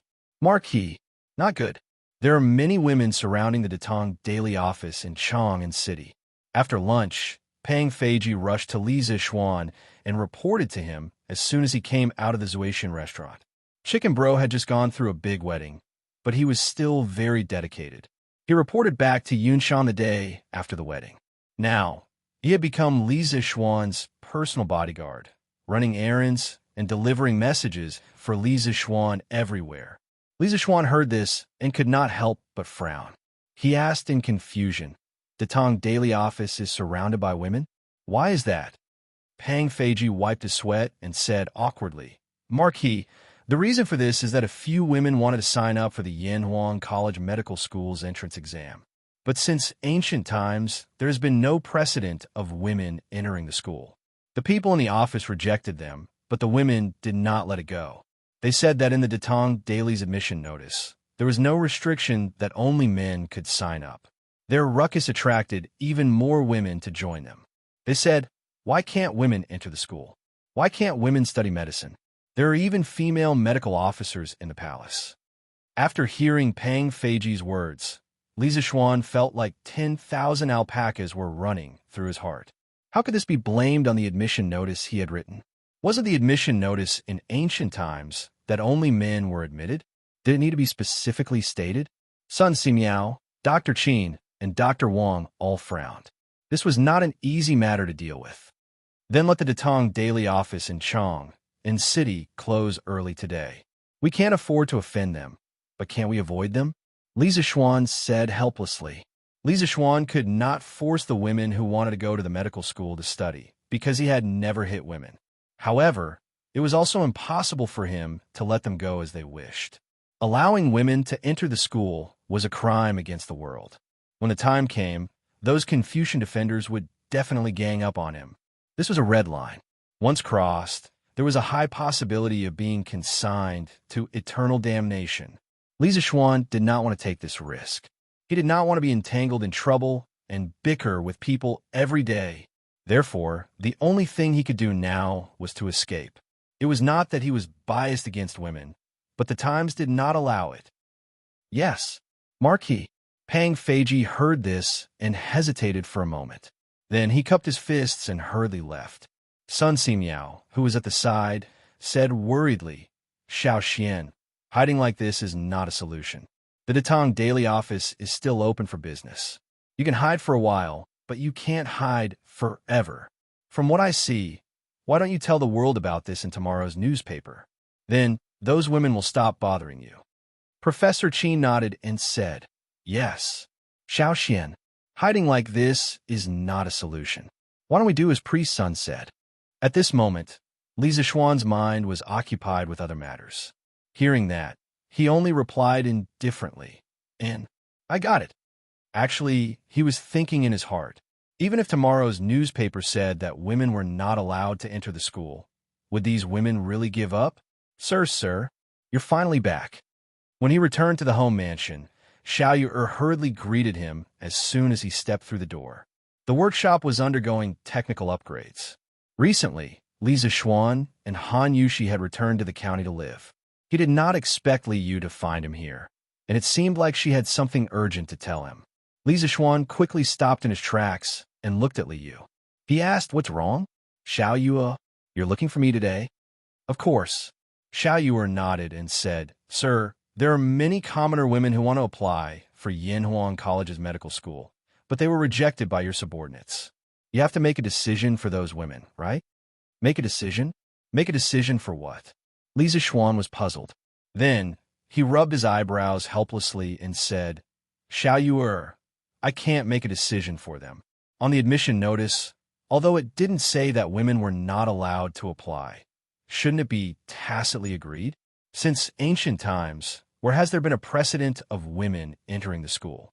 I can't help you with this, otherwise, Yanhuang College will be in big trouble. Sir, I misjudged you. Xiao Yu pouted and suddenly said angrily, I always thought that you were a different person. I didn't expect you to look down on women like those Confucian scholars. What's wrong with women? There are some things that women are not worse than men. Sir, what right do you have to look down on women?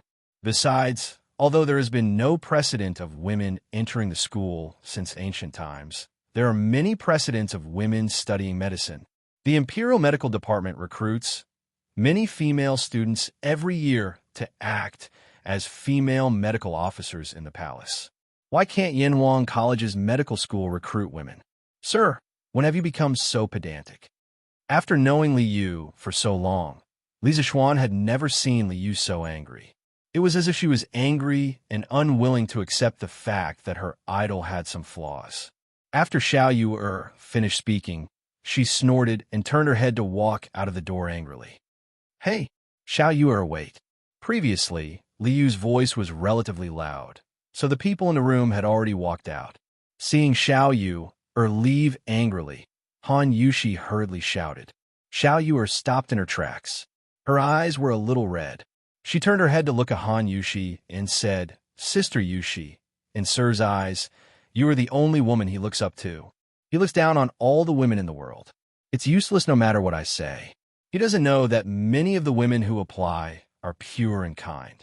They want to learn medicine at Yanhuang College so that they can save the dying and heal the injured and benefit the people in the future. Today, because of his light sentence, women are not allowed to enter the school. He rejected all the women in the world who are interested in medicine. I think that one day, Sir will definitely regret his decision today. After saying that, she raised her arm, wiped her eyes, and prepared to leave. This girl was also a sentimental person. As she spoke, she actually ended up crying. In the front yard, Li Zixuan, Han Yushi, Li Jingma, Yi Guozhong, and the others couldn't help but be silent when they heard that, especially Li Zixuan. At this moment, many thoughts flashed through his mind in a very short period of time. Seeing that Xiao Yu was about to leave the house, Li Zixuan suddenly said, Stop! It was just 3 short words, but they were like a spell that froze Li Yu's foot in the air. Then he pulled it back. Li Zixuan continued, This matter is indeed my lack of consideration, but I definitely don't mean to look down on women. On the contrary, I think that women's medical skills are not worse than men's. For example, Sun Daozhang's disciple, Hu Jing, is now a little accomplished in her medical skills. She is also called the Little Fairy Doctor. But even so, if we rashly let women enter Yanhuang College, it will definitely cause a huge uproar. If this matter is not handled properly, it will put Yanhuang College in a whirlpool of storms. The already weak academic skills will be difficult to advance in the future. Therefore, the matter of letting women enter the school must be carefully considered. Xiao Yu, can you give me a few days? I might be able to come up with a perfect plan. Xiao Yu turned around and looked at Li Zixuan with her slightly moist eyes. After a while, she smiled through her tears and said, Yes, yes. I believe that sir will be able to do what others can't. Xiao Yu, thanks sir on behalf of those women. Li Zixuan couldn't help but laugh and said, All right, all the good and bad things have been said by you alone. You really like to give me problems. Quickly wipe your tears. You're already a big girl. If others see you like this, they'll say that you've been wronged by your teacher. Xiao Yu wiped her eyes and said, I'm not crying. Sir, I still have things to do in the editorial department. I'll go back first. I hope sir can come up with a good idea to give those women who really want to study medicine a chance. After saying that, she hurriedly left. Xiao Xian, are you really going to admit women into the school? After Xiao Yu left, Yi Guizhong looked at Li Zixuan and asked. Li Zixuan nodded and sighed deeply. He said, Grandfather, what Xiao Yu said just now is not without reason. But there will be a lot of trouble in this operation. I have to smooth things out one by one before I can officially admit women into the school. Chapter 1430. Grandfather, just now little Yu said that the Imperial Medical Department recruits many female students every year. Is that true? Lantian County, the main hall of the Marquis' mansion. Li Zixuan looked at Yi Guizhong and asked. He knew that there were female medical officers in ancient times, but he didn't know that the Imperial Medical Department recruited female students. Yi Guizhong heard this and nodded. Little Xian, the Imperial Medical Department does recruit female students every year, and this isn't without precedent. As early as the Western Han Dynasty, there were female medical officers in the palace. Because of her superb medical skills, she was conferred the title of the first female national healer in the history of the Western Han Dynasty. Since the emperor ascended the throne, the system of the Imperial Medical Department gradually improved and began to recruit female students to serve as female medical officers in the palace in the future. After all, there were many concubines and princesses in the harem.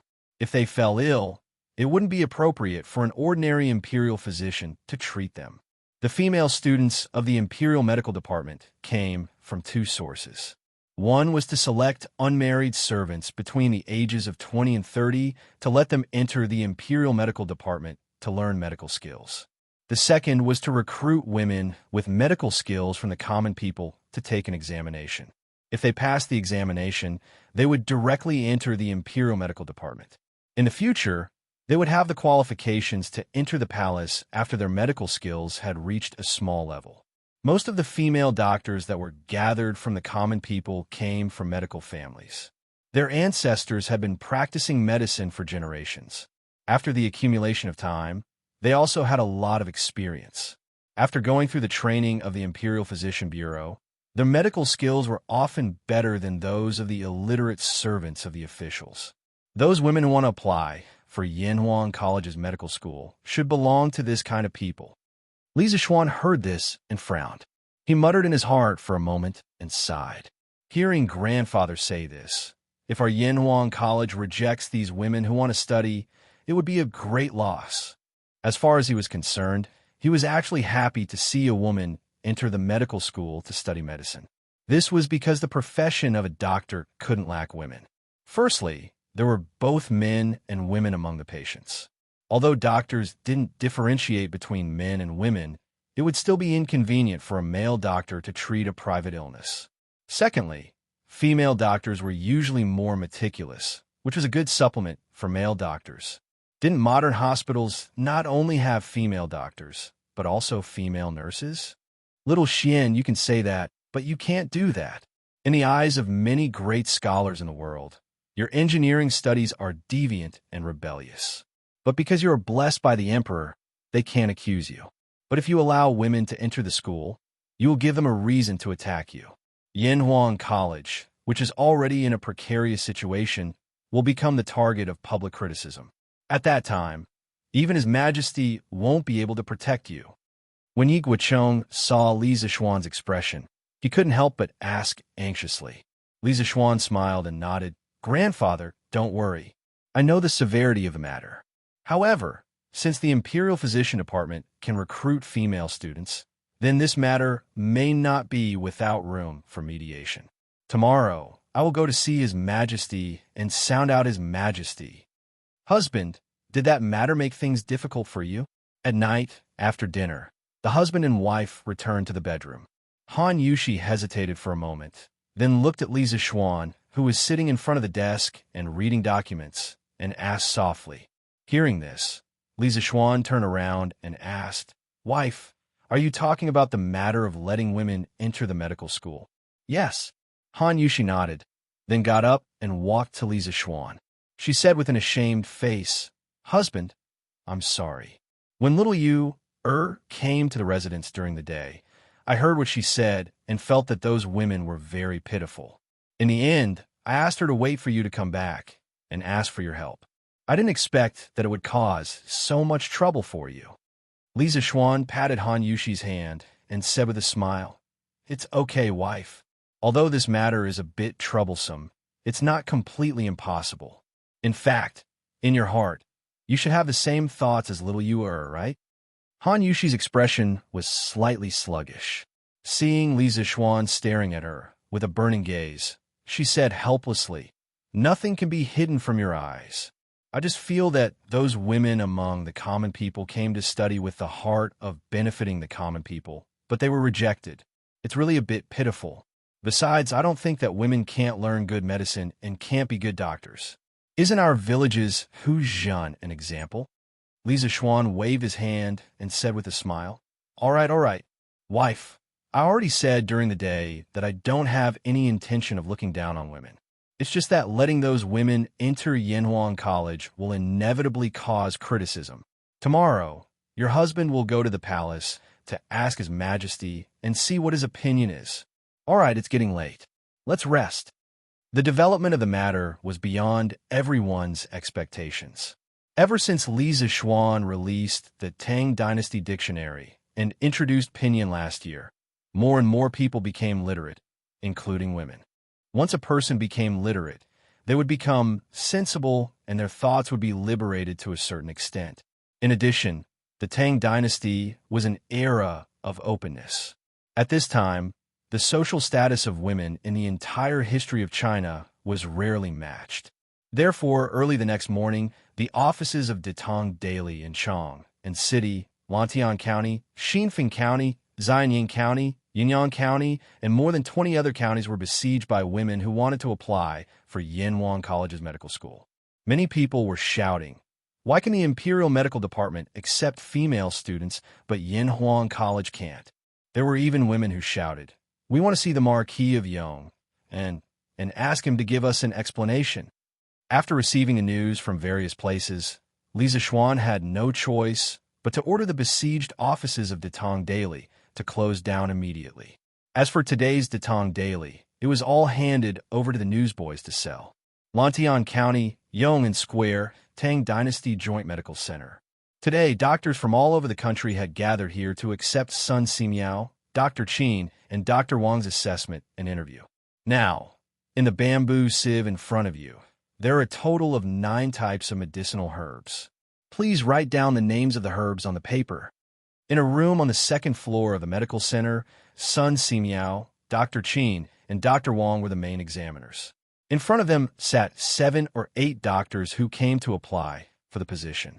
The youngest of these people were only 25 or 26 years old, and the older ones even had white beards.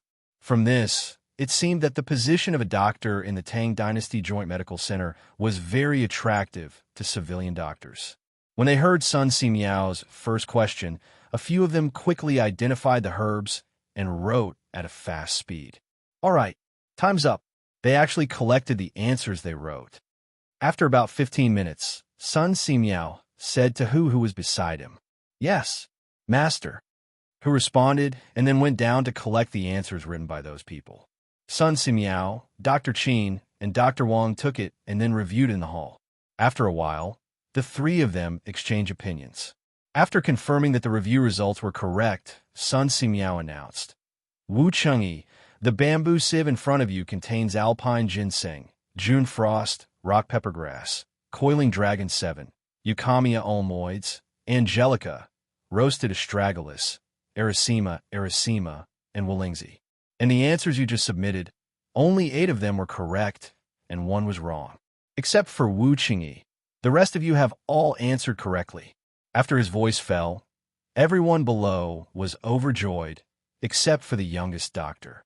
This person stood up with an ashamed face and cupped his hands, saying, I'm really ashamed. I actually mistook alpine ginseng for Taibai ginseng. I really shouldn't have. I've embarrassed myself in front of Dr. Sunday. I'll take my leave now and won't disturb Dr. Sun. After saying that, this guy actually prepared to leave the examination hall. Sun Simiao hurriedly said, Hey, little brother Wu, today's assessment is not only about identifying medicinal herbs. You're still young, so it's normal that you can't distinguish between alpine ginseng and Taibai ginseng. But as long as you can answer the following questions well, you still have a good chance of passing the assessment. In this room, Wu Chengyi was the only person under the age of 30. Seeing young people, Sun Simiao's heart was filled with admiration. Wu Chengyi was stunned. He originally thought that he had no chance, but after hearing Sun Simiao's words, his heart suddenly became lively again. He quickly cupped his hands and thanked Sun Simiao with a happy face. Thank you, Dr. Sun. Sun Simiao nodded and said, And then the assessment will continue. Duan Shirchio, you will answer first. A patient often shows symptoms of sweating profusely. The sweat is like beads and slightly sticky. He is afraid of the cold. His hands and feet are cold. His breathing is weak. His face is pale, and even his lips are blue and purple. His pulse is weak or empty.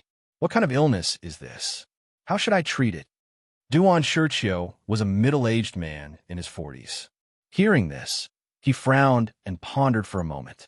Then he cupped his hands and said, If I'm not wrong, this person should be suffering from the yang deficiency disease. If you want to cure him, you can use 2 tails of dragon bone, 1 tail of cinnamon, 1 tail of licorice, 1 tail of poria, 1 tail of ginseng, 2 tails of mayminda, 2 tails of oysters, 1 tail of Sichuan lacquer, half a portion of ginger, 3 large dates, fry them until they are 6/10. Very good answer. Next, Zhu Caiqi, you answer. In the examination room, a group of doctors were racking their brains to pass the assessment. Outside the examination room, the rest of the doctors were waiting anxiously. The people in the back were especially worried because they were afraid that when it was their turn, the admission quota would be full. Then, no matter how good they were, it would be meaningless. After Li Zixuan had breakfast in the morning, he came to the joint medical hall. Although he planned to meet Lier today, the palace was in the morning court. He did not want to suffer, so he planned to wait until the morning court was over. As soon as he arrived at the medical hall, he saw this lively scene. Please invite the 8 doctors in the back in. After asking for the location of the examination room, Li Zixuan went directly to the examination room on the 2nd floor. As soon as he reached the door, he heard Sun Simiao's voice full of energy.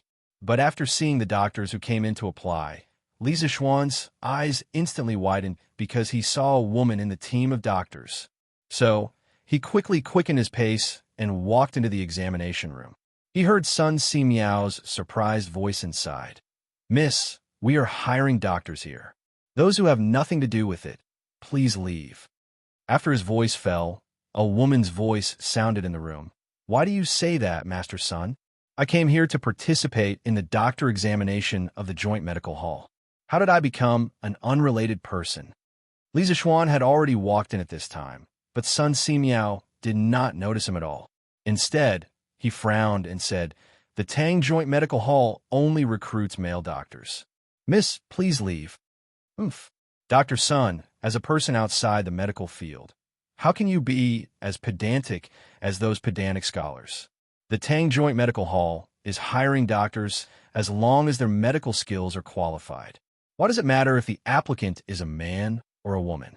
What's more, wasn't the little fairy doctor also a woman?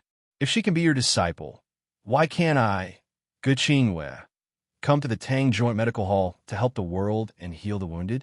The woman said to Sun Simiao with a proud face. People in the world respected and feared Sun Simiao, but this woman spoke to Sun Simiao rudely. You little girl, how can you be so disrespectful to Dr. Sun? That's right. Dr. Sun's medical skills are superb.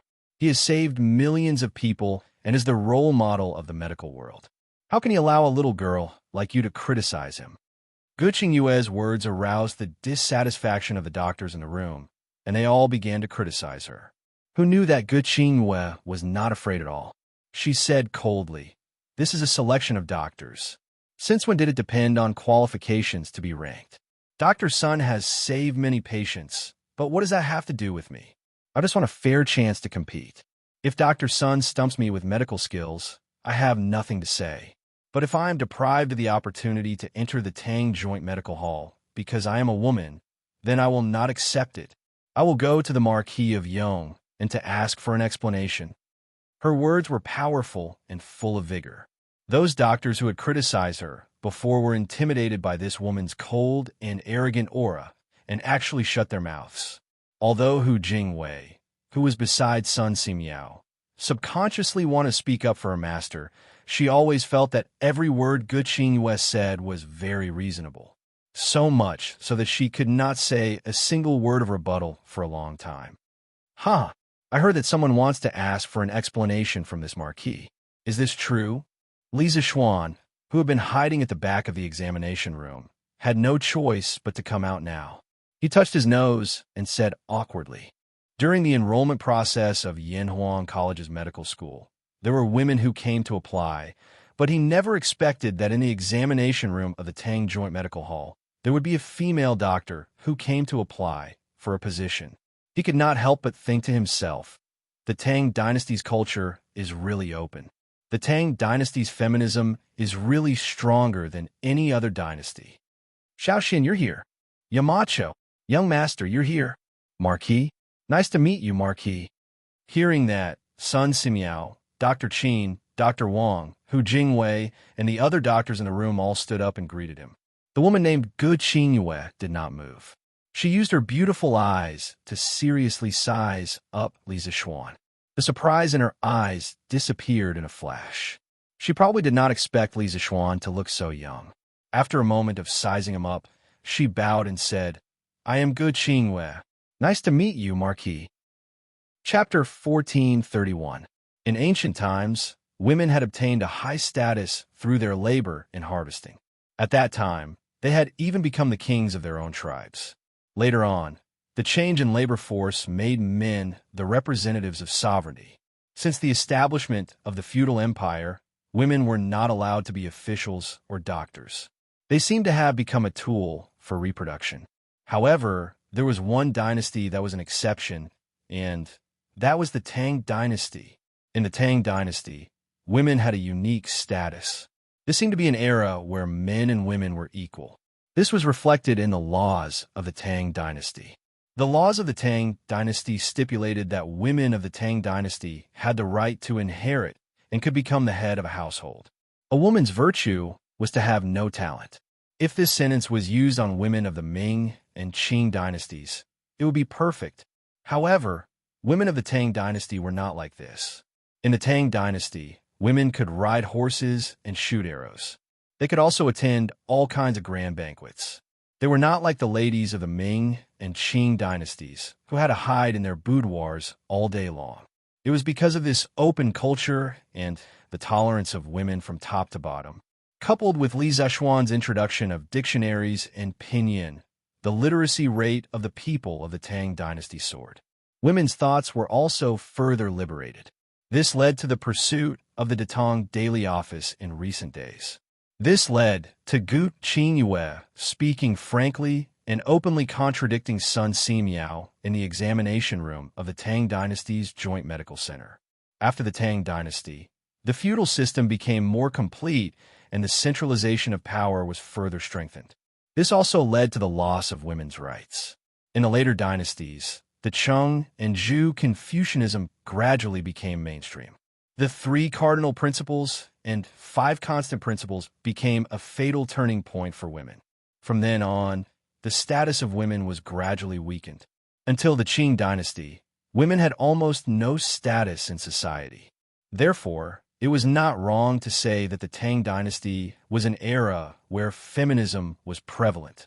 Especially after Wu Zetian ascended the throne, feminism in the Tang dynasty reached its peak. Miss, did you want to ask this marquis for an explanation? Ge Qingyue's appearance could not be considered very stunning, but it was definitely not ugly either. Especially that pair of particularly tall and straight peaks, which gave her a lot of points. Li Zixuan did not dare to look down. He only dared to stare at Ge Qingyue's cheeks and said.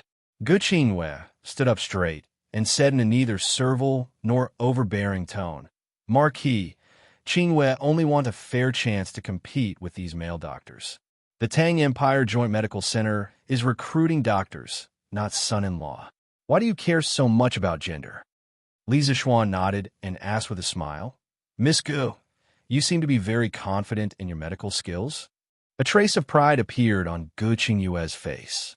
She said confidently, Our Ge family has been practicing medicine for generations and has saved countless lives. I have followed my father to treat patients since I was young. I read the canon of internal medicine at the age of 6, the Yellow Emperor's 81 difficult classics at the age of 7, the Shinong's Materia Medica at the age of 9, the treatise on typhoid and miscellaneous diseases at the age of 10, the Pulse classics, and acupuncture and moxibustion classics at the age of 12. At the age of 13, I was able to treat patients alone. How can I not be confident in my medical skills? Li Zixuan's eyebrows twitched, secretly thinking that this girl seemed to be an expert. Sun Simiao was a little surprised. He asked, Ge family? Which Ge clan is the Ge clan that Miss mentioned? Ge Qingyue raised her head and said, The Ge family is the Ge family. My ancestor was the Marquis of the Western Jin dynasty. People call him Little Deity. Marquis of the Western Jin dynasty? Li Zixuan was confused. He did not know much about the history of the Western Jin dynasty, let alone the Marquis of the Western Jin dynasty. But Sun Simiao was different. When he heard this, he could not help but exclaim, Miss Ge is the descendant of immortal Ge. I have eyes, but did not recognize Mount Tai. My apologies. Dr. Qin and Dr. Wang were also shocked. They cupped their hands and said, So you are the descendant of immortal Ge. My apologies. Li Zixuan was instantly dumbfounded. He thought to himself, Who the hell is this Xianwen Ge? He was able to make Sun Simiao and Dr. Qin treat him differently. Hee, can I take the test now? Ge Qingyue asked with a smile. This, little Xian, you see. Sun Simiao's voice faltered as he looked at Li Zixuan with a troubled expression.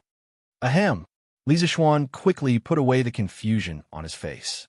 He coughed and said, Since Miss Ge is from a famous family and is so confident in your medical skills, you can take the test. At the same time, the Tang Empire's Joint Medical Center will no longer restrict the recruitment of male and female doctors. As long as your medical skills and medical ethics are good, you could be selected. Although he did not know who Ge Qingyue's ancestor, Immortal Ge, was, he could not show his ignorance on his face. He still wanted to save face. As for the gender restriction of the Joint Medical Center's doctors, it was a decision he made after careful consideration. Because the academy recruiting female students might be opposed by the public, but the medical center recruiting female doctors, there was no reason for people to object. After all, there was no rule that said that women could not practice medicine in this era. Marquis is wise and powerful. Qingyue is impressed. Hearing that Li Zixuan had completely removed the gender restriction of the recruitment of doctors, Ge Qingyue smiled sweetly and bowed to Li Zixuan. Sun Simiao saw that Li Zixuan's attitude was firm, so he could not persuade him anymore. Moreover, he also felt that recruiting female doctors would not affect the overall situation, so he nodded and said, That's good. Ge Gunyang, please take a seat. Next, please follow them to take the test. Actually, come out for a moment. After settling the matter of Ge Qingyue's qualification, Li Zixuan walked to who actually sighed and whispered something. Then, he walked out of the room from the side. Hu actually looked at Sun Simiao. Seeing Sun Simiao nodding at her, she then walked out of the door. "Young master, do you need me for something?" Outside the room, Hu actually asked in a low voice. Li Zixuan nodded. He hesitated for a moment, but still bent down slightly and looked at Hu actually. He whispered, "Actually, who is Gu Qingyue's ancestor?"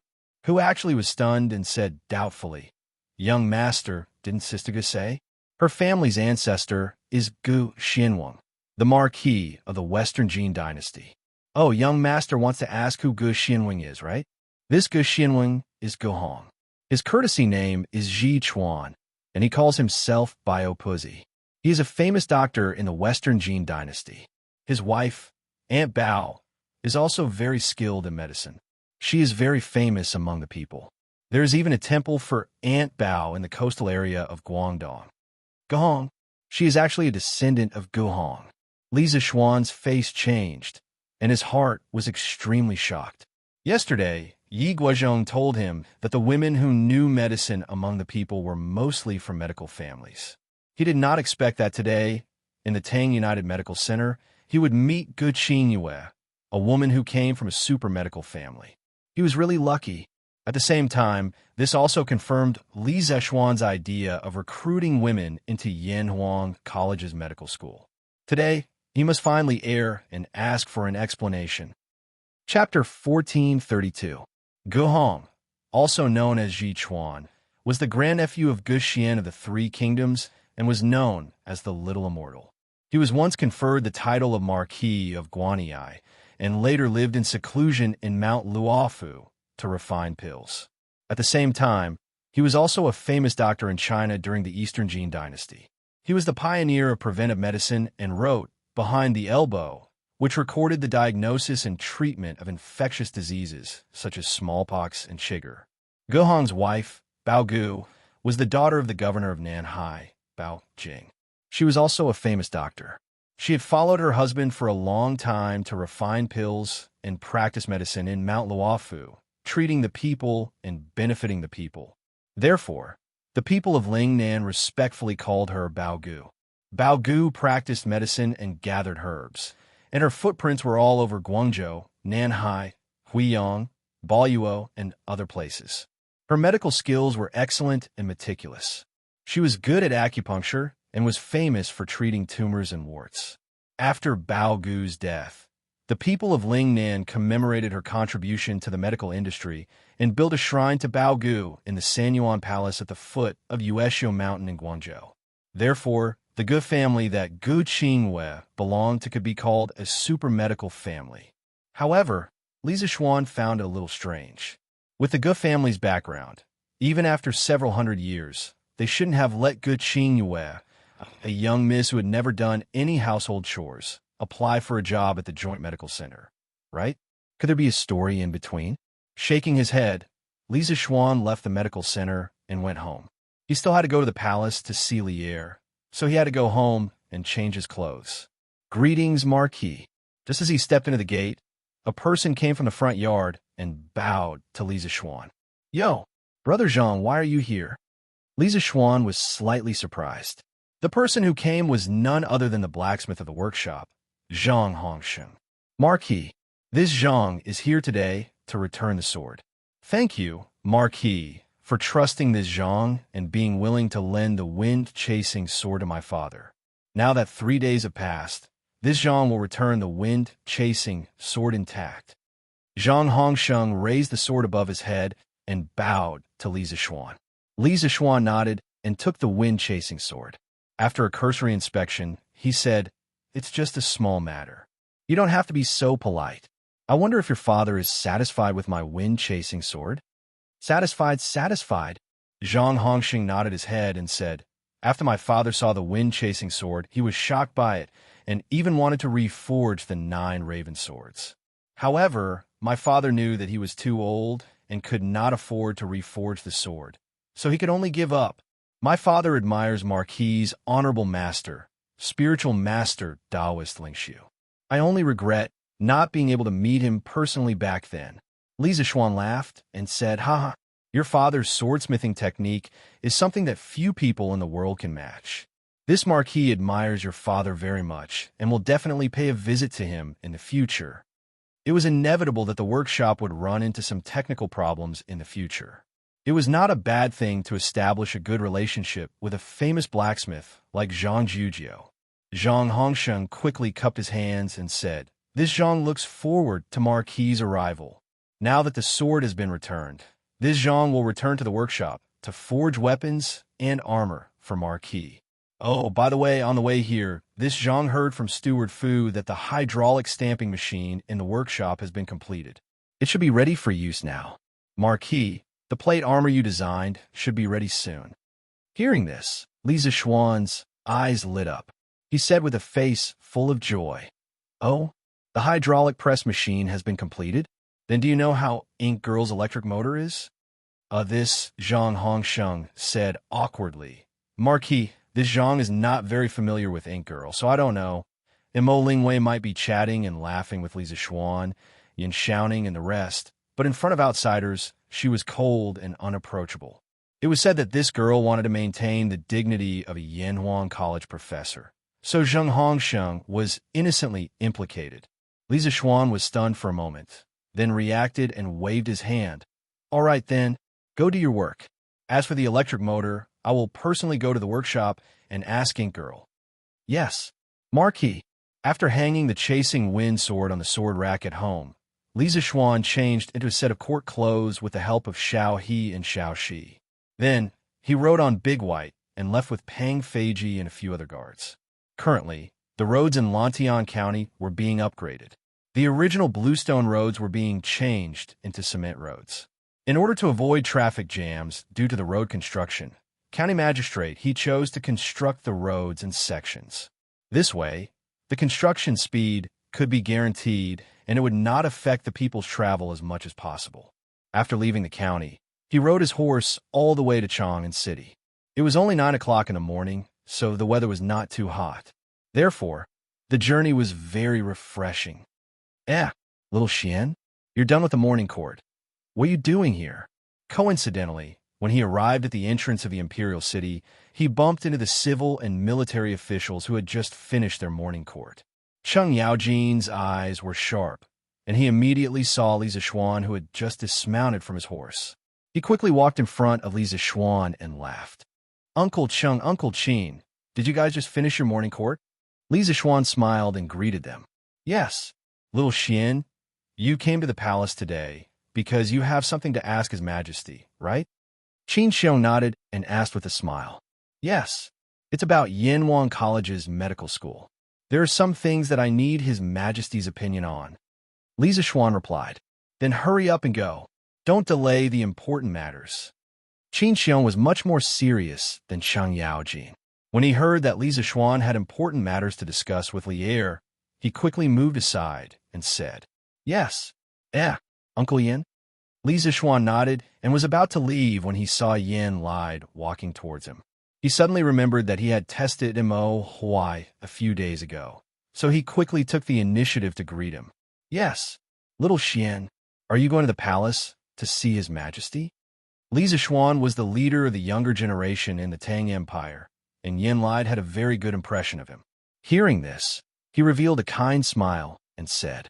Li Zishuan nodded and said, "There are some things that I need to see His Majesty about, but I also want to congratulate Uncle Yin today." "Congratulate? This is for no reason. What's there to congratulate me for?" Yin Lide was a little confused when he heard this and asked doubtfully. Li Zishuan smiled and said, "Uncle Yin, you're too involved to see clearly. What I mean is that I should be able to attend Xiaoning's wedding soon." "Wedding? Old Yin, is that kid of yours getting married?" "Not kind. You're too unkind, old man. You didn't even inform me of such a happy event. Are you afraid that I'll drink your family dry?" Not far away, Cheng Yaojin heard this and immediately stopped moving forward. Then, he turned around and walked over quickly, pointing at Yin Lide and teasing him. Yin Lide was still in a daze at this moment. When he heard old Cheng talking nonstop, he immediately said impatiently, all right, Cheng Jijia, stop messing around. I don't even know what's going on.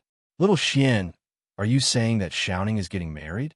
As his father, how could I not know anything about this? Li Zishuan cupped his hands and said, Uncle Yin is busy with official business all day long, so it's normal for you to neglect these small matters. However, it's rare for Xiaoning to find a good marriage. Uncle Yin, you have to seize the opportunity for Xiaoning. All right, I won't talk about it anymore. I'm going in to see His Majesty. Goodbye. After saying that, Li Zishuan didn't care about Yan Li's dumbfounded expression. He cupped his hands and walked toward the palace gate. Brother little Xian, you're in the palace? As soon as he entered the palace and walked across the arch bridge in front of Taiji Palace, he heard a pleasant female voice shouting beside him. Li Zishuan paused and looked to the right. He saw Changle, who was wearing a pink dress, walking towards him. Changle? Oh, greetings, Your Highness. Seeing the fairy-like Changle, Li Zishuan was immediately in a good mood and wanted to greet her. However, remembering that this was the imperial palace and that there were many eyes, he promptly stopped and saluted. Changle knitted her brows, somewhat reproachfully saying, Brother little Xian, we haven't seen each other for so long. Why are you treating Changle like a stranger? Li Zishuan had always treated Changle as his own younger sister, as an elder brother, who would be willing to salute his younger sister every day. Hearing this, he whispered, This is the imperial palace. This subject naturally has to be cautious and respectful. Oh, hearing this, Changle instantly understood. Only then did she feel a little better. She made an O sound and said, Then Brother Xiaoxian, did you enter the palace this time to see my imperial father? Li Zishuan nodded and said, That's right. Changle happily said, That's perfect. I also have matters to discuss with my imperial father. Brother little Xian, let's go together. Li Zishuan thought it over and did not refuse, nodding his head. Your Imperial Majesty, Princess Changle requests an audience. In the Sweet Dew Palace Hall, Lier had not been seated for long after the morning court session when an eunuch entered and bowed. Oh, Changle, quickly let her in. Lier had just finished the morning court session and was originally somewhat tired. Hearing that his most beloved daughter had arrived, he immediately became spirited and hurriedly replied, who knew that the eunuch would say, Your Imperial Majesty, the Marquis of Yong, and is also outside the hall, requesting an audience. Why did that fellow think of meeting us today? Let him in. Hearing this, Li Er's eyebrows trembled slightly as he spoke. Speaking of which, ever since Li Zishuan had entered the palace to ask for brass after the construction of the hydroelectric dam in Lantian County, Li Er had not seen Li Zishuan for quite some time. Without Li Zishuan causing trouble in Chong, and Li Er felt that it was lacking a lot of fun. Changle pays respects to Imperial Father. This subject, Li Zishuan pays respects to Your Imperial Majesty. Not long after, Changle and Li Zishuan walked in from outside the hall and bowed to Li Er. Dispense with the formalities. Changle, quickly come to Imperial Father. Li Er replied with a faint before hurriedly beckoning to Changle. This completely different treatment also proved how important Changle was in Li Er's heart. Changle responded with a smile and then walked cheerfully to Li Er's side. Li Er lightly patted Changle's shoulder before looking at Li Zishuan and asking, Marquis of Yong, and you came to the palace to meet us. Do you have something to report? Li Zishuan secretly curled his lips as he thought to himself, Your Imperial Majesty has finally thought of me. He stepped forward and clasped his hands together before saying, Your Imperial Majesty, the workshop has already made a breakthrough in the weapons and armor that you asked me to upgrade for the Black Armored Army. In a few days, Your Imperial Majesty will be able to see the incomparably sharp vanadium steel horse lance and the world's #1 defensive vanadium steel plate armor. This was the art of speaking. First, talk about the good news to make Lier happy. Then, talk about the matter of girls entering the school. This was the only way to get a better result. Hearing this, Lier was indeed delighted. He stood up and said, Vanadium steel horse lance? Vanadium steel plate armor? That means that your workshop can already produce vanadium steel. Previously, Li Zishuan had told him that vanadium steel had superior performance compared to ordinary steel. This was why he asked Li Zishuan to create a batch of vanadium steel weapons and armor for the Black Armored Army, the Tang Empire's most elite cavalry. Now that he heard that the weapons and armor were about to be completed, old Li was naturally excited. Li Zishuan clasped his hands together and said, "Your Imperial Majesty, the workshop has not only mastered the method of smelting vanadium steel, but also a new type of forging technology. It is because of this technology that we can create the world's #1 plate armor. This plate armor is difficult for ordinary swords and arrows to penetrate. It can greatly reduce the death rate of our Tang Empire's cavalry." Li Er couldn't help but ask curiously, "From what I heard, you seem to be very confident in this plate armor. You actually dare to say that its defense is #1 in the world?" "Your Imperial Majesty, I am not boasting. Not only is the defense of this plate armor far superior to the Mingguang armor, it is also lighter than the Mingguang armor. In about 3 to 5 days, this plate armor will be completed. At that time, your Imperial Majesty will know when you see it." Li Zishuan said confidently. Who gave him such confidence? Of course, it was the workshop's advanced production technology. Li Er nodded and said, "Good. Then let's wait for the plate armor to be completed. If it is really as you said, I will definitely reward you handsomely." "Thank you, your Imperial Majesty." Li Zishuan said his thanks. Then, he pondered for a moment and bowed. "Your Imperial Majesty, I have another matter to report to your Imperial Majesty." "What is it? Let me hear it." Li Er was still immersed in the plate armor that Li Zishuan said had the world's #1 defense. Hearing this, he nodded and said. Li Zishuan cupped his hands and said, "Your Imperial Majesty, I have planned to establish a medical school in Yinhuang College a long time ago to spread medicine and benefit the people. A few days ago, I spread the enrollment notice of the medical school to the people of all provinces and counties through Datong Daily. Unexpectedly, many women went to Datong Daily to sign up. After they were rejected, they unwillingly surrounded the office of Datong Daily, claiming that they wanted an explanation. Hearing this, Li Er, who was sitting at the head of the table, said in a deep voice, "I have heard about this matter. You can just send some people to send these women away. Why do you need to discuss it with me?" Li Zishuan shook his head and said, "Your Imperial Majesty, that is not what I meant. I want to ask your Imperial Majesty, since the Imperial Medical Department can recruit female students every year, can the Yinhuang College's medical school also recruit female students?" Hearing this, Li Er and Changle's faces were filled with surprise. The Ganlu Palace suddenly became quiet. It was so quiet that one could hear a pin drop. Chapter 1433. Nonsense. Ridiculous. Yinhuang College is a sacred place for learning. How can you let a girl enter? After a moment of silence, Li Er's angry roar sounded in the Ganlu Palace. Li Zishuan shrunk his neck and probed, "Your Majesty, why can the Imperial Medical Department recruit female students, but Yinhuang College's medical school?" "Shut up. How can it be the same?" When Li Er heard Li Zishuan talk about the Imperial Medical Department again, he mercilessly interrupted, "The female students of the Imperial Medical Department will eventually go to the palace to serve as female medical officers. What's the use of your Yinhuang College's medical school to train so many female students? What's more, the Imperial Medical Department is a place that specializes in teaching medicine. There's no gender distinction in front of doctors. You just need to separate their rooms. But what about Yinhuang College? In addition to these medical students, Yinhuang College also has hundreds of engineering students. You've recruited these female students. What kind of scandal is that? When the time comes, even if I don't punish you, the spittle of all the scholars in the world will drown you." When Li Zishuan heard this, his heart sank. So this was the problem.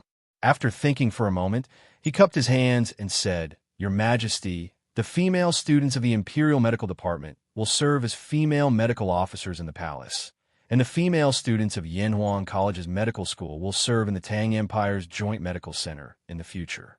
This is because not only does the palace need female doctors, but the people also need female doctors. Your Majesty has always been diligent and loved the people. How can you ignore the pleas of the people? As for the female students entering Yinhuang College's medical school, It's easy to deal with. When I return, I'll immediately have people build a tall wall between the engineering school and the medical school. I'll also send people to patrol and prohibit the students of the engineering school from entering the medical school to find female students. This matter will be personally supervised by teacher Wenji. He has a respected reputation in the scholarly circle. There shouldn't be any gossip, right? In this way, although the medical school is under the name of Yanhuang College, it's completely independent. The education model is no different from the Imperial Medical Department. Can't the leisurely mouths of the people in the world be completely blocked? Lier, who was sitting high above, couldn't help but frown. Chong Lu, who was beside him, took the opportunity to say, "Father, Brother Xiao Xian was right. Not only did the palace need female medical officers, the commoners also needed them. Otherwise, if this girl suffers from some hidden illness that is inconvenient to speak of, how difficult would that be?" It was said that the harem was not allowed to interfere in politics. If it were any other concubines or princesses in the harem who said this, they would probably be reprimanded by Li Er. However, it was Chang'e who said this. The result was completely different. Li Zishuan's furrowed brows actually relaxed slightly. He patted Chang'e's little head very dotingly, then looked at Li Zishuan and said, "Your method is barely passable, but why do you have to go through so much trouble to recruit women into Yanhuang College's medical school?" This was also what Li Er didn't understand. As the saying goes, one doesn't get up early without benefits. In his opinion, although Li Zishuan wasn't the kind of person who only cared about benefits, he was definitely not the kind of person who did things without asking for anything in return. Li Zishuan said with an innocent face, "Your Majesty, I'm not letting women into the medical school for my own personal benefit. I'm only letting the Tang Empire's medical school have a better development." Li Er asked curiously, "What does letting the Tang Empire's medical school have to do with recruiting women into the school?" Li Zishuan cupped his hands and said, "Your Majesty, if the Tang Empire's medical school wants to have a long-term development, it absolutely can't do without female doctors. Most of the women who want to apply for Yanhuang College's medical school are from medical families. Their ancestors have been practicing medicine for generations. Under the influence of what they see and hear, their cultivation in medicine is better than that of ordinary people. What they lack is a systematic medical education. Once they are able to receive formal training, their medical skills will definitely be better than the current doctors in the various medical halls. If they are willing to apply for Yanhuang College's medical school, it means that they have a benevolent heart to save the world and help the people. Your Majesty, do you want me to reject these women with medical talent just because they are women? Moreover, women are generally more careful than men. The most important thing for a qualified doctor is to be careful. Female doctors are a good supplement for male doctors. That's why I said that if the Tang Empire's medical school wants to have a long-term development, it absolutely can't do without female doctors." Li Zishuan's words made Li Er fall into deep thought. Chang'e, who was at the side, became more and more interested as she listened.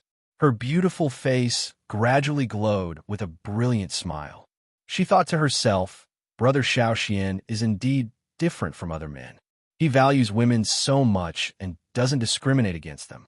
He really has the spirit that only immortals have. Speaking of which, although she was a princess of the Tang Empire, she was still a woman. Since she was a woman, she couldn't avoid marrying and becoming a man's wife and vassal. Today, Li Zishuan spoke up for female doctors, which made her eyes light up. "Your Majesty, I also think that Marquis Yong'an's words are reasonable." Li Er was about to speak when Empress Zhang's son happened to walk in from outside the hall with a bowl of ice sour plum soup. She smiled and said, "There are many women from medical families among the people who have medical skills. If they are rejected outside the door of Yanhuang College's medical school, just because they are women, wouldn't it be too much of a pity to cut off the possibility of their medical skills to improve further? Besides, the number of female students recruited by the Imperial Medical Department every year is limited. The palace doesn't need so many female medical officers, so it's better to let Yanhuang College's medical school cultivate a group of female doctors to benefit the people." Standing in the middle of the hall, Li Zixuan couldn't help but look gratefully at Empress Zhang's son. This gentle, virtuous, and wise woman would come out at every critical moment to advise Li Er to make the most correct decision. She was the biggest contributor to Li Er's creation of the Zhenguan Golden Age. The silent Li Er finally looked at Li Zixuan and said, "That's good. We will grant your request for the time being, but this move is bound to cause criticism among the court officials. In our opinion, this matter should wait until your new plate armor is made before we announce it in front of all the court officials. At that time, you will have made a great contribution, and the voices of opposition will be much smaller. In addition, if there are people among the people who oppose this matter, you will have to deal with it yourself. If the voices of opposition are too loud, then don't blame us for refuting your proposal." When Li Zixuan heard this, he couldn't help but curse Li Er in his heart for being so cunning. However, it was already not easy for Li Er to be willing to stand by his side. It was basically impossible for him to get Li Er to help him eliminate all opposition. This official obeys. "Thank you for your grace, your majesty." Li Zixuan knew when to stop and immediately stepped forward to thank the emperor. The next day, Tang Dynasty's Joint Medical Center officially announced the recruitment of female doctors. This news only caused a small ripple among the people, because today was a special day. Celestial Bane, which had been serialized in Datong Daily for 2 months, officially ended today. Strangely enough, this Xianxia novel's biggest audience was not men, but women. The delicate emotional entanglements in the novel caused many women to cry, especially at the end, when Bai Yao sacrificed herself to block the Celestial Bane sword for Zhang Xiaofan. Not only did the female readers cry, but many male readers couldn't help but secretly wipe their eyes. Sob, sob, sob. In the end, Bai Yao still couldn't be resurrected. Bai Yao is so pitiful. Leather Knight is so hateful. Why did he give everyone hope and then let everyone feel despair? Bai Yao could have been resurrected. Why didn't he give us a perfect ending? No. Quick, take a look at the last paragraph Pai Xia wrote. Today, Celestial Bane has officially come to an end. During the serialization of Celestial Bane, we received a lot of support from readers. Chivalrous Hero is very grateful. Of course, we also received criticism and abuse from readers. Chivalrous Hero understands all of you because Chivalrous Hero also likes Bai Yao. But Swordsman really can't give you a perfect ending. Bai Yao's tragedy, from the day she appeared, was already destined. She was a demonic witch, and Zhang Xiaofan was from a righteous sect. Under normal circumstances, the two of them would never be together. During the Great Battle of Emerald Cloud Mountain, Zhang Xiaofan was interrogated by his sect. Priest Song Song colluded with the demonic sect and betrayed Emerald Cloud sect. The defeated demonic sect turned back and wanted to kill Emerald Cloud sect. Daoxian Jinren activated the Celestial Bane sword formation for the second time. In the end, because he was worried that Zhang Xiaofan would be used by the demonic sect and bring disaster to the world, he slashed the Celestial Bane sword at Zhang Xiaofan. In such a desperate situation, if Bai Yao didn't activate the spell of infatuation and block the sword with her body, Zhang Xiaofan would only die. There was no other ending. The wounded Zhang Xiaofan joined Ghost King's sect under the name of Ghostly. For 10 years, he searched for a way to resurrect Bai Yao. But the dead cannot be resurrected. Can Bai Yao really be resurrected? Maybe. After all, when Fox Divergent Mountain collapsed, Bai Yao's body disappeared, leaving only a piece of green clothing and the Hahuan bell. It was very imaginative. But if Bai Yao didn't use her body to block the sword and sleep forever, how can you remember her forever? I want you to always remember the Bai Yao who, for true love, was willing to fall into the underworld for 3 lifetimes and 7 lifetimes. Swordsmen were devastated by the end of Celestial Bane. After serious consideration, Swordsman decided to stop writing and thank the readers who accompanied the swordsman along the way. If fate wills it, we'll meet again. Leather Knight's words at the end of the chapter were an explanation for Bai Yao's ending. It was also a declaration that he would stop writing from now on. After reading it, the male and female readers were stunned at first. Then they cried out in disbelief. What? Stop writing? What does this mean? Leather Knight won't write novels anymore? Sob. Why? Although we're sad that Bayao didn't resurrect, Leather Knight, please don't abandon us readers. Sob. We won't scold you anymore. Leather Knight, don't stop writing. That's right. We won't block Datong Daily's editorial department anymore. We won't scold you anymore. Please don't stop writing. Sob. Bayao didn't resurrect. Leather Knight also stopped writing. Leather Knight, why are you so cruel to us? In Chang'an City and the counties around Chang'an City, the readers who saw the latest issue of Bragging World couldn't help but cry. A sorrowful atmosphere began to spread wildly in every city. Cries could be heard everywhere. Damn it. Leather Knight is going to stop writing? Is it because we made a scene in the workshop last time and angered him? Sigh, don't you think I'm despicable? In Chang'an City, Sun Mansion. It was Saturday today. Sun Ziffin sat in the backyard happily and read the latest issue of Bragging World. He was very satisfied with the plot update a few days ago because Zhang Xiaofan was trying hard to find a way to resurrect Bayao. This gave him hope. But who knew that today's 5 chapters would turn his hope into despair, and from despair into extreme despair? Because Bayao didn't seem to be resurrected in the end, and Leather Knight had completely stopped writing novels. Smack! Sun Ziffin couldn't help but give himself a hard slap.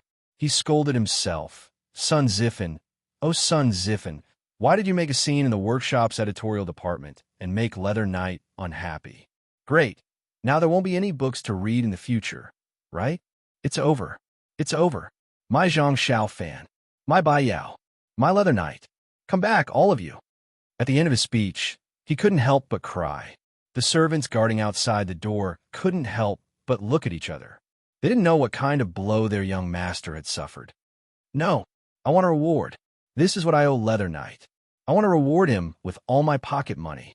Men, quick, reward Celestial Bane 100 Tang Yuan. In the room, Sun Ziffin suddenly said as if he had gone crazy. There were quite a number of people who had the same thoughts as him. Back when they caused a ruckus in the editorial office, there were thousands of them. Those who participated in the ruckus were actually very fond of Celestial Bane. As the saying goes, the deeper the love, the more the blame. Now, when they saw the last sentence of Celestial Bane's grand finale, they subconsciously felt that it was because they caused a ruckus in the workshop back then that caused Pai Ziyage to retire from writing. Therefore, they all wanted to reward him as compensation. As for those who didn't participate in the chaos, they wanted to reward him as much as they could, hoping to retain Leather Knight. Therefore, a very spectacular scene appeared. Chang'an Lantian County, Xinfeng County, Yinyang County, Jingyang County, Sanyuan County, Xianyang County, and more than 20 other counties were all surrounded by Datong Daily's offices. This encirclement was different from the encirclement of women who wanted to apply for Yanhuang College's medical school 2 days ago. This time, the scale was unprecedentedly grand. At least a few hundred people lined up in front of each Datong Daily's office. Everyone was waving Tang Yuan in their hands, shouting that they wanted to reward Celestial Bane, Leather Knight, and begging Leather Knight not to stop writing. The staff of Datong Daily's office panicked in the face of such a scene. Then, they began to frantically receive rewards and distribute fan medals to those readers. Each of them wished they could grow 8 arms because they were too busy to cope with the situation. Today was a day that belonged to Celestial Bane, and more importantly, to Pai Xiajue. Fortunately, Tang Yuan was gradually becoming popular among the people. Otherwise, with so much money, the Datong Daily's office would be full again. Chapter 1434. Young Master, something bad has happened. South of Chang'an City, Lin family's backyard. Maid Xiao Shi ran into the study with the latest issue of Tang Dynasty Daily, Bragging World, and informed Lin Hao, who was sitting in front of the desk reviewing his homework. What's wrong? What happened? Don't bother me with such trivial matters. Ever since the start of the new year, Lin Hao had been in seclusion to prepare for the exams. Although he knew that Leather Knight had published a new book at the end of March, he could only bear the pain and give it up in order to get into Yanhuang College this year. For the time being, he put Celestial Bane aside. He planned to read it to his heart's content after the exams. Under his orders, his maidservants would buy a copy of Bragging World every day. They would also cut out the parts about Celestial Bane and bind them into a book. They would keep it for him to read after the exam. Young Master, Celestial Bane is ending today. Leather Knight said that he's going to quit writing completely and will never write a novel again. Datong Daily's office in Chong and City has gathered a lot of readers. They're all madly tipping and begging Leather Knight not to quit writing. Xiaoshi was panting as she held the latest issue of Big Talk, Martial Arts World. What? Celestial Bane is ending? Leather Knight is going to quit writing? Lin Hao stood up in shock when he heard that. He originally planned to raise Celestial Bane for a while, but he never expected that he would raise the author until the end of his career. It would be hard for anyone to surpass his skill in raising books in the future, right? Young Master, look. Xiaoshi nodded in response and handed the copy of Bragging World to Lin Hao. Lin Hao took it and read the last paragraph carefully. He couldn't help but sigh. What a pity. What a pity. I won't be able to read his novels anymore. Xiaoshi, go get 1,000 Tang Yuan and tip the Leather Knight. Currently, the Yanhuang Chamber of Commerce's bicycles were selling well all over the country. Lin Wenyuan relied on his status as a member of the Chamber of Commerce to earn a lot of money. In addition, Lin Hao had recently been in closed-door training to prepare for the exams, so he rarely used the money.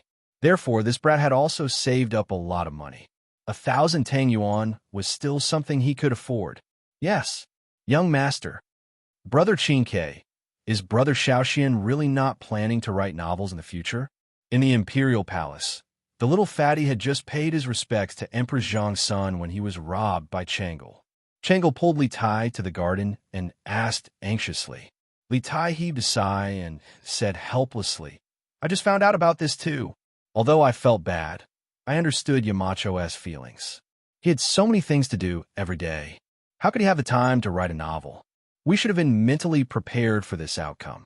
When Chang'e heard this, a trace of sadness appeared on her face. After a long while, she nodded and said, Yes, Brother Qin, you're right.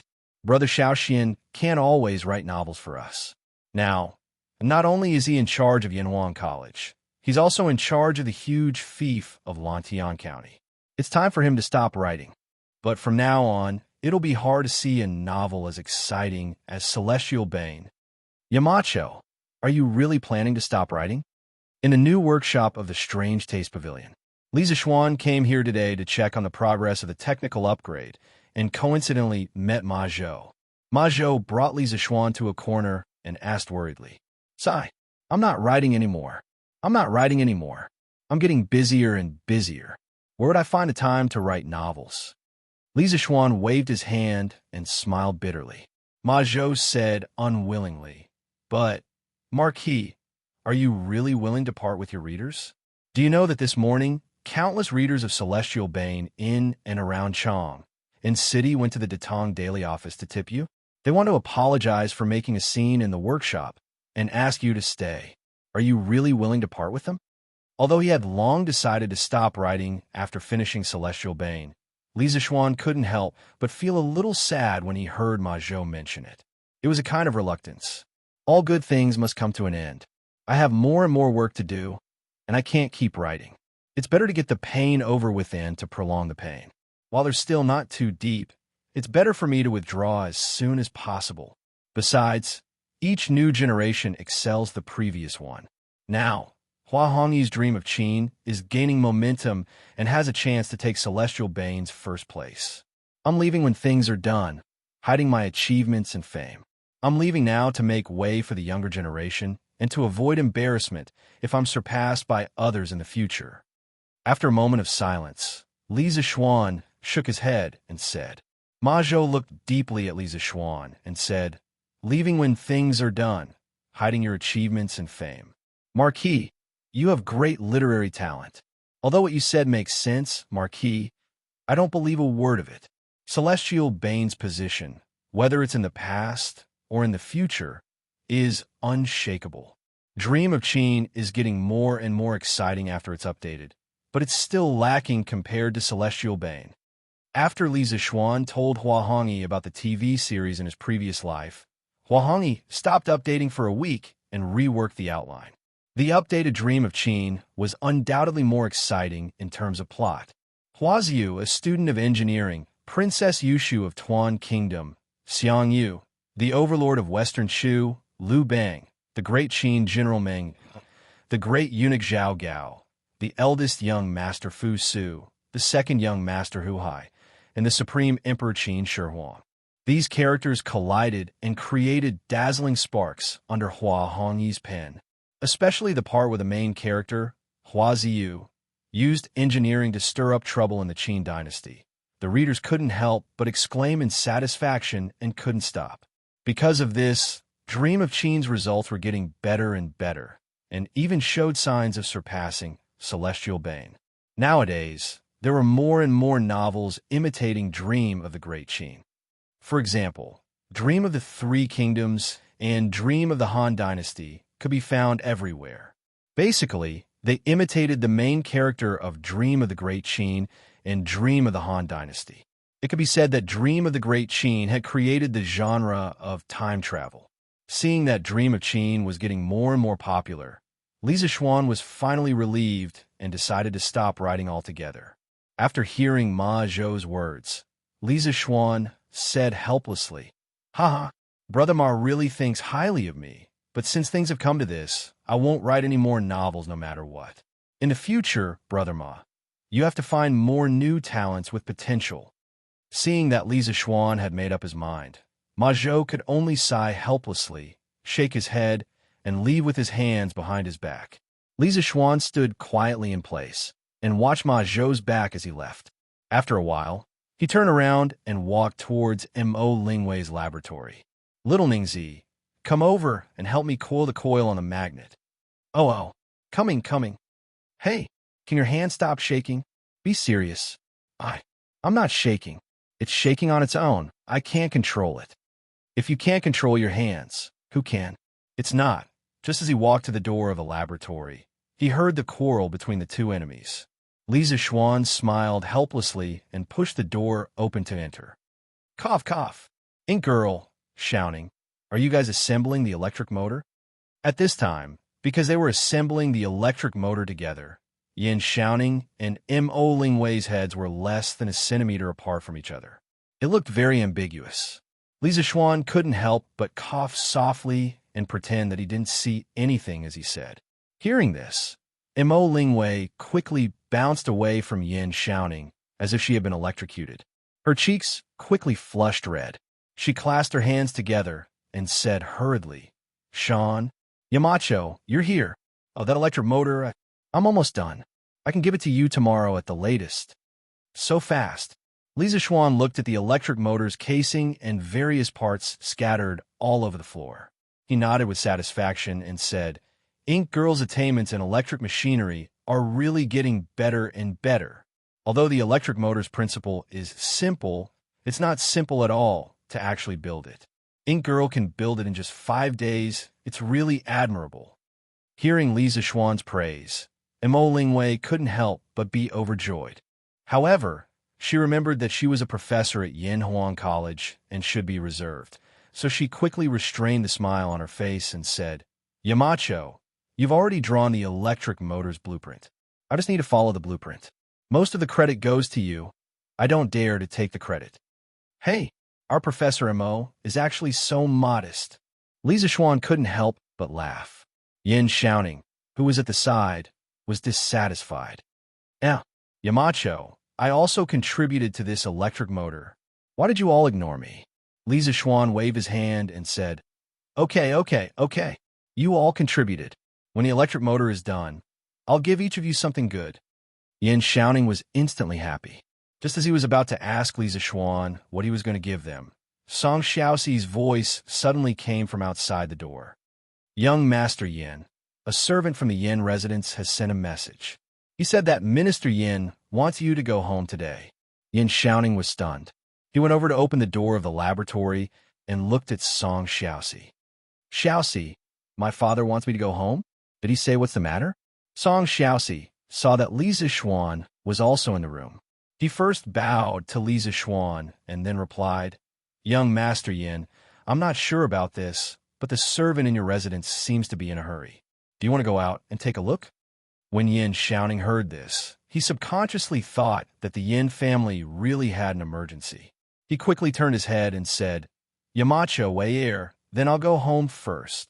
Mo Lingwei waved her hand and said, Okay, go ahead. Li Zixuan also nodded. He secretly guessed that the words he said to Yin lied yesterday had taken effect. The Yin family was going to propose marriage to the Mo family. After he finished speaking, Yin Xiaoning quickly walked out of the laboratory. Oh, that's right. Yamacho, there seems to be a problem on Mr. Wang's side. Do you want to go and take a look? After Yin Xiaoning left, Mo Lingwei was silent for a moment and suddenly spoke. Li Zixuan was stunned and asked curiously, Mr. Wang, what's the problem on his side? Mo Lingwei replied, Yamacho, didn't you ask Mr. Wang to build an electrolytic copper refining workshop? However, Mr. Wang realized that the electricity produced by our hydropower station is alternating current, and electrolytic copper refining requires direct current. In order for the electrolytic workshop to operate normally, we can only use the lead-acid batteries that Yamacho made previously. However, the lead-acid batteries still need to be recharged after they run out of electricity, and they also need direct current to recharge. So, Yamacho, this is the problem. We have to make a sustainable source of direct current. I see. When Li Zixuan heard this, he couldn't help but be enlightened. Previously, he only cared about making the batteries and neglected the problem of recharging them. When the batteries discharge, they convert chemical energy into electrical energy, and when they recharge, they convert electrical energy back into chemical energy. The electrical energy here is direct current, not alternating current. In his previous life, the lead-acid battery charger was used to convert alternating current into direct current and stabilize the voltage. But now, he didn't have a ready-made charger with him. Yes, Yamacho, this problem must be solved as soon as possible. Otherwise, our electrolytic workshop won't be able to operate. At this time, Wang Ji's voice came from outside the door. Wang Ji heard that Li Zixuan had come to the workshop, and he quickly went to look for Li Zixuan for help. When he reached the door, he heard Mo Lingwei telling Li Zixuan about the problem he was facing, and he couldn't help but push the door open. Oh, Mr. Wang, you're here too. Li Zixuan came back to his senses and greeted Wang Ji. I heard that Yamacho was here, so I came to look for you. Yamacho, do you have a way to solve the direct current problem? Wang Ji nodded, and then with a face of urgency, he cut to the chase. Mo Lingwei also looked at Li Zixuan. In her memory, there didn't seem to be anything that Li Zixuan couldn't solve. Li Zixuan frowned, thought for a moment, and said, There are two ways to solve this problem. The first is to build a direct current generator to convert the power of the river directly into direct current, and then connect it to the electrolytic workshop. A direct current generator? Yamacho, how can there be a direct current generator? Can this thing be built?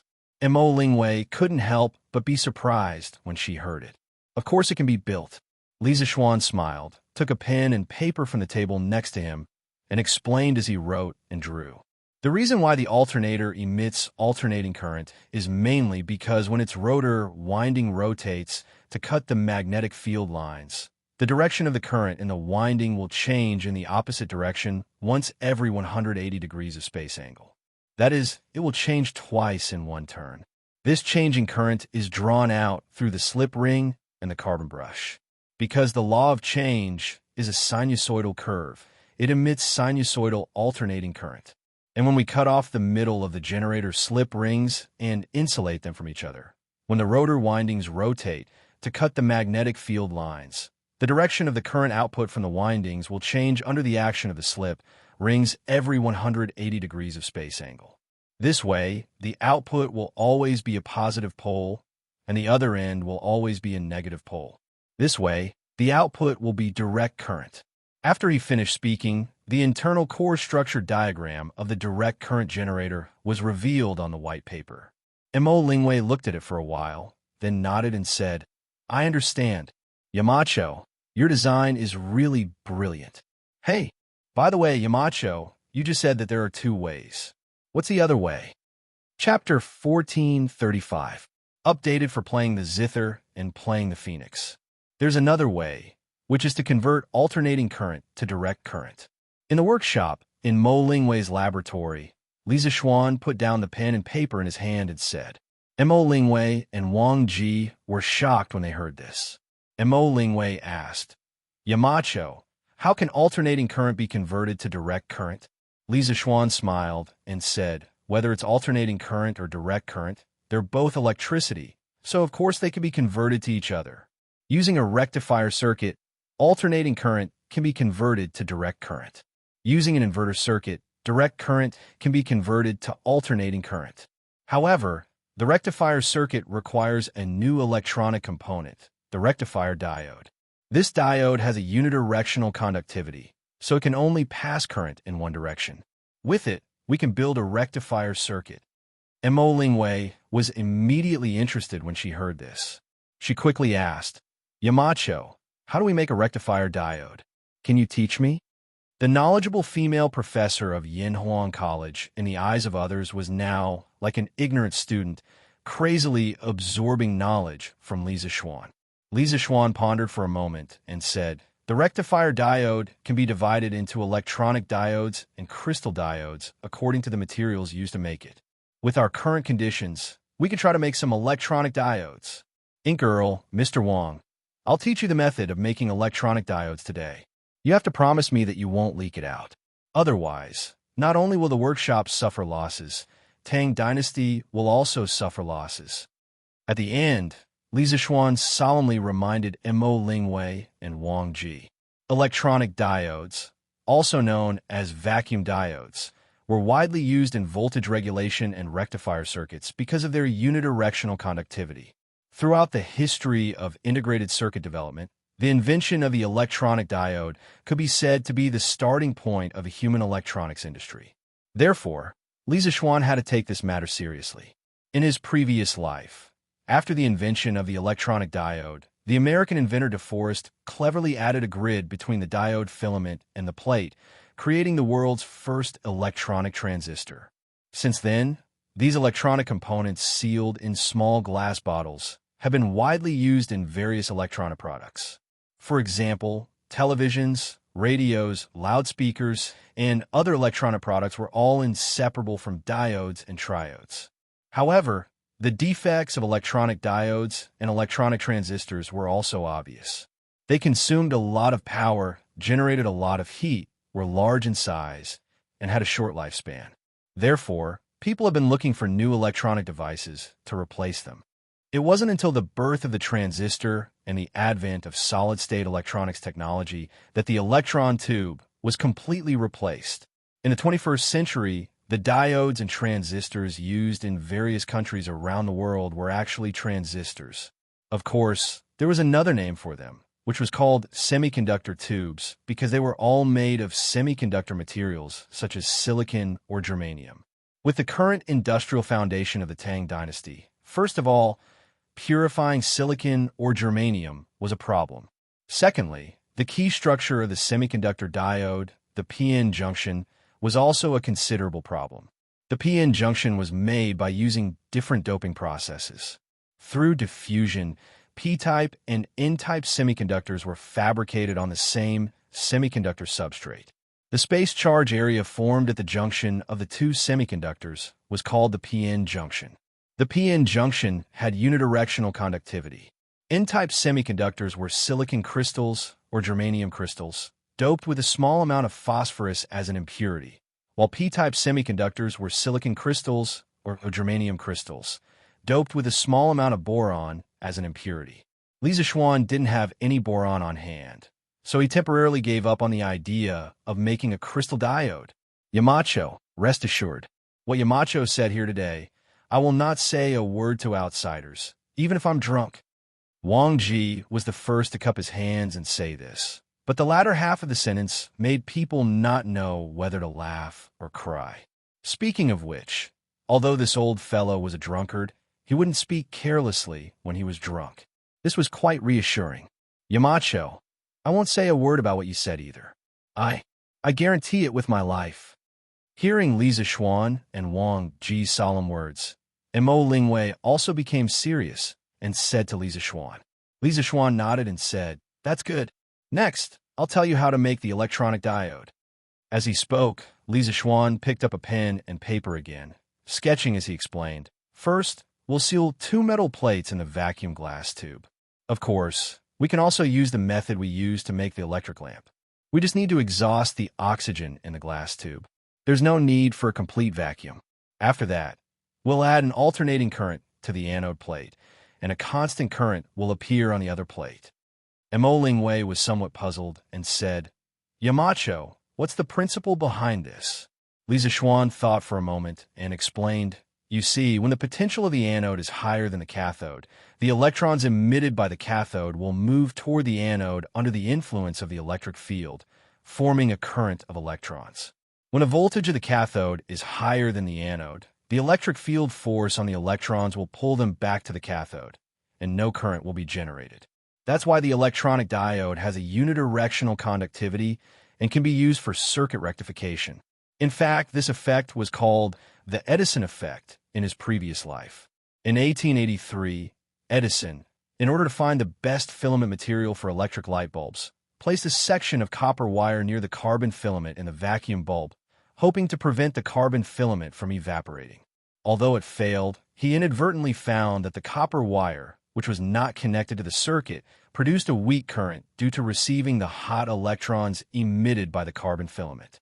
Although Edison didn't study this phenomenon carefully, he applied for a patent for the Edison effect.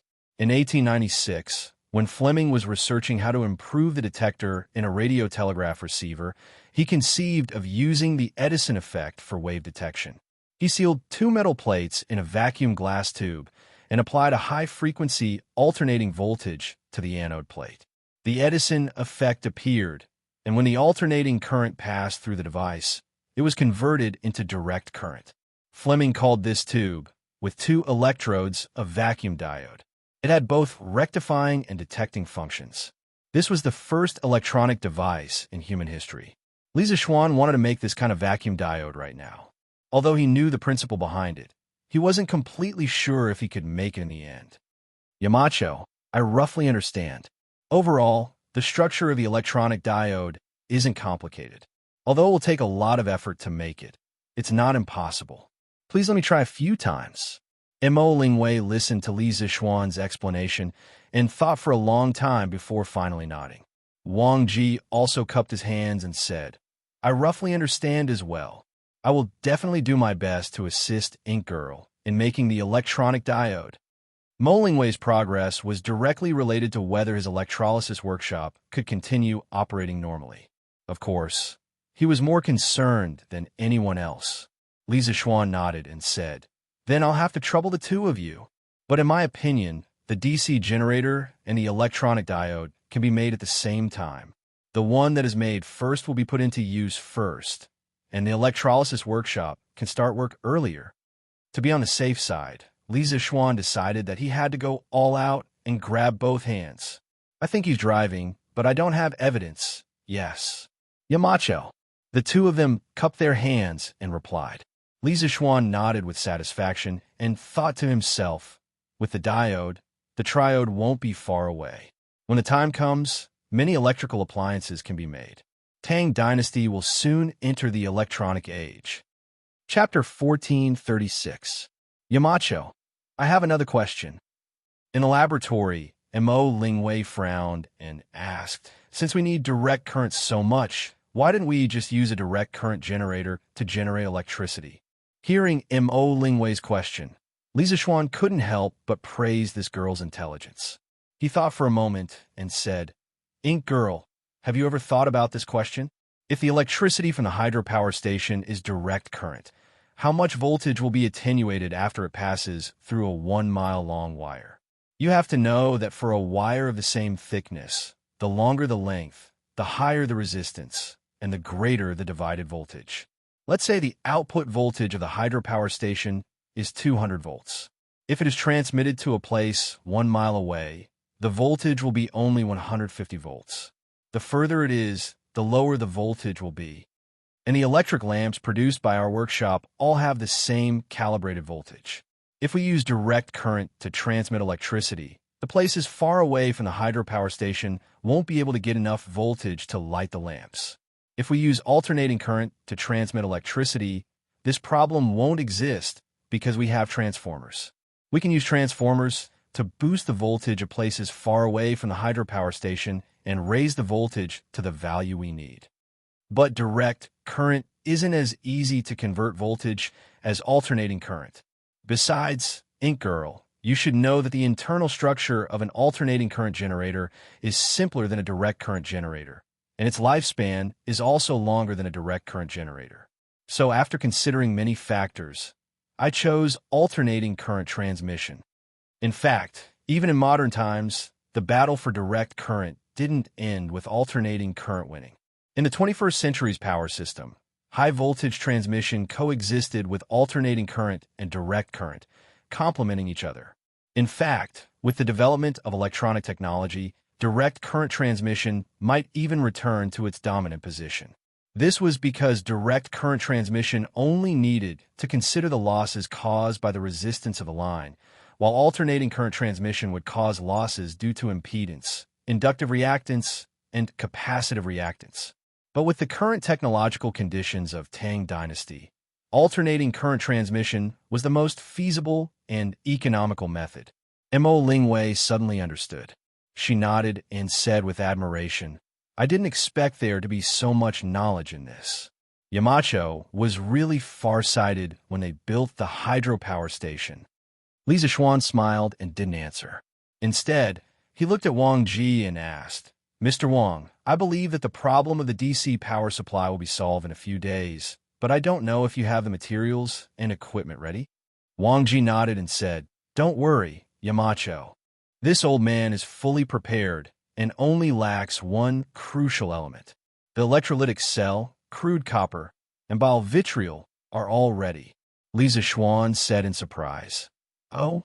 His progress was so fast. "Then, Mr. Wang, do you have enough gall alum prepared?" After all, the amount of copper that the workshop would be refining in the future was not small. Li Zixuan had to ask in advance. Wang Ji smiled and said, "Don't worry, Yamacho. Gall alum isn't anything rare. There's a mine in Lantian County that produces gall alum, and it's more than enough to supply our workshop." Li Zixuan was pleasantly surprised when he heard that. "What? There's a gall alum mine in Lantian County? Why didn't I know about it?" Wang Ji asked curiously. "There's always been a gall alum mine, but it's only used in medicine and isn't worth much. It's normal that you don't know about it, Marquis." Gall alum was a crystal of copper sulfate. It could also be used in medicine. It could stimulate the gastric mucosa and stimulate the vomiting center to induce vomiting.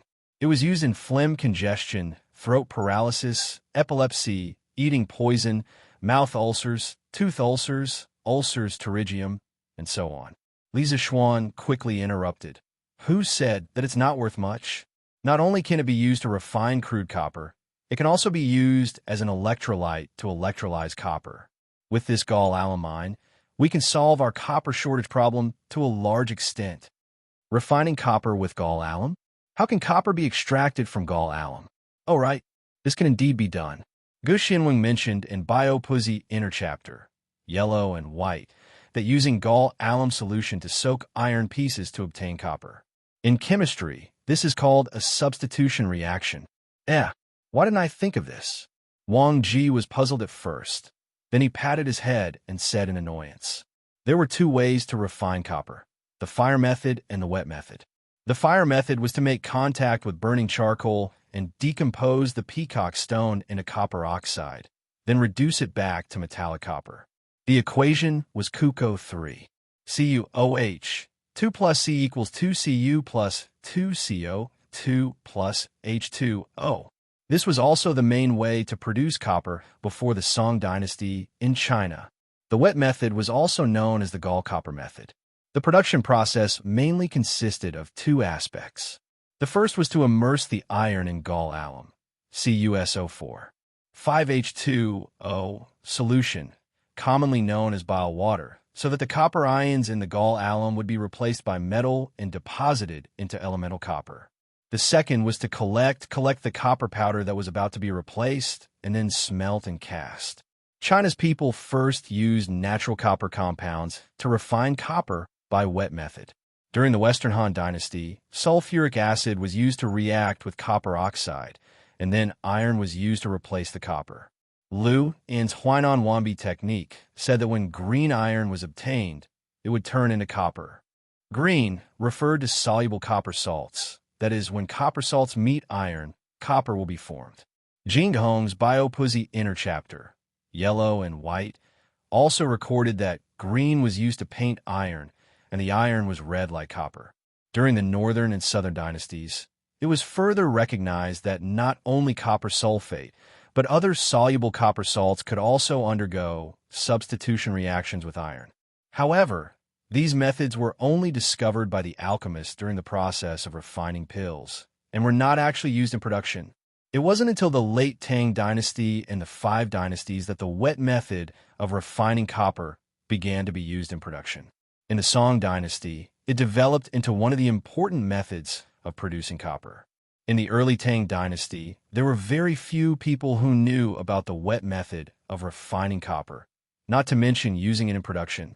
Seeing that Wang Ji had reacted, Li Zixuan nodded and said, "That's right. The process of smelting copper with gall alumina was a chemical substitution reaction. In a while, I'll send someone to find the mine that Mr. Wang mentioned and quickly find out the reserves of copper sulfate. After that, we can dig a water tank around the mine, forge the iron into thin pieces, and place them in the tank. Then, we'll use the bile water to soak the iron pieces, and the copper in the bile sulfate will adhere to the surface of the iron pieces. Although forging the iron pieces into thin pieces is more troublesome, our workshop now has a hydraulic press, so this can't be considered troublesome. In addition, forging the iron pieces into thin pieces can increase the surface area of the iron, greatly reducing the substitution time and increasing the copper production rate. I hope that the copper produced from this mine can completely supply the electricity consumption of Lantian County." A while ago, he was still worrying about where to get some copper. He didn't expect that there would be a mine of copper sulfate in his fief. The people of this era obviously didn't realize the true use of the mine. Otherwise, this mine would have been expropriated and mined by the imperial court, and wouldn't have waited until now. Hearing this, Wang Ji couldn't help but sigh with longing. If the reserves of copper sulfate in this mine is really amazing, we can cover the entire Lantian County with electricity. This kind of scene, I'm looking forward to it even in my dreams. After leaving Mo Lingwei's laboratory, Li Zixuan immediately sent Lu Feng and Lu Yun to bring people to investigate the mine of copper sulfate. After that, he went to the Ba River to check on the progress of Zhang Hongsheng's armor manufacturing. Zhang Hongsheng promised Li Zixuan that he would be able to make the first set of plate armor by the day after tomorrow at the latest. After the first set was made, the production speed would get faster and faster. "Young master, yesterday I got people to use the hydraulic press to forge a batch of iron pieces of the same size and thickness.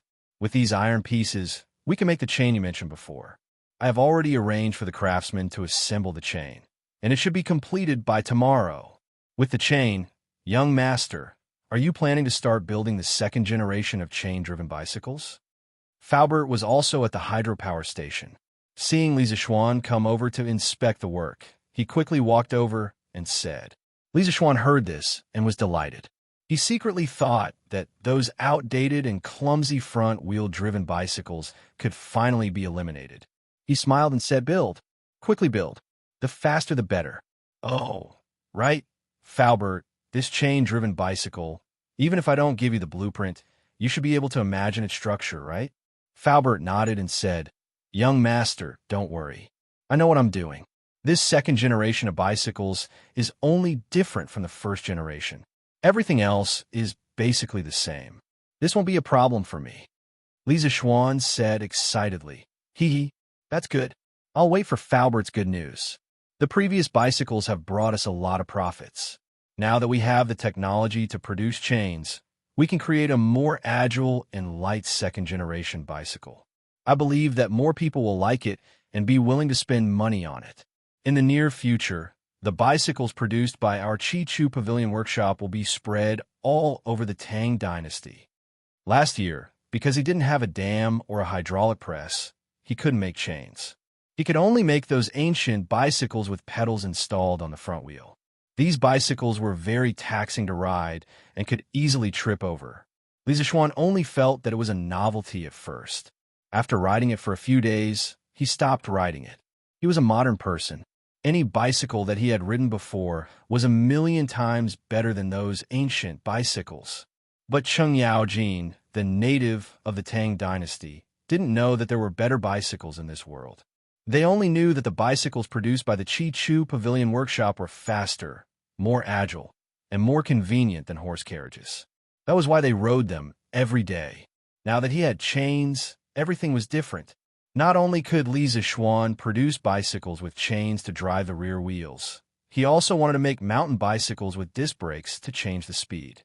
He even wanted to make electricity. These improved bicycles could not only replace horse carriages, but also horses. The next day, the first thing Li Zixuan did after breakfast was to go to the medical center. When Dr. Wang saw Li Zixuan, he quickly reported, "Yamacho, this time, our Tang Dynasty Joint Medical Center has recruited a total of 58 highly skilled and ethical doctors. Among them, there are 8 female doctors and 50 male doctors.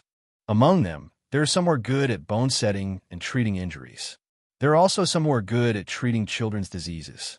There are also some who are good at acupuncture and massage. In any case, there are already qualified doctors in the previous departments." Li Zixuan nodded and said, "That's good. The medical center must operate normally as soon as possible and fully open to the people of Lantian County. All the prices of the herbs and the consultation fees must be open and transparent. We can't cheat the people. In addition, the number of female doctors is still too small compared to the number of male doctors. I told you before that doctors don't differentiate between men and women. In the eyes of a doctor, there should be no concept of gender. Don't look down on other people's medical skills just because they are women. Guqingwei yesterday is a good example. We have to recruit more female doctors in the future." Li Zixuan heard that in yesterday's interview and examination, Guqingwei had smiled proudly, with 2 full marks. Who knew how many people's eyes had popped out of their sockets? Li Zixuan felt that Guqingwei could be used as an example to all the women in the world who were interested in medicine. He wanted to tell the world that women could also learn and practice medicine, and that their medical skills were not inferior to men. Dr. Wang cupped his hands and said, "Yamacho, after yesterday's interview and examination, no one dares to look down on female doctors. The reason why there are only 8 female doctors is because there are too few female doctors who came to apply. However, today's Datong Daily published a notice that our joint medical center can recruit female doctors. I believe that soon, there will be female doctors with excellent medical skills coming to our medical center." Li Zixuan heard this and nodded. "That's good. If the medical center has any difficulties in the future, Dr. Wang, you could tell County Magistrate he or me. If we can help, the county government and I will definitely do our best to help." "Yes, Yamacho." In the afternoon, Li Zixuan rode to the workshop again. He had received news that Mo Lingwei's electric motor and the second-generation chain bicycle that Faubert was in charge of had been completed. "Yamacho, this is the electric motor. As long as it is connected to the battery, the rotor inside will be able to spin rapidly." Mo Lingwei pointed at the lump of metal on the floor and said in the workshop of Chi-Tu Pavilion. Li Zixuan frowned. He had to admit that the electric motor's appearance was a little ugly. The outer shell was cast directly. The surface was not polished, quenched, or painted. It was as ugly as it could be. He just did not know if this ugly thing could be used properly. "Connect it to the battery and let me see," Li Zixuan said softly. "Okay," Mo Lingwei replied and quickly asked Song Xiaoxi, who was next to her, to bring a lead-acid battery over from Wang Ji's place. Since Yan Shaoning went home in a hurry yesterday, he had not come yet. Mo Lingwei had no one to order around, so she could only order Song Xiaoxi around. After the lead-acid battery was brought over, Mo Lingwei placed the electric motor upside down and asked Song Xiaoxi to hold it steady.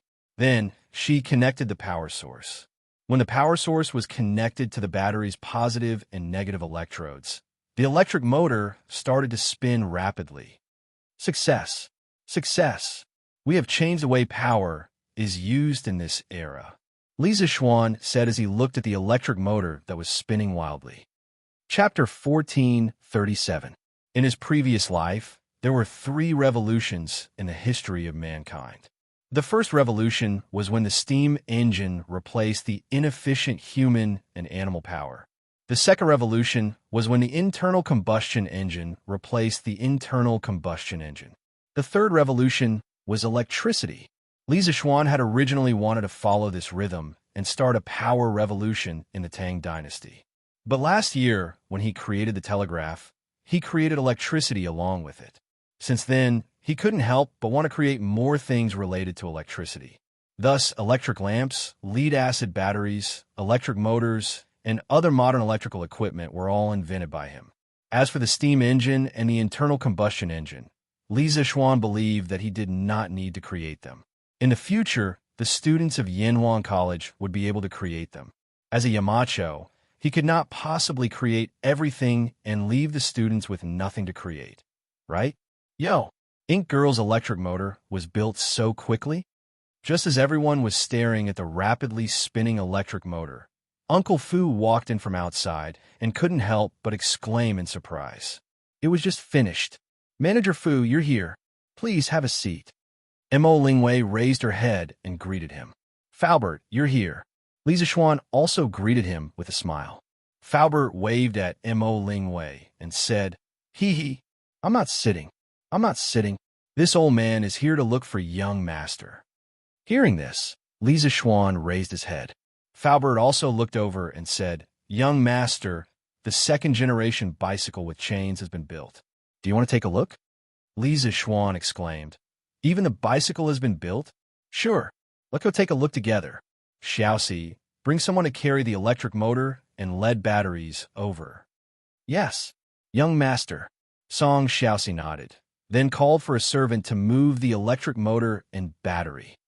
Yamacho, why do you want to bring the batteries and electric motor to the bicycle? Mo Lingwei asked in confusion. Li Zixuan smiled and said mysteriously, Ink Girl, you'll know when the time comes. Following Faubert, Li Zixuan, and the others, they arrived at the yard where the bicycles were assembled and produced. They saw a 2-wheel bicycle that was about half the height of a person standing in the open space. Looking at the bicycle, Li Zixuan felt a sense of familiarity because the style of the bicycle was almost exactly the same as a modern bicycle. At that moment, he felt as if he had returned to the modern era. Young master, is this structure correct? Faubert asked uncertainly. Li Zixuan hadn't given him any blueprints for the rear-wheel drive bicycle. Faubert had designed it based on the original bicycle, so he wasn't sure if the design was right. Li Zixuan came back to his senses and nodded. Correct. This is exactly the same as the bicycle in my mind. Faubert's heart finally settled down. He smiled and said, That's good. Young master, do you want to try it out yourself? Of course, I'll try it out. Li Zixuan nodded and walked towards the bicycle. He gripped the handlebars and felt the sensitivity of the handlebars. Li Zixuan stepped on the other side of the bicycle with one leg and sat down on the seat of the bicycle. Then, with a light push of his right foot, the bicycle stood up steadily and started moving forward. Easy.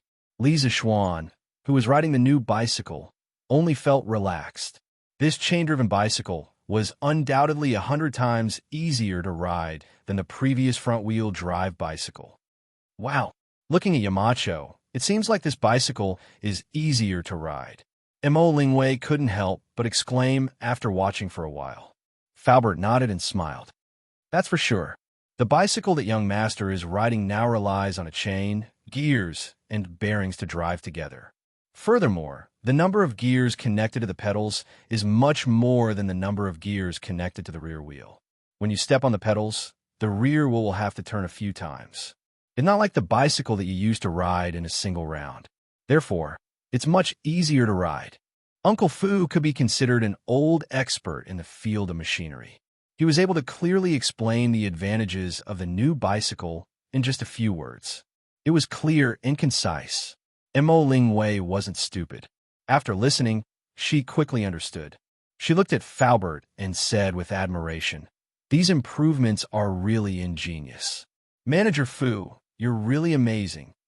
Faubert smiled and waved his hand. Hee hee, I wouldn't dare to take the credit for this. The idea was all from young master. I just followed young master's suggestions and designed the blueprint. Mo Lingwei smiled. Hee hee, Manager Fu, you don't have to be humble.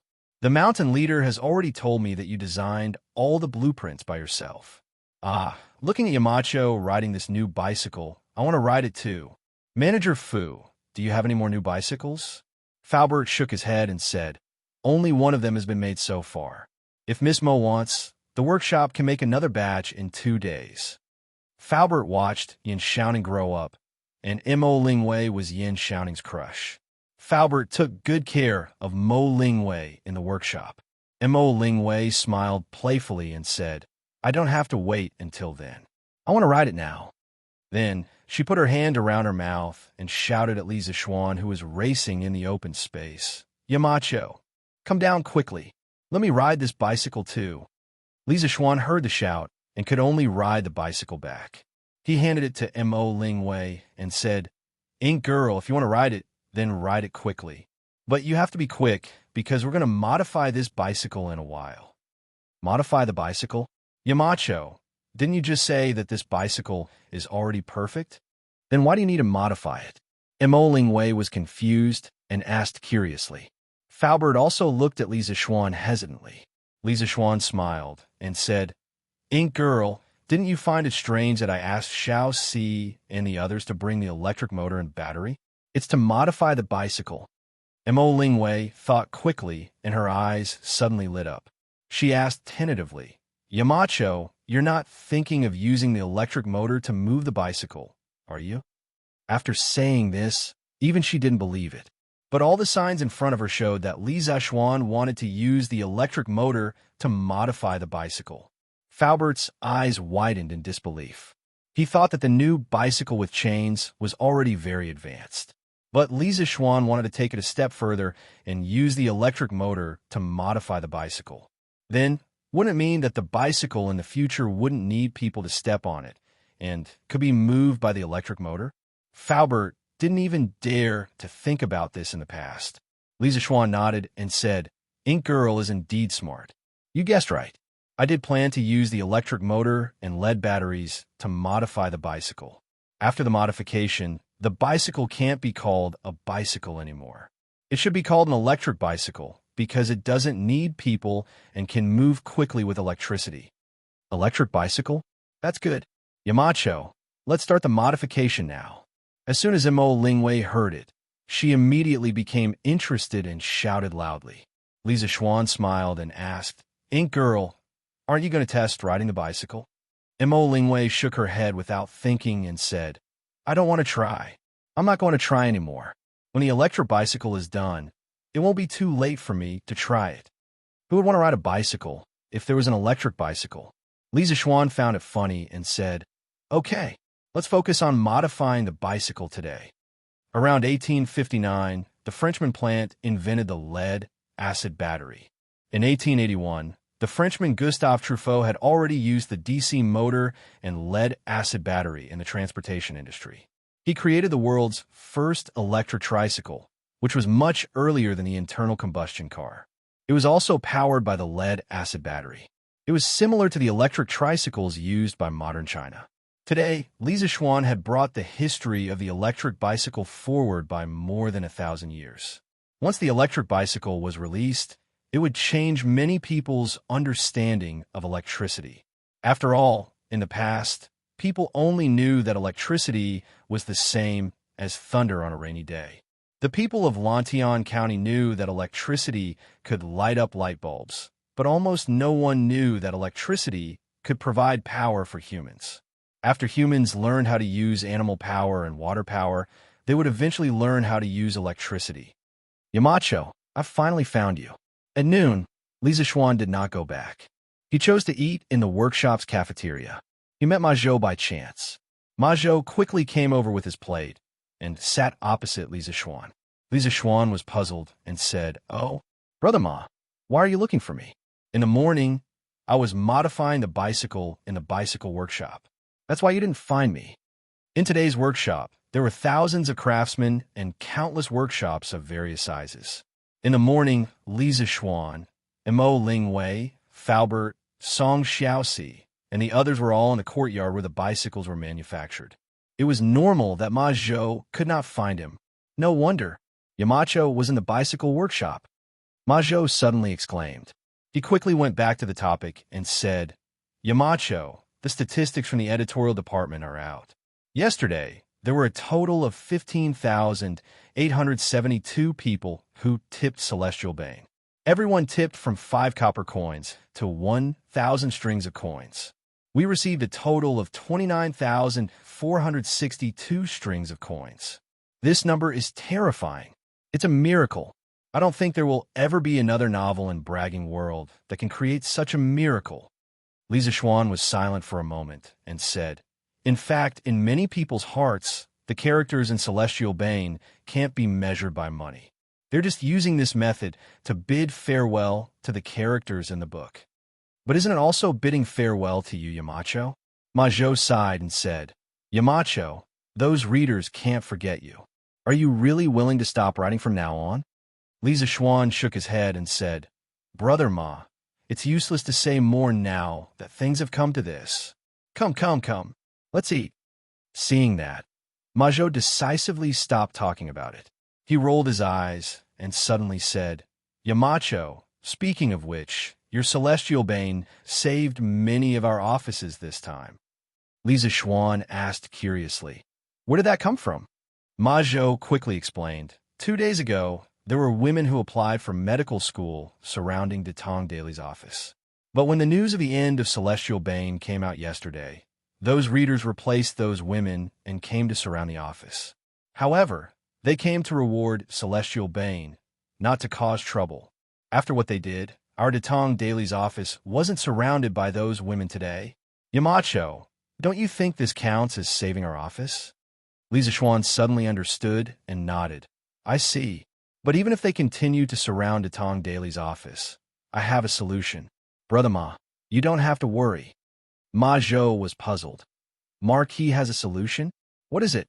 Li Zixuan smiled and said, "I plan to announce to the world that I'm recruiting women into the medical school. Tomorrow morning, I'll officially announce this in front of all the civil and military officials." Ma Zhou was shocked. He stared and said, "Yamacho, this can't be. You'll be impeached by many officials if you do this. It might even affect the Academy's reputation." Li Zixuan shook his head and said, "It's okay. I've already thought of a foolproof plan. Brother Ma, don't worry." Ma Zhou was helpless, but he knew that once Li Zixuan decided on something, even 9 bulls couldn't pull him back. He didn't try to persuade him anymore. In the afternoon, Cheng Chumo, Sun Zifan, and Yuchi Baolin came to the workshop. "Yamacho, I heard that our academy is recruiting female students. Is it true?" When Li Zixuan heard that the idiot had come to the workshop, he walked from the bicycle workshop to the front yard of the workshop. Who would have thought that Cheng Chumo would ask such a question? Li Zixuan rolled his eyes in annoyance and said, "Where did you get this information from? The academy doesn't recruit female students. Even if it does, what does it have to do with you? You don't study hard, and you don't help train the team. You only care about things that have nothing to do with you." Cheng Chumo heard this and said, "I'm innocent. Yamacho, who said that we haven't been training the team recently? Basically, we go to the field every day and lead the outstanding players to train. Last month, Brother Shanbei returned to Japan because of the death of Empress Togu. At that time, Li Zixuan was determined to establish the Tang Football Association. Later, he was busy with work and couldn't leave. Cheng Chumo and Yuchi Baolin volunteered to be the coaches of the national team. TSK, don't be so full of yourself. When I'm done with work, I'll go and see the results of their training in person. Li Zixuan couldn't help but mock. Chapter 1438. Hey, Yamacho, it's up to you whether you want to believe it or not. In any case, Baolin and I have been diligent and conscientious lately. We have a clear conscience. In the workshop, Chung Chumo chuckled after hearing Li Zixuan's words. Beside him, Yuchi Baolin couldn't help but nod in agreement. Brother Chonyo is right. Yamacho, we really haven't been slacking off recently. The players that Yamacho transferred to the national team will be organized by us whenever we have time for physical training and tactical training. The teamwork between the players is getting better and better. Li Zixuan nodded and said, if that's the case, that's great. You guys can train them according to the tactical training manual and physical training program that I gave you. If I have time, I will personally train them. If you guys do well, there will definitely be a place for you in the Tang national team. Chung Chumo chuckled and said, Haha, Yamacho, I like what you said. Sun Zifan then said, Yamacho, a few days ago, the medical school was recruiting students. Many women who know medicine wanted to sign up. They surrounded the Datong Daily office and wanted to use this opportunity to ask Yamacho to allow them to enter the college. Yamacho, what do you plan to do? Will you agree to their request? After saying that, the chubby boy looked at Li Zixuan with a burning gaze. Clearly, he was eager to know the answer. Chung Chumo and Yuchi Baolin also looked at Li Zixuan in unison. TSK, men like women. This was an unchanging law of nature.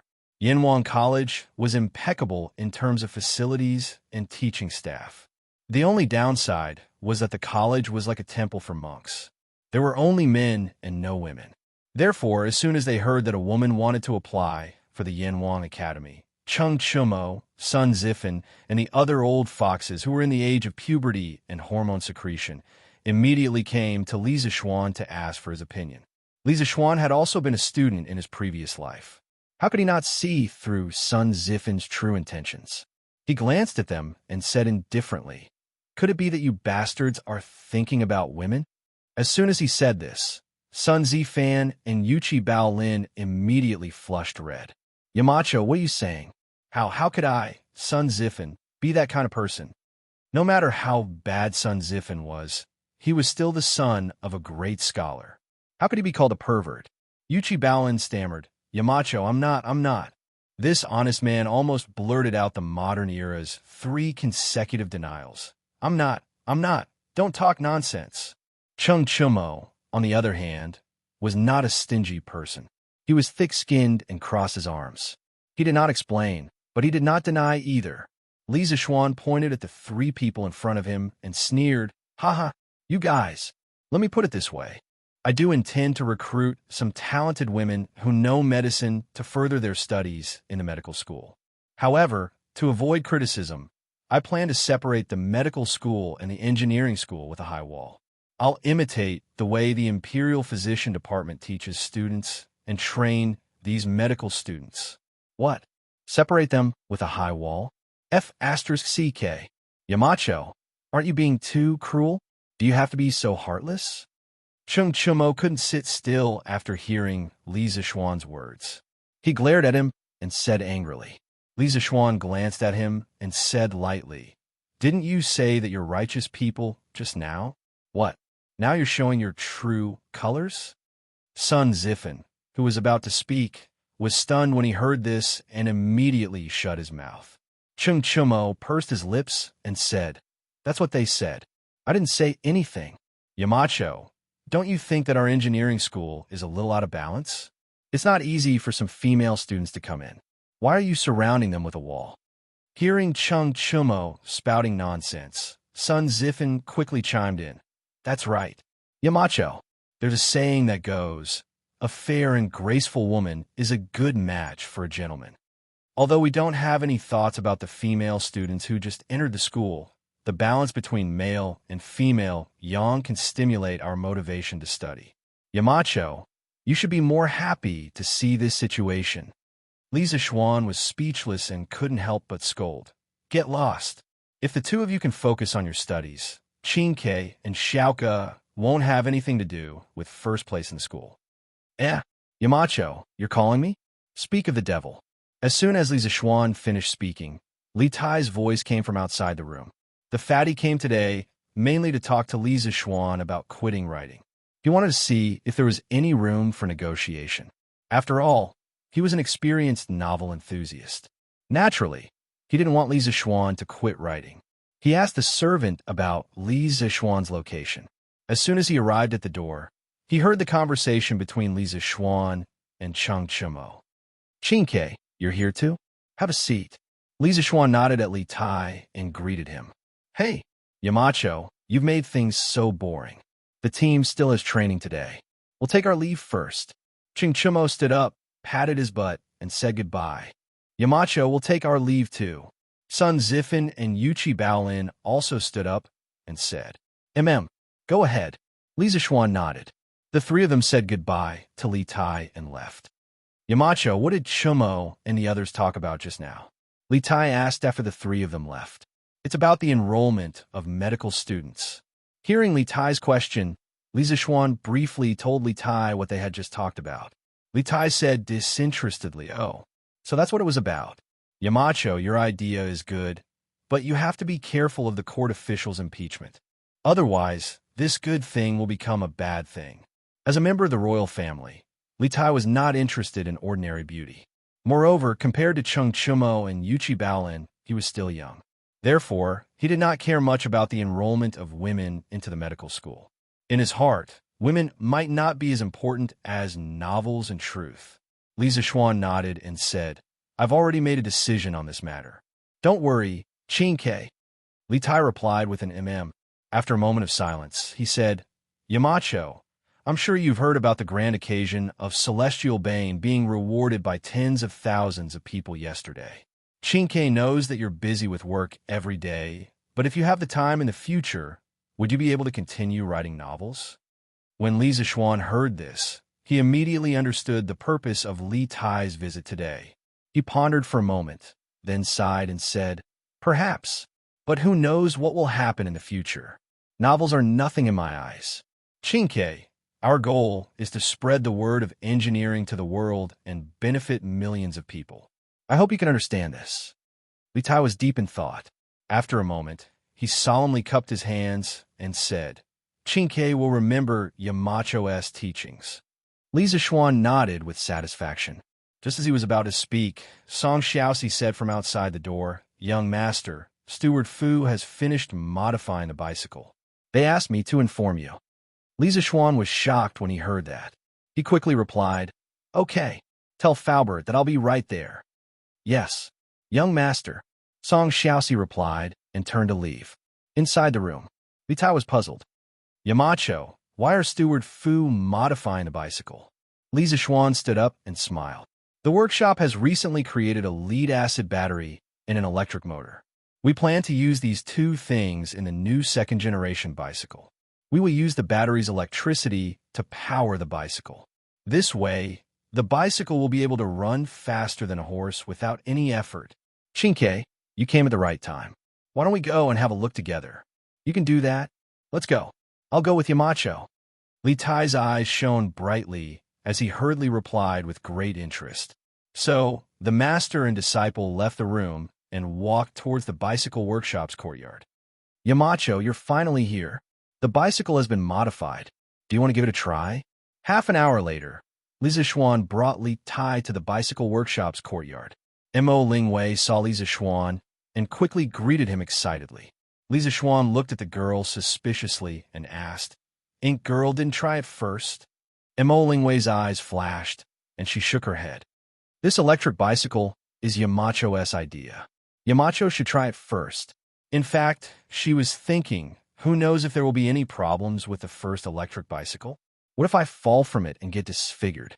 "Yamacho, you're good at martial arts. It's best for you to be the first one to try it out." Li Zixuan looked at Mo Lingwei with a faint smile. Although he could roughly guess what Mo Lingwei was thinking, he didn't expose her.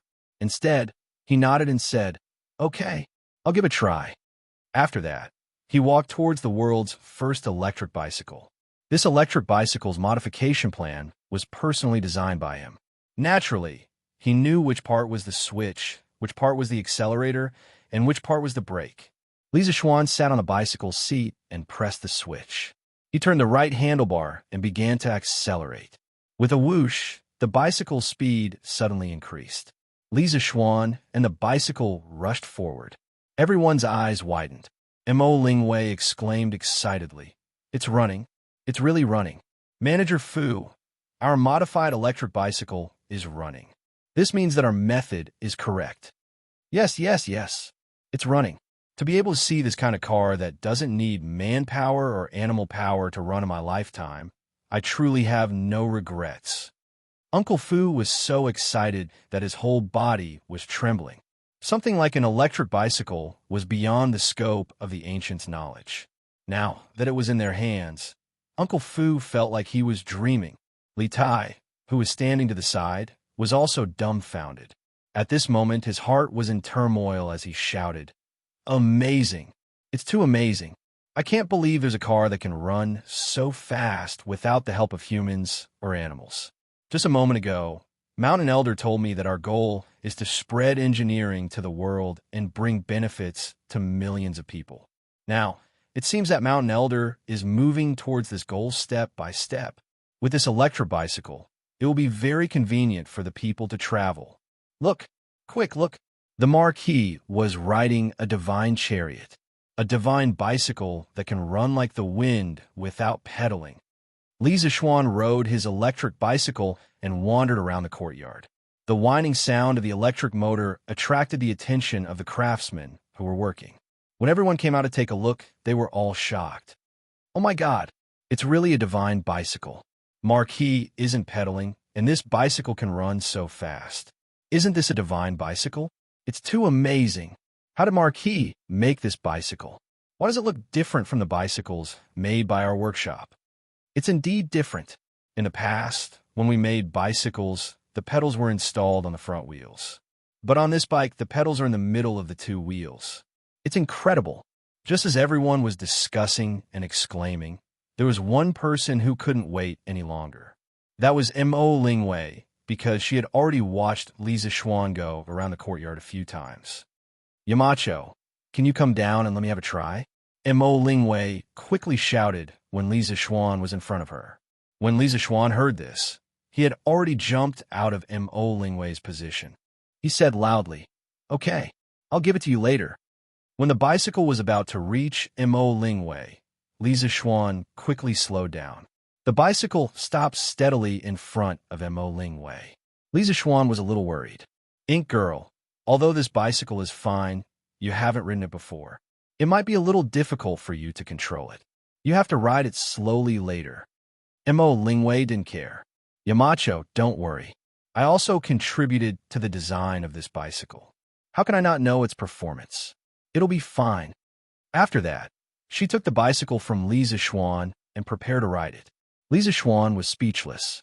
He secretly prayed that this female driver wouldn't crash. Mo Lingwei's start was quite smooth. She drove the bicycle shakily. It could be seen that she couldn't control the power of the electric motor very well. Sometimes when she accelerated too fast, she quickly slowed down. Sometimes when it was too slow, she suddenly accelerated. Therefore, the speed was sometimes fast and sometimes slow. If it was someone with a weak heart, they would probably be scared to death. "Whoa, where? What kind of bicycle are you riding? How can it move by itself?" Just when Mo Lingwei was about to completely control the electric bicycle, a person that Mo Lingwei had been missing for the past 2 days came into the courtyard. Enchanting. This guy saw Mo Lingwei riding a cool bicycle. He couldn't help but exclaim. Seeing Enchanting, Mo Lingwei smiled sweetly.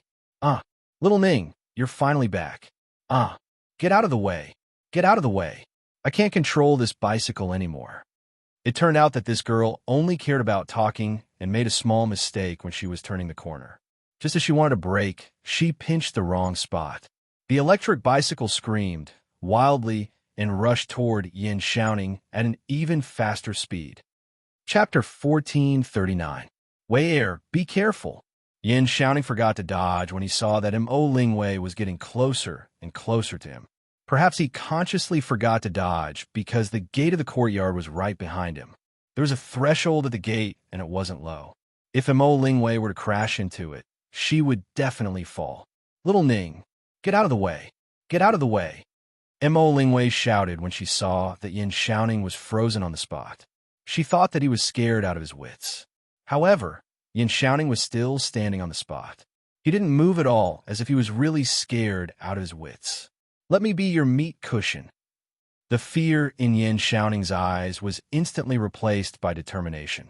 He wasn't as skilled in martial arts as Li Zixuan. In the face of such a dangerous situation, he couldn't resolve it in a split second. He could only use his body as a shield to block the damage for Mo Lingwei. Yin Xiaoning was even more determined to be a meat shield when he thought about what his father said to him after he returned home. He was getting closer and closer. When Mo Lingwei was less than a foot away from Yin Xiaoning, she clearly saw the determination in Yin Xiaoning's eyes instead of fear. At that moment, she finally understood. Little Ning, are you stupid? Get out of the way. Mo Lingwei could feel a drop of tear rolling down from the corner of her eye. She shouted at Yin Xiaoning in a heart-wrenching manner. Yin Xiaoning could only shake his head in a split second. Before he could say anything, the bike was already close to his clothes. Bang! A loud noise sounded in the courtyard. It wasn't the sound of a bike crashing into someone, but the sound of someone stepping on the ground. Yin Xiaoning wasn't hit by the bike, but he was pressed to the ground by Mo Lingwei, who lost control of the bike due to the strong inertia. However, at the critical moment, Li Zixuan flew forward and pulled the scooter that was speeding forward. He stomped on the floor with one foot and immediately stopped the scooter's forward momentum. It was also because of this that Mo Lingwei flew out of the scooter uncontrollably and crashed into Yin Xiaoning. Bang! There was another loud bang. This time, it was the sound of two people hitting the ground. Accompanied by a shriek. Mo Lingwei's entire body fell onto Yin Xiaoning's body.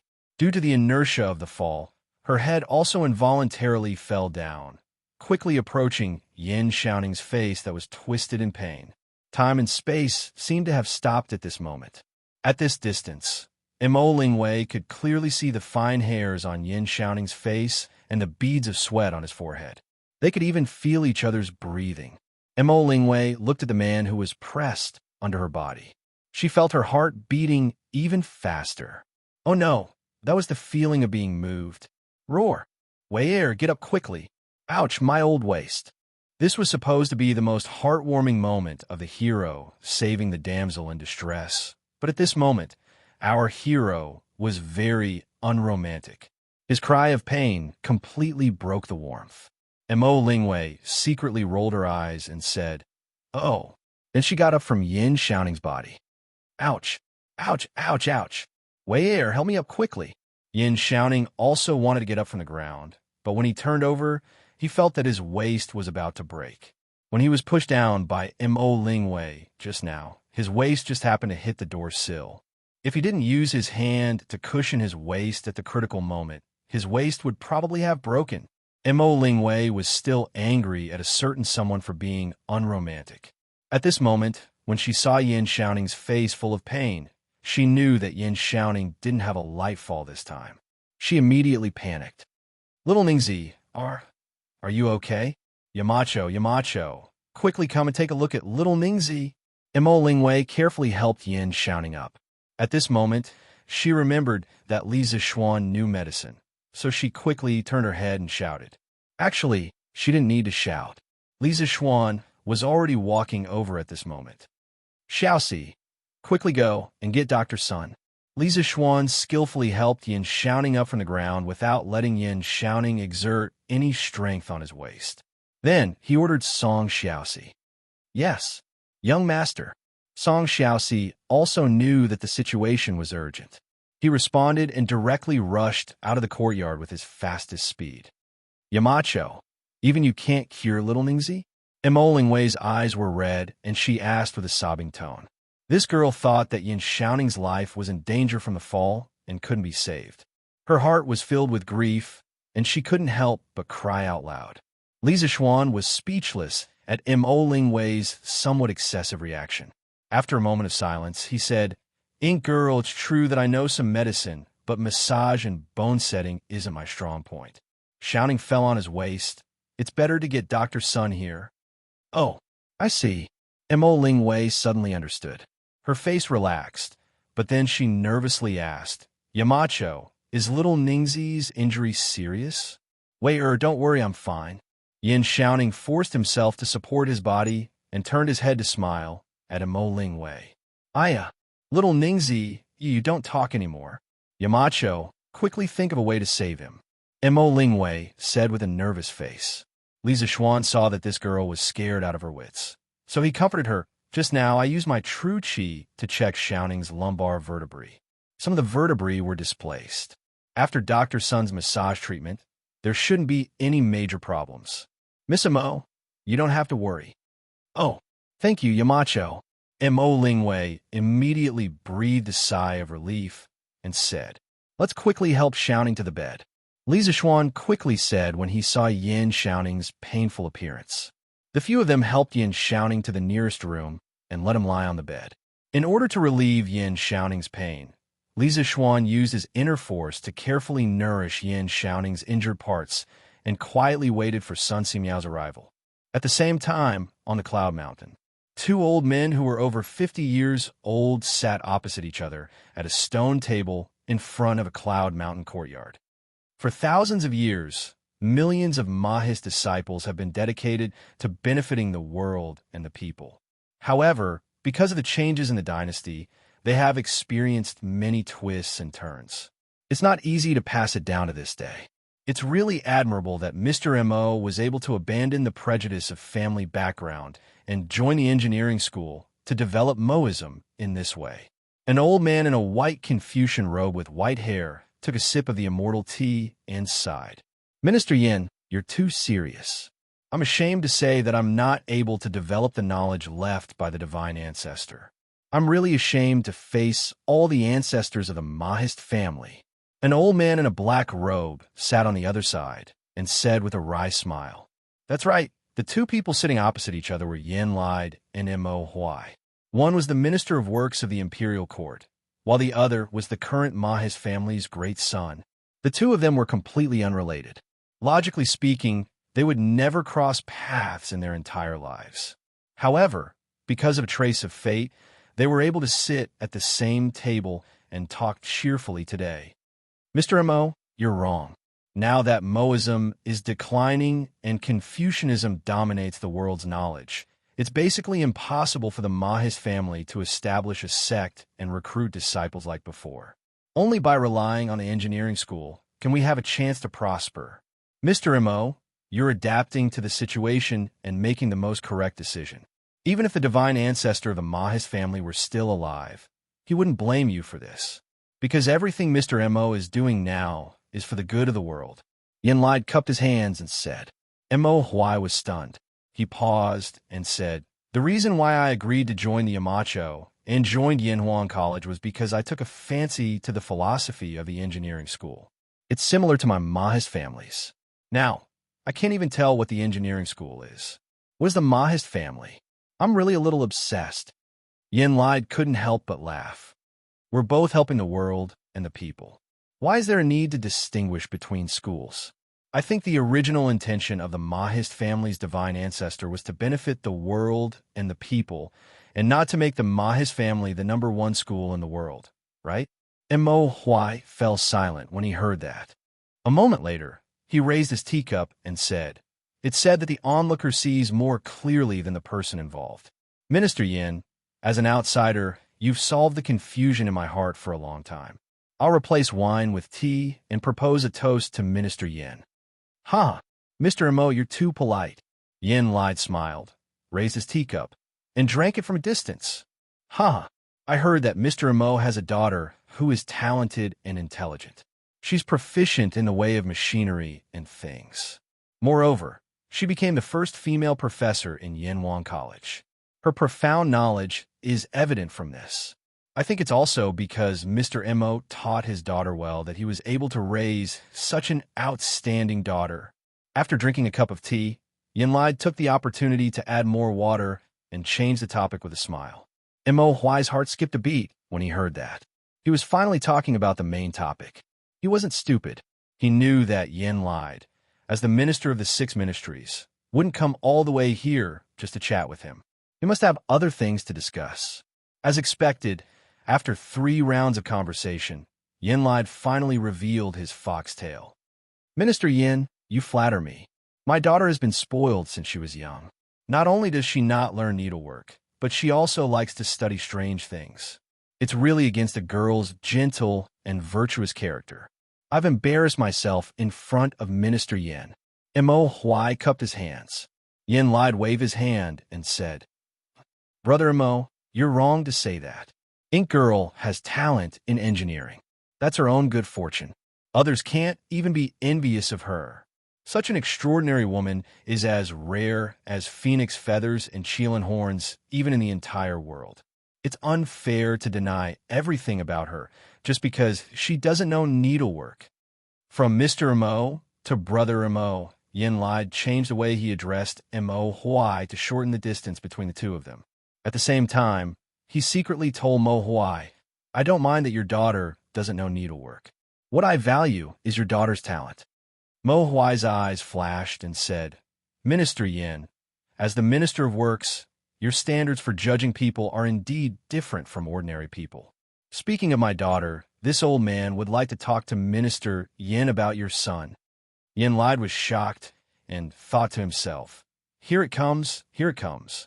He quickly straightened his face and said, Oh, Brother Mo, are you talking about my son? That kid is always idling outside and doesn't make this old man feel at ease. There's nothing to say. Mo Huai laughed and said, It's still the same saying. The onlooker sees the game clearly. As a person in the game, how can Minister Yin see your son's outstanding qualities clearly? Your son is protected by Minister Yin and is born in an official family. He has never had to worry about food and clothing since he was young. He should be like the rich playboys in the capital, playing with dogs and chickens all day long and loitering in brothels. However, he didn't. Instead, he became Yacho's right-hand man. Yinhuang College and the workshop have all been invested with young Master Yan's energy and blood. With such a talent in the Yin family, why worry about not being able to bring glory to the family? Yin Lide's old face immediately wrinkled with a smile. After all, as a father, it was impossible for him to not be happy when someone praised his son, not to mention that Mo Huai might be his future-in-law. Huh, Brother Mo, you're too kind. You're too kind. How can my son be as good as you say? Yin Lide waved his hand and said, Your daughter and my son are about the same age and have similar interests. As elders, why don't we give them a push behind their backs and make this marriage happen? We'll become in-laws from then on. How about it? Marriage proposal. At this time, Yin Lide saw that the time was right and finally expressed his real intention. Marriage proposal. Previously, he sent someone to call Yin Xiaoning home to ask if Yin Xiaoning had a sweetheart now. Yin Xiaoning was the only son of the Yin family. Yin Lide had always been concerned about Yin Xiaoning's marriage. Therefore, that day at the entrance of the palace, Li Zixuan only casually mentioned it, and Yin Lide immediately called Yin Xiaoning back. After he found out that Yin Xiaoning's sweetheart was Mo Lingwei, the daughter of the current generation of the Mo family, he immediately sent someone to collect all the information about Mo Lingwei. It didn't matter if he didn't look, but when he did, Yin Lide was immediately shocked. He was shocked by Mo Lingwei's talent, and even more shocked by Mo Lingwei's status in Yinhuang College. In addition, Mo Lingwei's background, the daughter of the Mo family's master, made Yin Lide approve of this marriage from the bottom of his heart. At the very least, both parties of this marriage were completely well-matched in terms of social status. Although the Mo family was in decline now, it was still the Mo family. It was the Mo family that had experienced thousands of years of hardships and still stood strong. The Mo family's master was the Mo family's master. He was the Mo family's master who had hundreds of thousands of disciples at his peak. In terms of status, Mo Huai wasn't lower than Yin Lide. One of them was a powerful figure outside of the imperial court, while the other was an important official in the imperial court. Logically speaking, they should be on equal footing. Therefore, Yin Lai came today to personally test Mo Huai's attitude. This kind of thing could only be tested secretly and couldn't be said directly, because if he was rejected, the Yin family would really lose face. Mo Huai's heart shook violently. Then he restrained the shock on his face and said, "This old man also knows that my daughter and young master Yin have the same interests, and this old man and Minister Yin are like-minded. Therefore, since Minister Yin has spoken, how can this old man refuse?" Chapter 1440. Dr. Sun, is Xiaoning all right? In the workshop of Strange Interest Pavilion, Mo Lingwei immediately asked worriedly after Sun Simiao treated Yin Xiaoning. Sun Simiao washed his hands and said, "Ink girl, you don't have to worry. Young Master Yan's waist is injured. After my massage and medicinal wine, he will recover in 3 days. However, it takes 100 days for bones and tendons to recover. He mustn't get injured again in the next few months." Sun Simiao's medical skills were really all-round. He was good at treating all kinds of diseases. No wonder he was called the king of medicine. However, Yin Xiaoning's injuries were mostly thanks to Li Zixuan.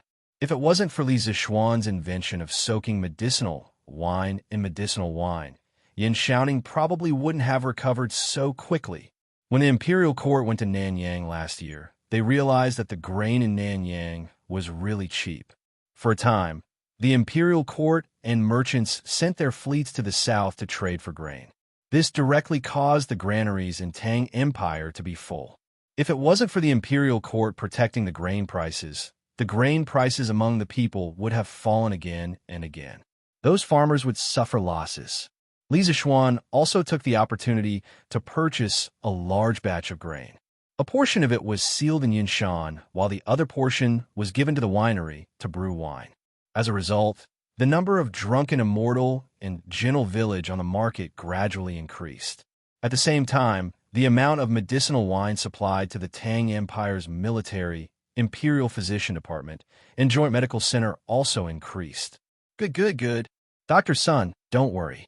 I'll take good care of Xiaoning and won't let him get injured again. Mo Lingwei heaved a sigh of relief and nodded. Sun Simiao explained a few more dietary taboos before he took his leave. Have a good rest, Xiaoning. I'll help you inform Uncle Yin. Li Zixuan glanced at Mo Lingwei, who was sitting beside the bed with a worried face. He then looked at Yin Xiaoning, who was lying on the bed. These two should be considered a success now, right? After pausing for a moment, he felt that he shouldn't be a third wheel here. Hey, Xiaoxian, you, don't tell my father that I'm injured. Even if you want to tell him, you can only say that I accidentally fell down.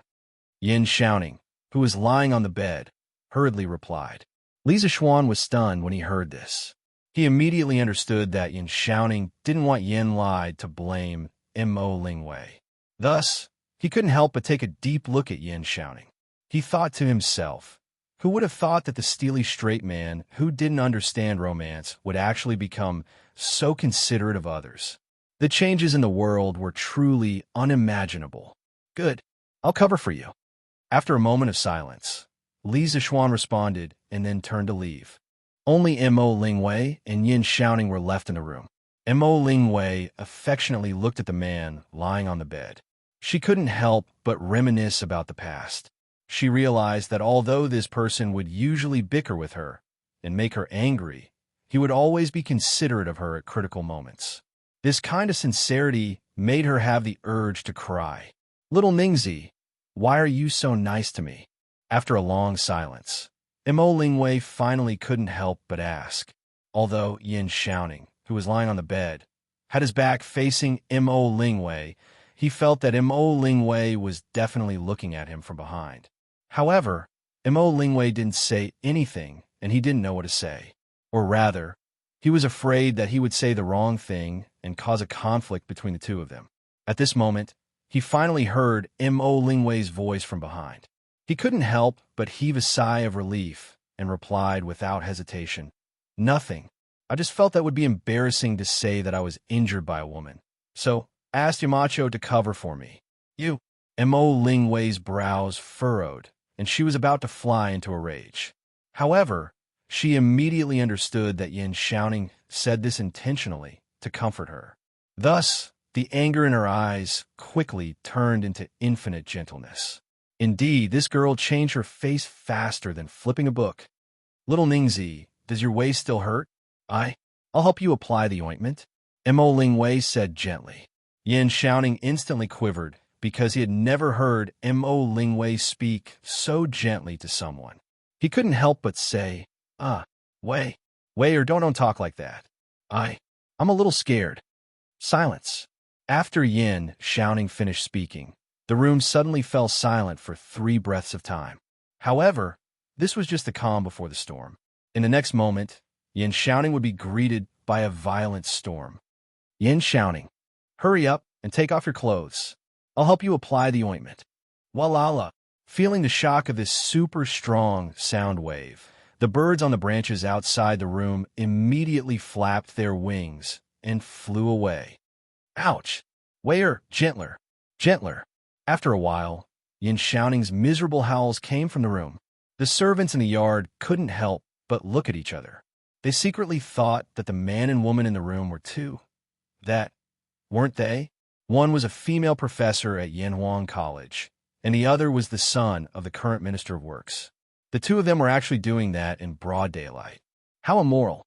Unaware that Yin Xiaoning and Mo Lingwei had already been labeled as wanton and unruly by the workers in the workshop, Li Zixuan was riding his little donkey.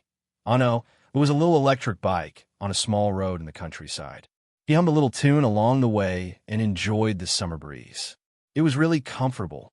However, this beautiful electric bike with amazing functions attracted the attention of many people along the way. Hey, look, isn't that Marquis? It's really Marquis. But what kind of bike is Marquis riding? How can it run so fast without pedaling? This must be a bike that only immortals can ride. Otherwise, how can it move by itself? It's amazing. This thing looks like a bicycle, but it's very different from a bicycle. A bicycle's pedals are installed on the front wheel, but this bike's pedals are installed in the middle. Also, this bike can run without pedaling at all. It's even faster than a horse. This must be an immortal's bike. It looks like Marquis just came out of the workshop. Could it be that the workshop of Strange Interest Pavilion made this magical bike? It must be. This workshop of Strange Interest Pavilion is really amazing. They can even make a bike that immortals can sit on. I wonder how much this bike can be sold for. Sigh. I'm afraid that ordinary people like us can't count on it for the rest of our lives. Hey, you can't say that. Marquis loves his people like his children. Under the leadership of Marquis, we will definitely become richer and richer. Don't you see that many people can afford to eat meat now? Who would dare to think about this in the past? Maybe one day, every family will be able to afford this kind of immortal bike. Yes. As the people of Marquis fiefdom, our lives will definitely become better and better. As Li Zixuan passed by, he caused exclamations along the way. This was the first time the commoners had seen a car that didn't need to be pulled by a horse or pedaled. They all thought that the electric bicycle was an immortal car. However, although the people were talking about it, they did not dare to go up and ask Li Zixuan what kind of bike it was. This was because everyone was in awe of the unknown, especially when Li Zixuan was riding on the electric bike. He looked like an immortal. It was even more frightening that they did not dare to go up to him. It was already late. Li Zixuan did not plan to return to Lantian County that night. He planned to spend the night in Yinshan. He also wanted to test the electric bike's ability to climb hills. The results showed that normal hills were not difficult for an electric bike at full speed. Li Zixuan rode the electric bike up the half-mile hill in the time it took to drink a cup of tea. Woo! The roar of the electric bike came from the entrance of Yanhuang College. It attracted the attention of the students in the college. Some even ran out of the college to investigate. Today was Sunday. The students usually returned to school in the afternoon. This was because from this week onwards, the college added a new night self-study session. There was also a night self-study session on Sunday night.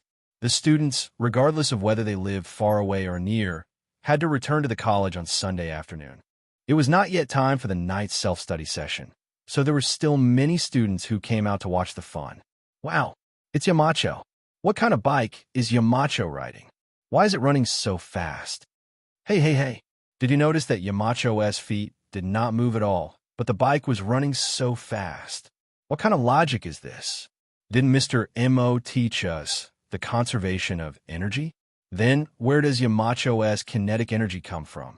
It's obvious that this guy has been poisoned too deeply by physics and can't extricate himself.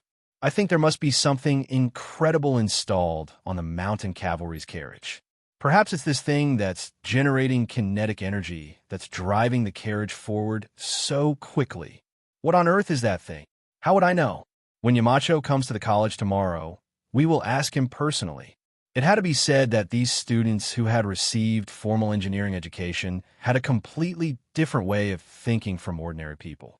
When ordinary people saw the electric bicycle, they immediately categorized it as a vehicle for immortals. However, when the students of Yanwang Academy saw the electric bicycle, they did not categorize it as a groundless supernatural power. Instead, they were seriously thinking about what provided the kinetic energy for the bicycle. Damn, when I left in the afternoon, Yamacho was still normal. But why is Yamacho riding such an awesome bike? Chinke, tell me, what is with Yamacho's bike? Where did it come from? Chingchumo heard the noise and immediately ran out of the gate of the academy. When he saw Li Zixuan riding a novel car and whizzing past, his eyes almost popped out of their sockets and his face was full of, "What the F asterisk CK?" Li Tai curled his lips and replied, "This is an electric bike. It is Yamacho's latest modified bike. It uses a battery to power the motor. It converts chemical energy into electrical energy, and then the electrical energy into kinetic energy to drive the bike forward." Damn, Chinke, can you not make it so complicated? Just tell me, where did Yamacho get this bike from? Where can I get an identical bike? Chingchumo was full of question marks. He waved his hand impatiently and said, he felt that Li Zixuan's electric bicycle was too cool. This was the kind of bicycle a man should ride. Sitting on it, one could feel the speed of the wind. It was much more comfortable than sitting on a galloping horse. Li Tai could not help but say, "Where did Yamacho get this bike? Do you still need to ask? It must be the workshop. In my opinion, you should stop thinking about it. There is only one electric bike in the whole Tang dynasty. It will be your turn at least 2 months later." 2 months? Isn't that too cruel? No, I will borrow it from Yamacho tomorrow. It will be fun to ride it first. Chung Chumo immediately refused and said that he wanted to look for Li Zixuan. Huh, go ahead then. Li Tai shook his head disapprovingly. If it was in the past, Chung Chumo might have been able to borrow the bike from Li Zixuan. However, Mo Lingwei had a car accident in the afternoon. Li Zixuan would definitely not lend the electric bike to others so easily. This was for the safety of the bike, and more importantly, for the safety of the person. Sigh. Li Tai sighed and turned to leave. He also wanted to have an electric bike like this. A bike that did not require manpower and could run on its own was a must for lazy people. Yo, Marquis Yong is here. What bike is this? Yinshan Villas. Mo Huai was sending Yen Light off. Just now, they had discussed the wedding date of the two families' children. Yen Lai planned to ask the matchmaker to formally propose marriage when he returned. As soon as he walked out of Yinshan Villas, Yen Lai saw Li Zixuan riding an electric bike toward them. With his sharp eyes, he quickly noticed the uniqueness of the bike. He could not help but exclaim in surprise. Yen Lai shook his head. It was also his first time seeing the electric bike. Screech. Li Zixuan had excellent eyesight. Naturally, he also saw Yen Lai and Mo Huai at the intersection. The bike began to slow down when it was about to reach them. After a while, the electric bike stopped steadily in front of Yen Lai. Li Zixuan quickly got off the bike and cupped his hands. Uncle Yen, you came to Yinshan Villas today? Why didn't you tell me in advance? I could have prepared a banquet for you. Yen Lai waved his hand and said, You don't have to be so polite, Xiao Xian. I came to Yinshan Villas today because I have something to discuss with Mr. M.O. At this point, Yen Lai pointed at the electric bike beside Li Zixuan and said, This bike of yours is very novel. I saw that you didn't pedal just now, but this bike can still move like it's flying. What's the principle behind it? Yen Lai had been engaged in engineering machinery all his life, but this was the first time that he had seen such a machine that could move by itself without human or animal power. He was really curious about it. At this moment, Old Yin had completely forgotten that the city gate of Chang and would be closed in a few minutes. Li Zixuan smiled and said, Uncle Yin, this is the workshop's latest electric bike. First of all, this bike uses chain transmission and rear-wheel drive to make the bike structure more reasonable. Second, this bike is installed with a lead-acid battery and an electric motor. The battery provides power to the electric motor, causing the motor's rotor to rotate rapidly. Then, the electric motor drives the wheels to rotate together, so that it can move like it's flying without pedaling. Chapter 1441. Electric motor? Battery? These are all good stuff. Xiao Xian, who made these things? Yinshan Villa. After Li Zixuan briefly explained to Yin Lide how the electric bicycle, the electric motor, and the battery worked, Yin Lide could not help but ask in surprise. Li Zixuan glanced at Mo Huai before replying. Mr. Wang, Ink Girl, and Shouting were able to make the battery and electric motor so quickly. Without their recent hard work, how could there be such a magical electric bicycle? What? Shouting and Ink Girl contributed to the electric motor and battery? Yin Lide was shocked when he heard that. In the eyes of a father, his child would never grow up. However, when the father found out that his son had done something that even he could not do, the shock he would feel would be similar to Yin Lide's. Mo Huai, who was at the side, did not look too shocked. It was mainly because Mo Lingwei had always been at Yinhuang College. Mo Huai was also a teacher at Yinhuang College. He naturally knew more about his daughter's situation than Yin Lide. Li Zixuan nodded and said, Uncle Yin, Shouting has made considerable progress in both his theoretical foundation and his technical level. Don't underestimate him like before. Good, good, good. Yin Lide's face was filled with gratification as he said good 3 times. He had just discussed the marriage between his son and Mo Lingwei with Mo Huai. Now, he learned from Li Zixuan that his son had great capabilities. His son was about to complete the 2 most important things in a man's life. How could Yin Lide not be gratified? Hee. In-law, you've taught your son well. In the future, Shouting will definitely be able to inherit your mantle and bring the Yin family to greater heights. Mo Huai cupped his hands and smiled. In-law, Li Zixuan opened his mouth in surprise. He knew that Yin Lide must have something to do at Yinshan Villa today, but he never expected that old Yin would come directly to Mo Huai to discuss the marriage of his son and daughter. Wasn't this progress a little too fast? Hee, that was right. This old man came to Yinshan today to ask for this marriage for Shouting.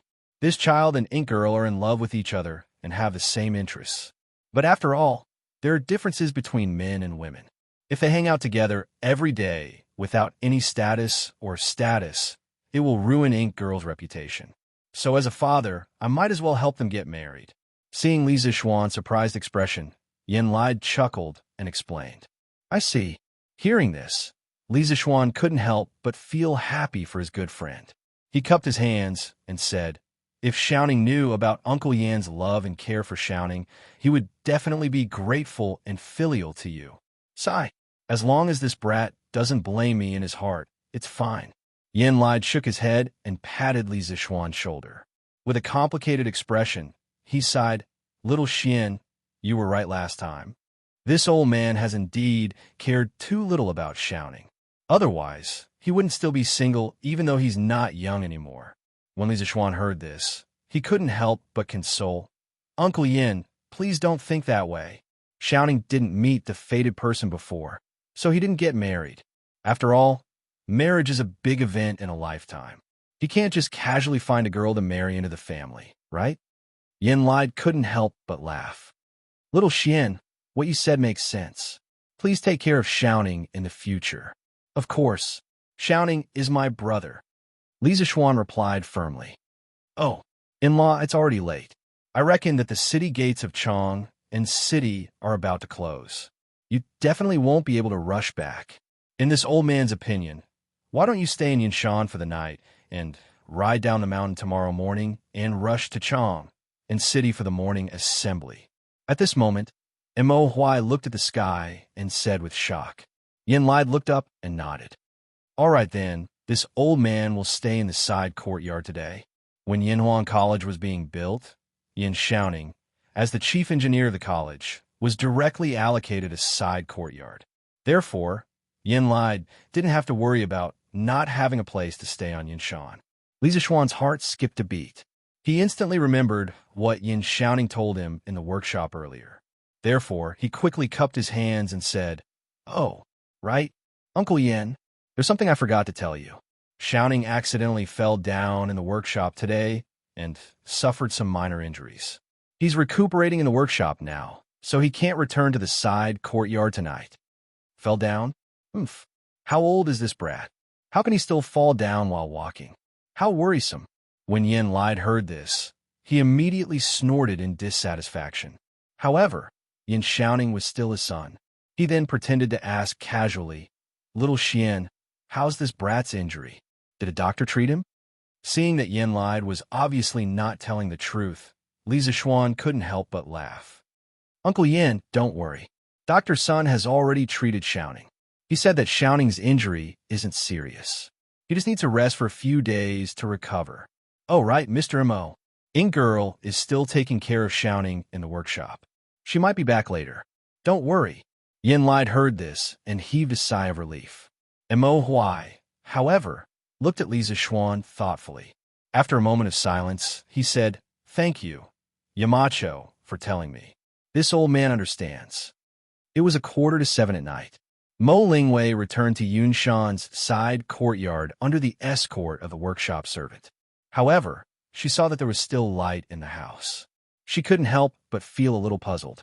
She carefully pushed the door open and entered, only to find her father sitting in the front hall as if he was waiting for her to return. She couldn't help but ask, "Father, why are you here tonight?" Last year, because of the astronomical telescope, Mo Lingwei became a specially appointed professor of the academy and received a side courtyard in Yinshan. Logically speaking, Mo Huai could also stay in the side courtyard with Mo Lingwei. However, as the head of the Mo family, old Mo had his own pride. How could he stay in his daughter's house? Therefore, Mo Huai had always lived in Plum Village. "Wei Minister Yin came to Yinshan today." Mo Huai didn't answer Mo Lingwei's question. Instead, he said this out of the blue. Minister Yin, he came to Yinshan? Father, what is he here for?" Mo Lingwei was stunned. Her expression suddenly became uneasy. She felt guilty. After all, she had just injured Lide's son during the day. Now that she heard that Lide came to Yinshan, she subconsciously thought that he was here to settle the score with her. Mo Huai's gaze was like lightning. When he saw the trace of guilt that flashed across Mo Lingwei's face, his eyes flashed, and he instantly understood. After pausing for a moment, Mo Huai calmly replied, "Minister Yin came to Yinshan today to propose marriage to me." Hearing this, Mo Lingwei's eyes widened. Her face was filled with disbelief. But then, she said something extremely shocking. Father, you and Minister Yin, you are both men. How can you get married?" Mo Huai was stunned for a moment. When he finally reacted, he almost fell off his chair. He pointed angrily at Mo Lingwei and said angrily, Shut up. You have no respect for your elders. You even dared to joke about your father. This is outrageous. Minister Yin came to find me today to propose marriage on behalf of his son." Propose marriage on behalf of his son? When Mo Lingwei heard this, she finally reacted. Her beautiful face instantly became very interesting. There was agitation, excitement, and also shyness. "Father, I'm not marrying." Mo Lingwei's expression changed. When she saw the faint smile on Mo Huai's face, she couldn't help but stomp her feet and turn to go upstairs. Mo Huai naturally saw through her shyness. After Mo Lingwei left, Mo Huai suddenly raised his head. His deep eyes seemed to be able to pierce through the roof. He murmured, "I'm sorry, Mo Lingwei." Ma Ying, our daughter is about to get married. She chose her Mr. Right. If your spirit is in heaven, you should feel gratified, right? The news that the Marquis of Yong and had created a car that didn't require manpower or animal power to travel as if it was flying spread throughout the entire Lantian County by the next morning. After hearing the news, There were those who were shocked, those who were doubtful, and those who were cheering. There were even more people who were raising money to buy this kind of car. As for those who doubted the authenticity of the rumor, after Li Zixuan rode an electric bicycle to Lantian County this morning, all of the doubters shut up. Young Master is back. Young Master is back on a celestial car. Just as they arrived at the entrance of the Marquis's estate, Wang Bail, who had long since learned that Li Zixuan had built a new magical carriage, cheered loudly as he went up to greet Li Zixuan. Screech! Li Zixuan tightened his grip on the brakes, and the car stopped steadily in front of Wang Bail at the entrance of the Marquis's mansion. He joked, "You rascal! Aren't you afraid that the car won't be controlled and will knock you down?" Wang Bail replied cleverly, "Young Master is benevolent, and his martial arts are invincible. How can he let this celestial car knock me down?" Celestial car? Li Zixuan was stunned. Then he smiled and said, "Looks like my car has already been named." Wang Bail nodded and replied, "Yes.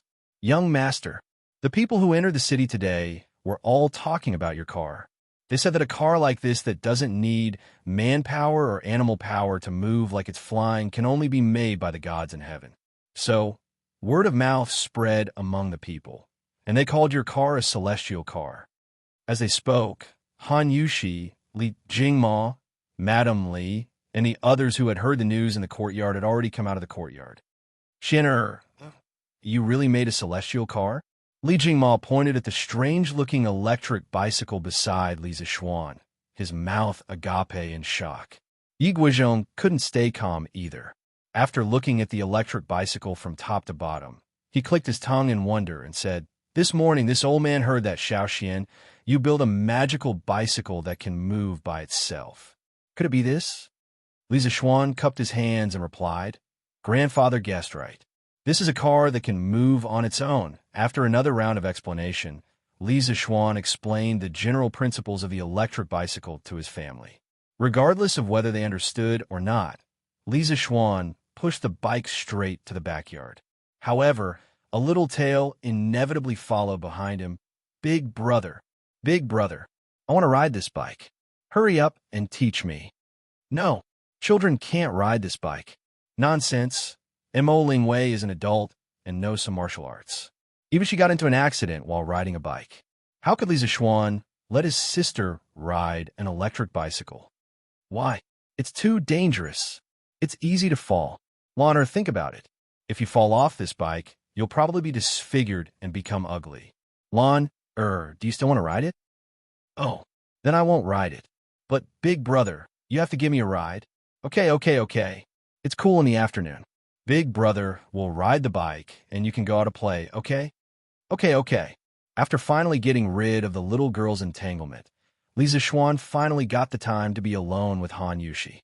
"Wife, didn't I say that I wanted to give you a surprise a few days ago? What do you think? Do you like this electric bicycle?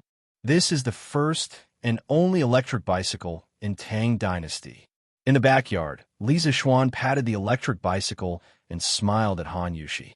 "Ah, husband, you want to give this bike to me?" Han Yushi was stunned and was immediately surrounded by a huge surprise. Then, she waved her hands and said, No, husband, this thing is too expensive. I can't accept it. I'm satisfied that you have this intention." Li Zixuan couldn't help but frown and say, "Wife, what are you saying? You and I are husband and wife. What's mine is yours. It's just a bike. What's so expensive about it? Come and hold it. This bike is yours from now on." After that, Li Zixuan pretended to be angry and pushed the electric bicycle to Han Yushi's side. A trace of emotion flashed through Han Yushi's eyes. After pausing for a moment, she smiled sweetly and said, "Husband, as you said, we husband and wife are one. What's yours is mine, so why do we have to make such a clear distinction? Just leave this bike with husband, because husband is always busy and tired. He needs it more than I do. Besides, if I want to use it, I can just ask husband for it." Li Zixuan was touched and annoyed. He was touched that his wife was so considerate of him. He was annoyed that if he knew this, Li Zixuan wouldn't have praised the electric bicycle in front of Han Yushi. Now, Han Yushi wasn't willing to accept this gift. "Young master," Wang Jiu came, and said that Master Zhang from the workshop brought a batch of armor to the mansion. Do you want to take a look? Right at this moment, Xiaoxi hurriedly ran over and said. As for Wang Jiu,